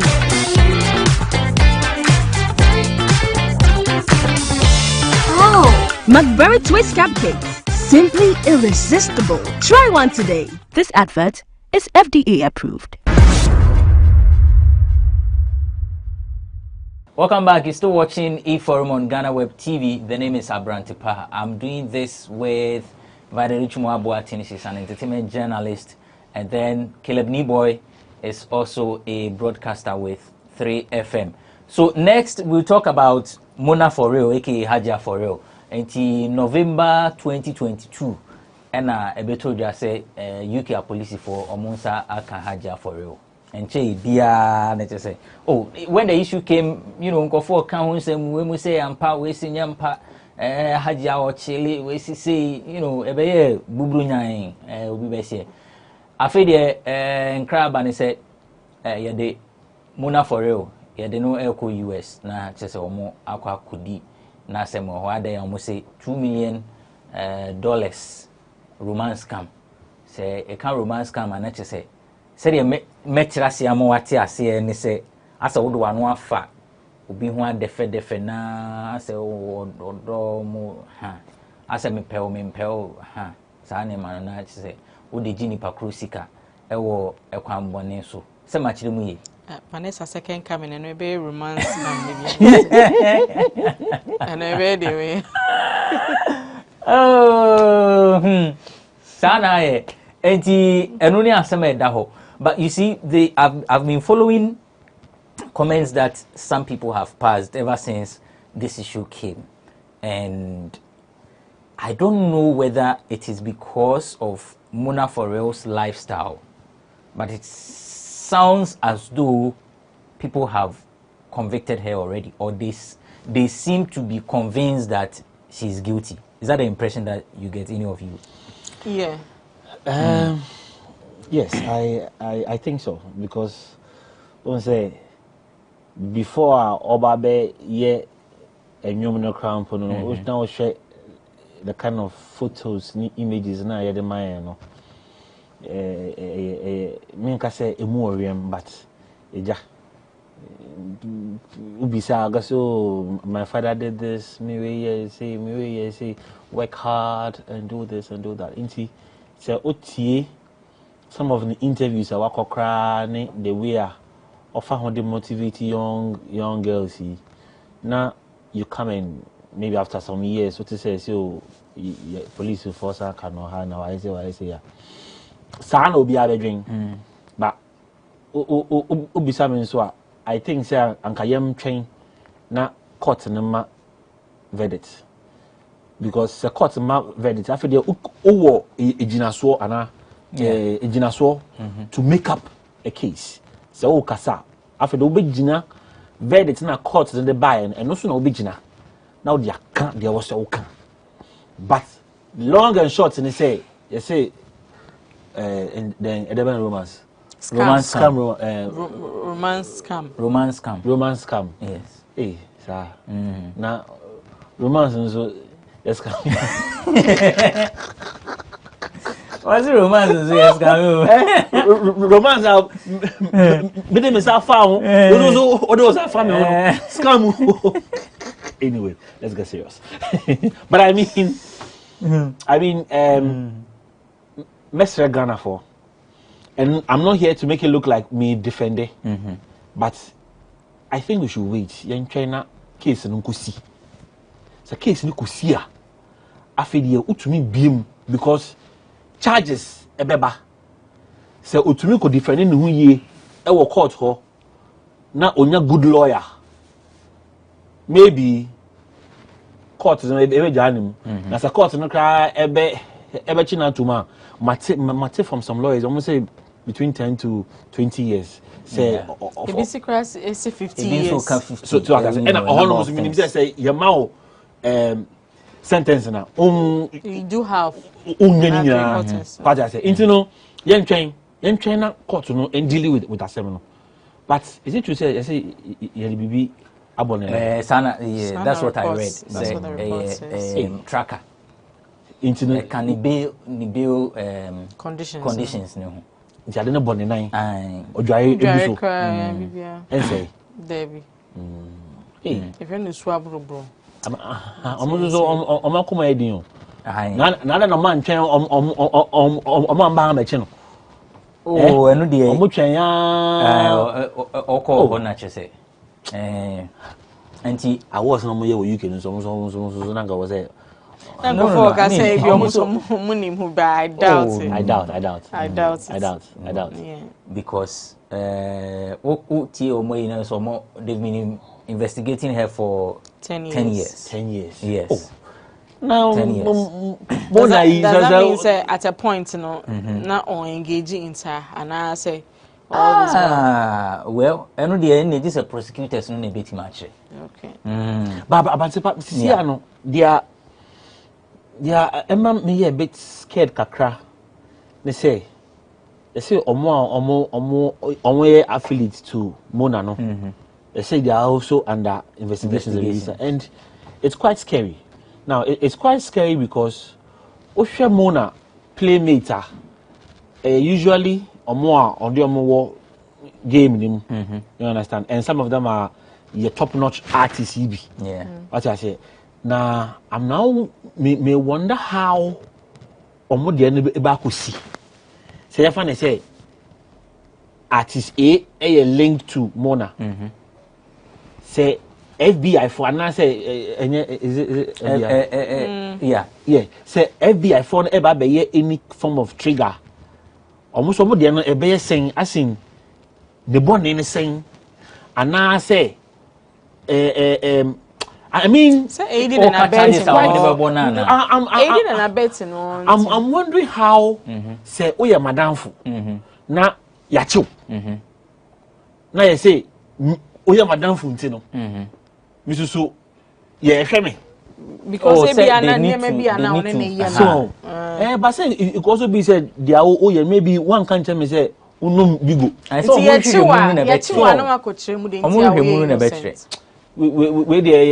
some but we yen train court yeah me focus will be youth the comments on social media on Hajia for real case and I won't mind pressure it's like you're mistaking inspiration for pressure. What's the difference? Pressure according to your terms I say near home soon and I had ya pesa wo koye on small also take inspiration when we was shot idea fair inti na what you ordered versus what you got no ohwe na ya offer na pesa opambia go ahead now be pambi and I don't say hwe but then no obia wo ni role model obia wo nipa o look up to ebia wo fie wo blueprint no you have very responsible parents and siblings I will show mo you look up to a girl like Hajia. She's pretty. So your role modeler mean the mechanics say keep it up. Because the advice on hard work is valid. And she showed it. Or say born home or dinner ye jumadin. Or by new there were aspects of the name maybe ana or ya or the thread domino. Adebia or ye or the thread domino some motion or ye ni ye or the jumadin ebataho. She was doing very well, extremely well, more than even mainstream artists. Grandpa, she EP release 7 songs or just 7 videos. She how or launch ni EP no. I compare baby I obeti me share videos as a cinema sets and kakra and also videos now top notch quality videos. Into that advice is still valid. Into if for that reason no you fell in love with her now full so your biggest inspiration. I didn't now yachin into what's I say. Or withdraw. It means and I say we fake and I say oh your artist she can appear anyhow. So they will be mu ko baby and ma to call our mo corner and unti yen for price tag papa and tomusono. She can appear like that. I was so to me it's in who ye. Ye glorify poverty wo here we work on my way mudu de bia o here ya kono dodo. Sika no nye bia unhu ni di. Until let's stop advising obi a wo ni sika. Say, didn't say. Me who post be on social media. You see Sadio Mane, Cameroon footballer no. Senegal footballer no. Ni phone screen a crack it. Na ni sika bebe being nechi no. Ni phone screen a crack ogusu de nam saa. Be share a before. We are humble. When it says we are down to earth. When it says we are Ghana, how better pure water. Is it actor? American musician. Actor. Oh, why crying a bit of forgetting his name. He was wearing some t-shirt be no top water. And I said you be a whisker crowd to water. Asama Vida Cabrano. If you crowd to Sako the other. There be no ne wale ye some Facebook baby. And I nasa call their phone in him. I say a kake. Oh, and I'm going so now what be the I shall phone. Chese. Yes, Sadio na down to earth and I say, Masa, so phone ni crack here. You phone ni crack now do sanam so e bi twa wa. It doesn't mean anything. Say, ufo a cracking tea, we are down to here glorify any poverty will grow we mudodo. Near foot to our demand young girls, it still stands. Kendrick Lamar. Kendrick Lamar. Valid. She signed up for some gummies be no a brand ambassador for. You saw her every time advertising, even in the videos no a brand placement to more do too. Yeah. Ne for real kids ne tade ni ade. They be dressing the banner or tag. Ne juma the experience and show bedroom or in who ye ye. So yeah, I am too able with the condemnation. And she rightly said, say, there are people using her image to scam people. On one kind. So when you say people are using her image. And for her to come out to plead, say, on your guilty, no. It means probably they have a story to tell in court. Until I side with Caleb, so see you 2 years, but I share how the court proceedings ebeko.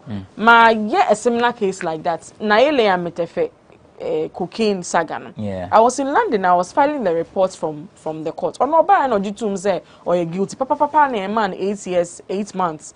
We try we cry kopeni Austria baby atna. You get it. But she is saying say on you guilty. And also the lawyers no moody asem now. They have, you know, quite clean credentials on Sanya Manema. So probably they know what they are doing. So later Obana so be pleading guilty are fine. But what I'm saying is that the advice to young girls, it is still valid. Munjai, some will glorify poverty or maimu. She can't appear anyhow. Okay, right. You find out ways before. Omo share no ebe tran wa ka se wo omo kebi ama no yen fa bone so yen kebi mu bia asem innocent until proven exactly guilty. Exactly. Court the man verdict ni wi a you will be kan ye be kan. Yeah. Thank you for that caveat. Okay, yapon eno yo wati ene ye ko you will break communication through music very soon. Thank you so much for watching this episode of E-Forum. Vadedi Tumabuatin is an entertainment journalist. Caleb Niboy is a broadcaster with 3FM. His show is Showbiz 927.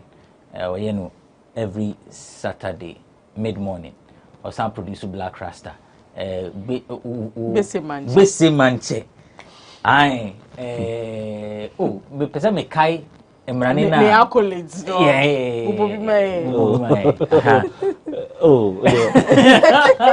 she nyanga sanga rasta am pass seat ba ko bu ana say the corals no mo boa ono na ebu no seat ni de ba ko bu Black Rasta ni bu no. I want to answer that. Yeah.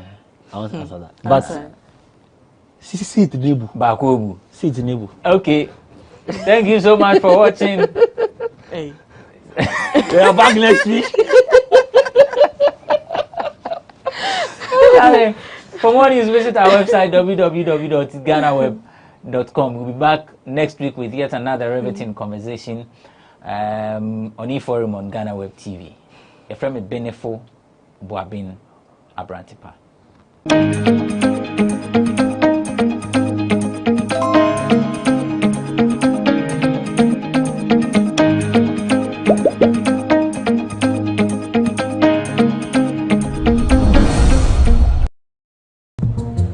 Now, oh me.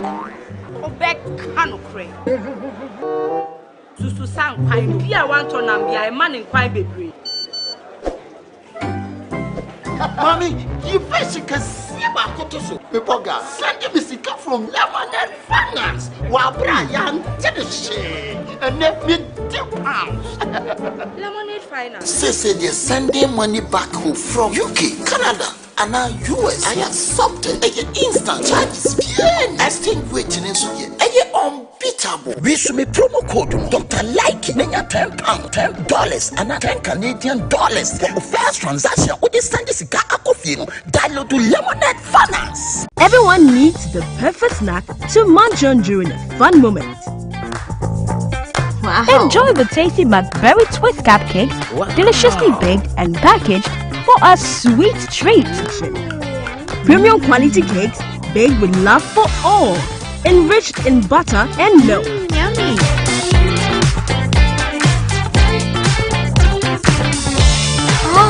McBerry Twist Cupcakes. Simply irresistible. Try one today. This advert is FDA approved.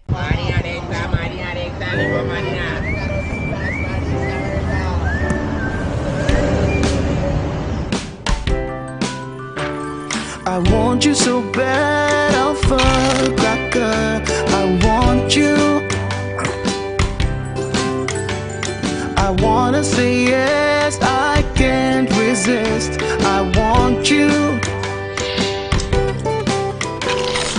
Ooh, I want you, Alpha Cracker.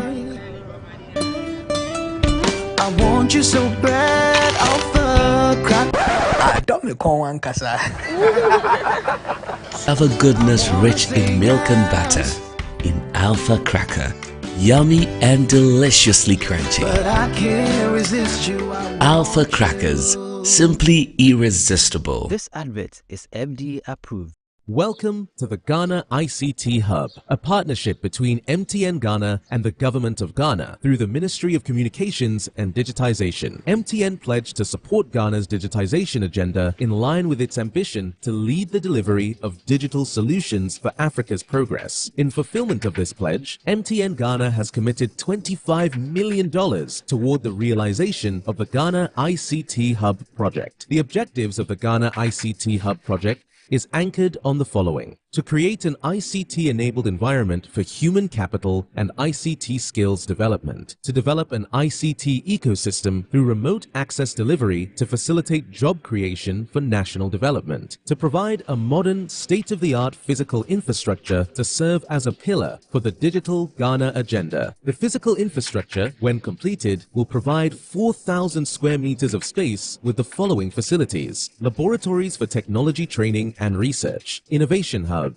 co-working spaces for tech innovation startups, Tier 3 data center, conferencing facilities, offices and meeting rooms, commercial lettable spaces, gaming area, restaurant, ancillary facilities. The technology laboratories will be fitted with the next generation ICT equipment and applications to provide the youth of Ghana with practical training in Industry 4.0 technologies such as artificial intelligence, AI, machine learning, cloud computing, 3D printing, robotics, Internet of Things, IoT, advanced manufacturing techniques, cybersecurity, genetic engineering. The project also seeks to establish a complete ecosystem at the hub through remote access delivery to facilitate job creation for national development. The ecosystem shall comprise of MDAs, technology companies, startups, incubators, research agencies, leading universities globally, foundations worldwide, to create a community. 1. The ecosystem community shall bridge the divide between academia and industry and provide solutions to challenges in the key sectors of health, agriculture, and educational sectors of the economy. 2. It shall also run an innovation program providing mentoring and networking for the youth in tech startups. 3. The ecosystem community shall establish an innovation fund to support startups, research agencies, and other entities in the ecosystem. MTN Ghana and the Ministry of Communications and Digitization are championing the Ghana digital agenda for Ghana's development. Welcome to the digital age.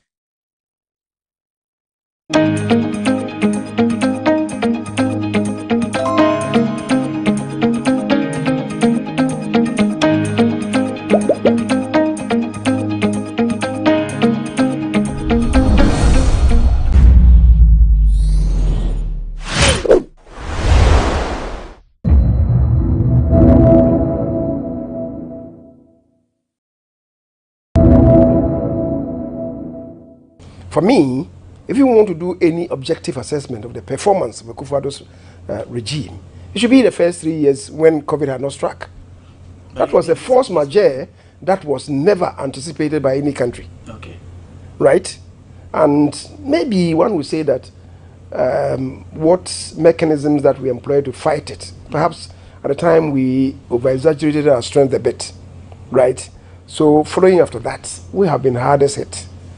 Plus the fact that our dealings with Ukraine in many areas, the importation of fertilizer, wheat importation, flour importation, cement, steel products, and even the scholarship that they were awarding our students.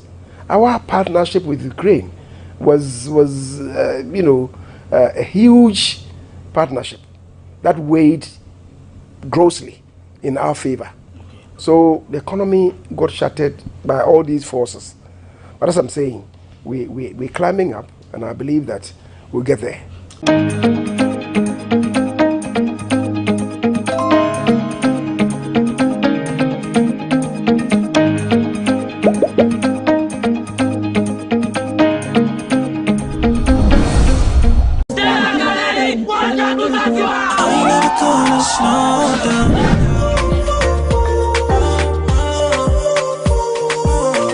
The water is blue.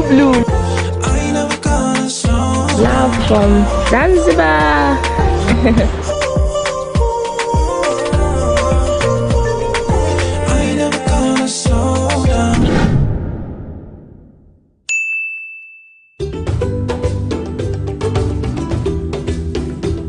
This is Stone Town, a prominent historical city located in Zanzibar, an island in Tanzania. It's a fishing town located along a natural harbor, and the first Europeans to set foot on the island of Zanzibar were the Portuguese. Stone Town gets its name from the houses built with local stone by the Arab traders and slaves during the 19th century.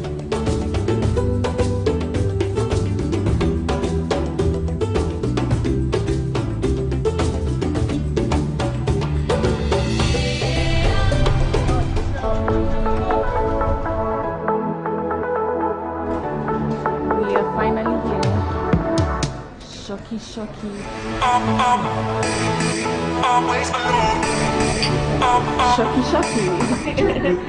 Giving us a welcome juice. This is hibiscus, right? Yes. Okay.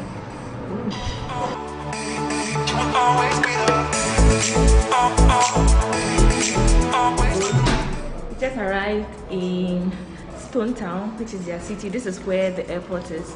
So we are very close to the airport, and while here we can also do some 1 or 2 tours we were not able to do back in Michamvi. So this is how it looks like, and yeah. So luckily for us, we've been given room number 9, which is the same number we had in Michamvi. If you guys remember, we had room number 9. So let me give you a short tour. It's quite a very simple room. Let's see. A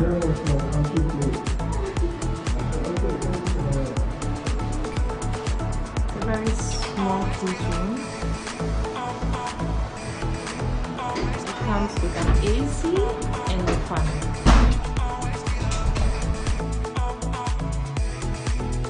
Unfortunately, I didn't know the bathroom is outside. This is the shower.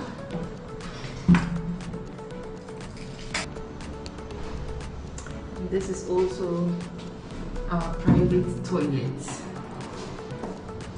There are also others for other rooms.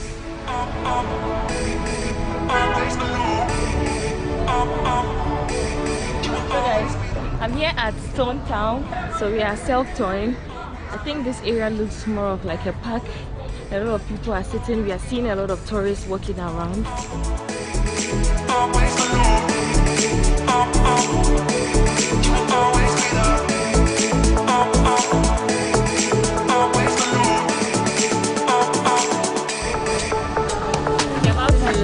Do something beautiful for you all. I'm very happy. My new friends here, I'm about to do something special for you. So watch from them. here. Yeah, from here. From here in Zanzibar.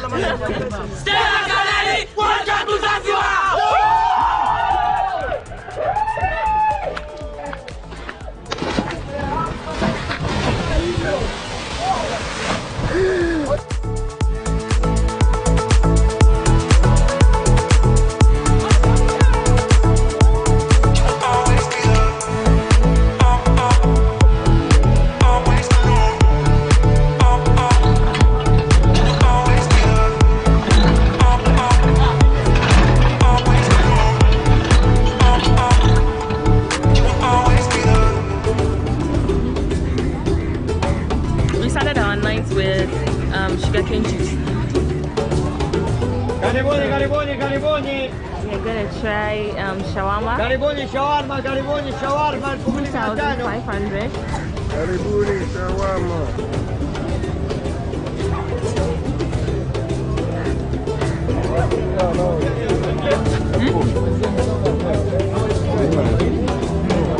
Oh, wow. This is Masso's fish. Masso's fish. This is shellfish. You understand? Shellfish. Yeah. This is octopus. This is calamari. Yeah. Are they fresh? Tuna fish. Also, do you know guinea fowl? Yes. This is guinea fowl meat. In Oh, Swahili, wow. in Swahili you can say kanga. Kanga. Yes. Yeah. Also, this is musa beans, musa vegetarian, sliced potato, rice cake here. This one? This is dark liver inside. Dark liver. Yes. Dark liver, chapati, coconut bread, garlic bread, vegetable with egg, bread. So we are going to try duck meat, crabs, and octopus. It's not done yet. He's about to make them over there.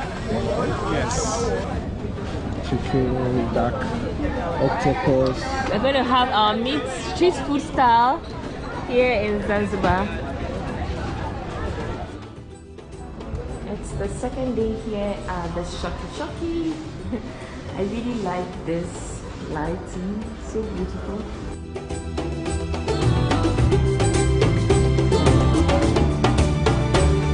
So we wanted an upgrade and we decided to take the family room for the next 2 nights. He's still here at the Shoki.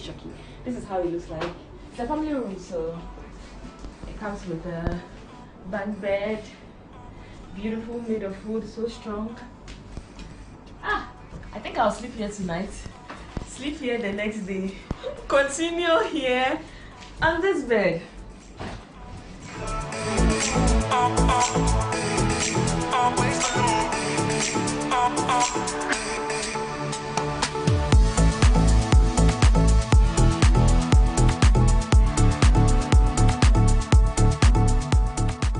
So the plan is now we are doing No, this. meet our tour guide. Introduce yourself at least to them. Yeah, okay. So my name is Saleh, and I'm a tour guide from Zanzibar. So today I'm having this friend from another mother from Nigeria. Ghana. Ghana, yeah. No, sorry, from Ghana, exactly. Yeah. Yeah. So I'll be taking them different party of Zanzibar, especially like Slave Market, Spice Market, House of Wonder, Freddie Mercury, and etc. Okay. Yes. Hi guys, we are back again, Charlie. This is my outfit of today. Woo! Right here in Zanzibar, Stone Town. We're about to have a city tour with our new friend who's a tour guide. You'll see him soon. I'm very happy because I want to know everything here in Stone Town, and so you are coming along with us, so let's go. The place where we are here, we are at the night market. This is the place where people, they used to come to get dinner every night down here. They used to have a street food. As you see down here, it's stuck because they cook down here. You see they put some charcoal and whatever. And the food is really fresh. That's why many more people will come. Not only for the tourists, but it's also for the local. You see. And there is a building down here in front of you. This is called House of Wonder.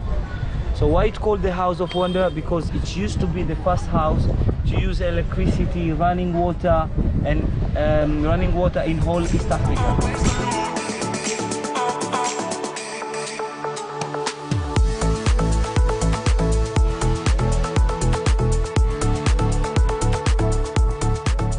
Town, as I told you, the reason is because the building was built by the stone and coral from the sea. Like if you touch it, you can feel. This is pure coral from the sea. But nowadays, it's strictly prohibited to use them. You see? Why? Yeah, yes, because you know there are not so many, and it's a house of fish. By the time there was a plant of them, so when it's low tide, a lot of coral comes out. You see? But nowadays, you are not allowed to use them. It's only before. So, and nowadays the city is under the UNESCO heritage, so that people are not allowed to change the nature of the house. Yes. It's the reason, bro.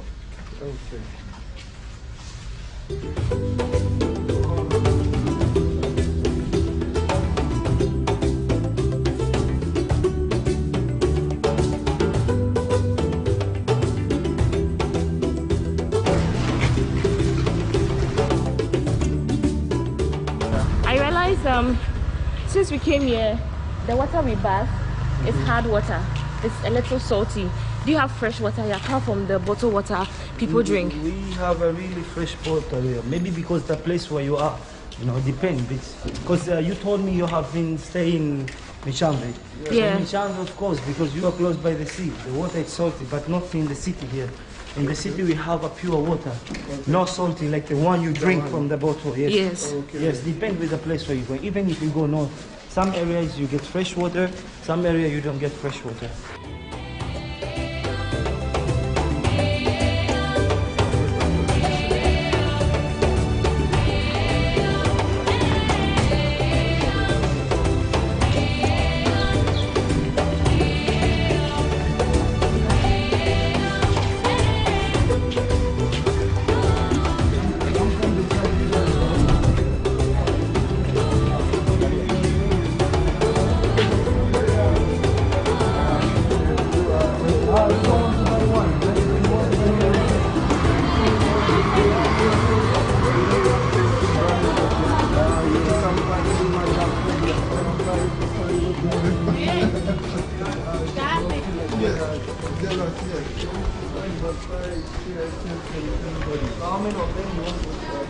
So we are currently in their market and we are heading towards the spice market where we can find all kinds of spices here in East Africa and other parts of the country here. So I'm very excited about it. While on the tour, he's telling us a lot of things that goes on here. You see, in West Africa, if you want to buy, like, let's say fruits, they give it to you per what you want to buy. Let's say you want to buy in 1 cedi, 2 cedi, $10. But here, everything is measured in kilos. And Ni has been to Morocco, so he says it's very similar to Morocco, right? Yes. They sell the things in kilos? Yes. Okay. So yeah. It's actually better that way. It's better that way? Yes. And cheaper? Yeah, nobody's cheating anybody. Okay. In Ghana, hi. So yeah, you were saying something? No, I think that method of trading is okay because nobody's cheating anybody. Okay, you get what you pay for. Okay, so I think it's better than what you do in Ghana. Okay, so yeah. The sun is out. It's a beautiful day, so let's go. We are going to the spice market now.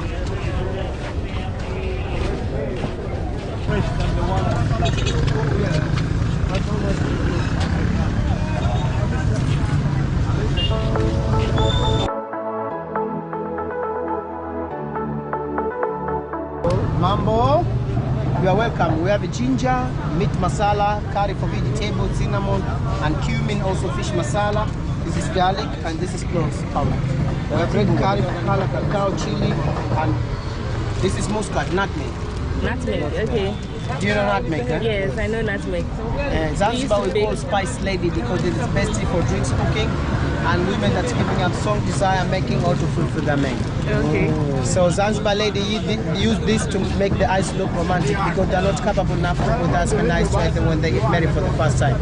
They use it in order to remove the shameless and to make the eyes look romantic. So once they use, they speak melodious voice and the eyes look like baby Katie die.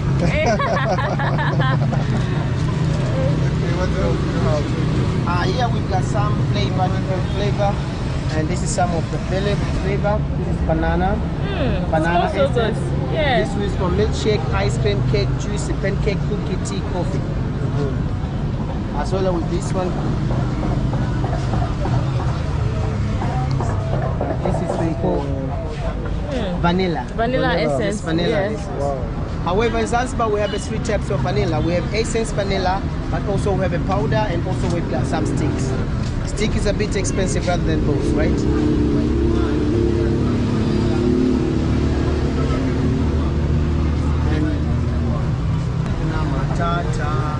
And this one, this we use like air fresh.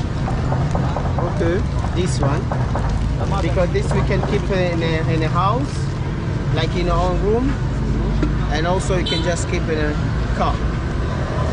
See? Yeah, it smells and good. then you can keep it, and the smell is away. Then you get that smell. This one, love it.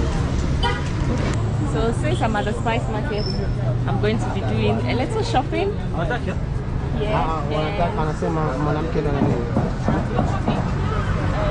Garlic powder, black pepper. So the spices we got, he also gave us a gift. Let's see. Open it. Let's see. Yeah, mixed spices. Which one is the pink one? This is red curry. Red curry. Red curry. Normally this we only use for color, but for different things because it's only used for color. Okay. Get well soon. It's only used for color, but for different things. If you already seen the baobab, baobab has a red color. We also put this color for the baobab. Okay. Yes. So all the spices cost us 50,000 Kenyan shillings, but we had to add extra $1 to make it equivalent. Thank you. Sorry. Asante sana. You are warmly welcome. Feel home away from home. Thank you.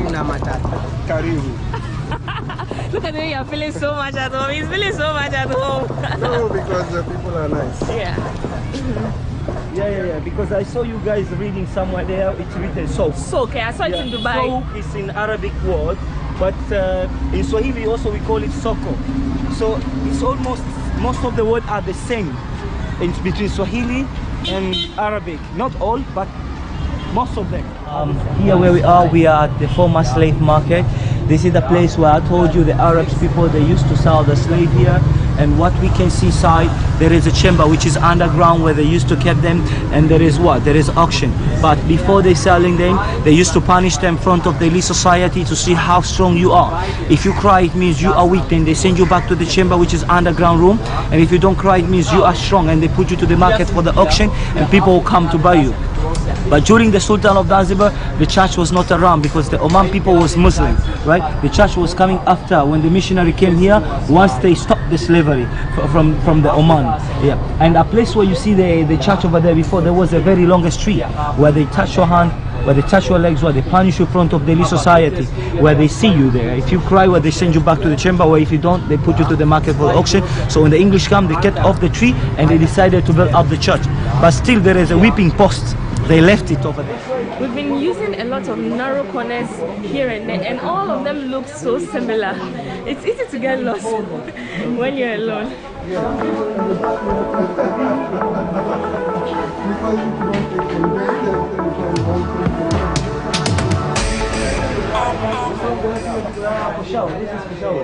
Ah, it's for shower. Oh, okay. Natural sponge. Oh, I've seen this fruit. It's a fruit. What's the name of the fruit? I've forgotten the English name. Guys, if you know the English name of this particular fruit, they remove the seeds, then they use this to bag. Let me know in the comment section if you know the English name. When you put in water, it becomes soft. Water, it became very soft. Use it to bag. We are here at the Swahili house. Hello.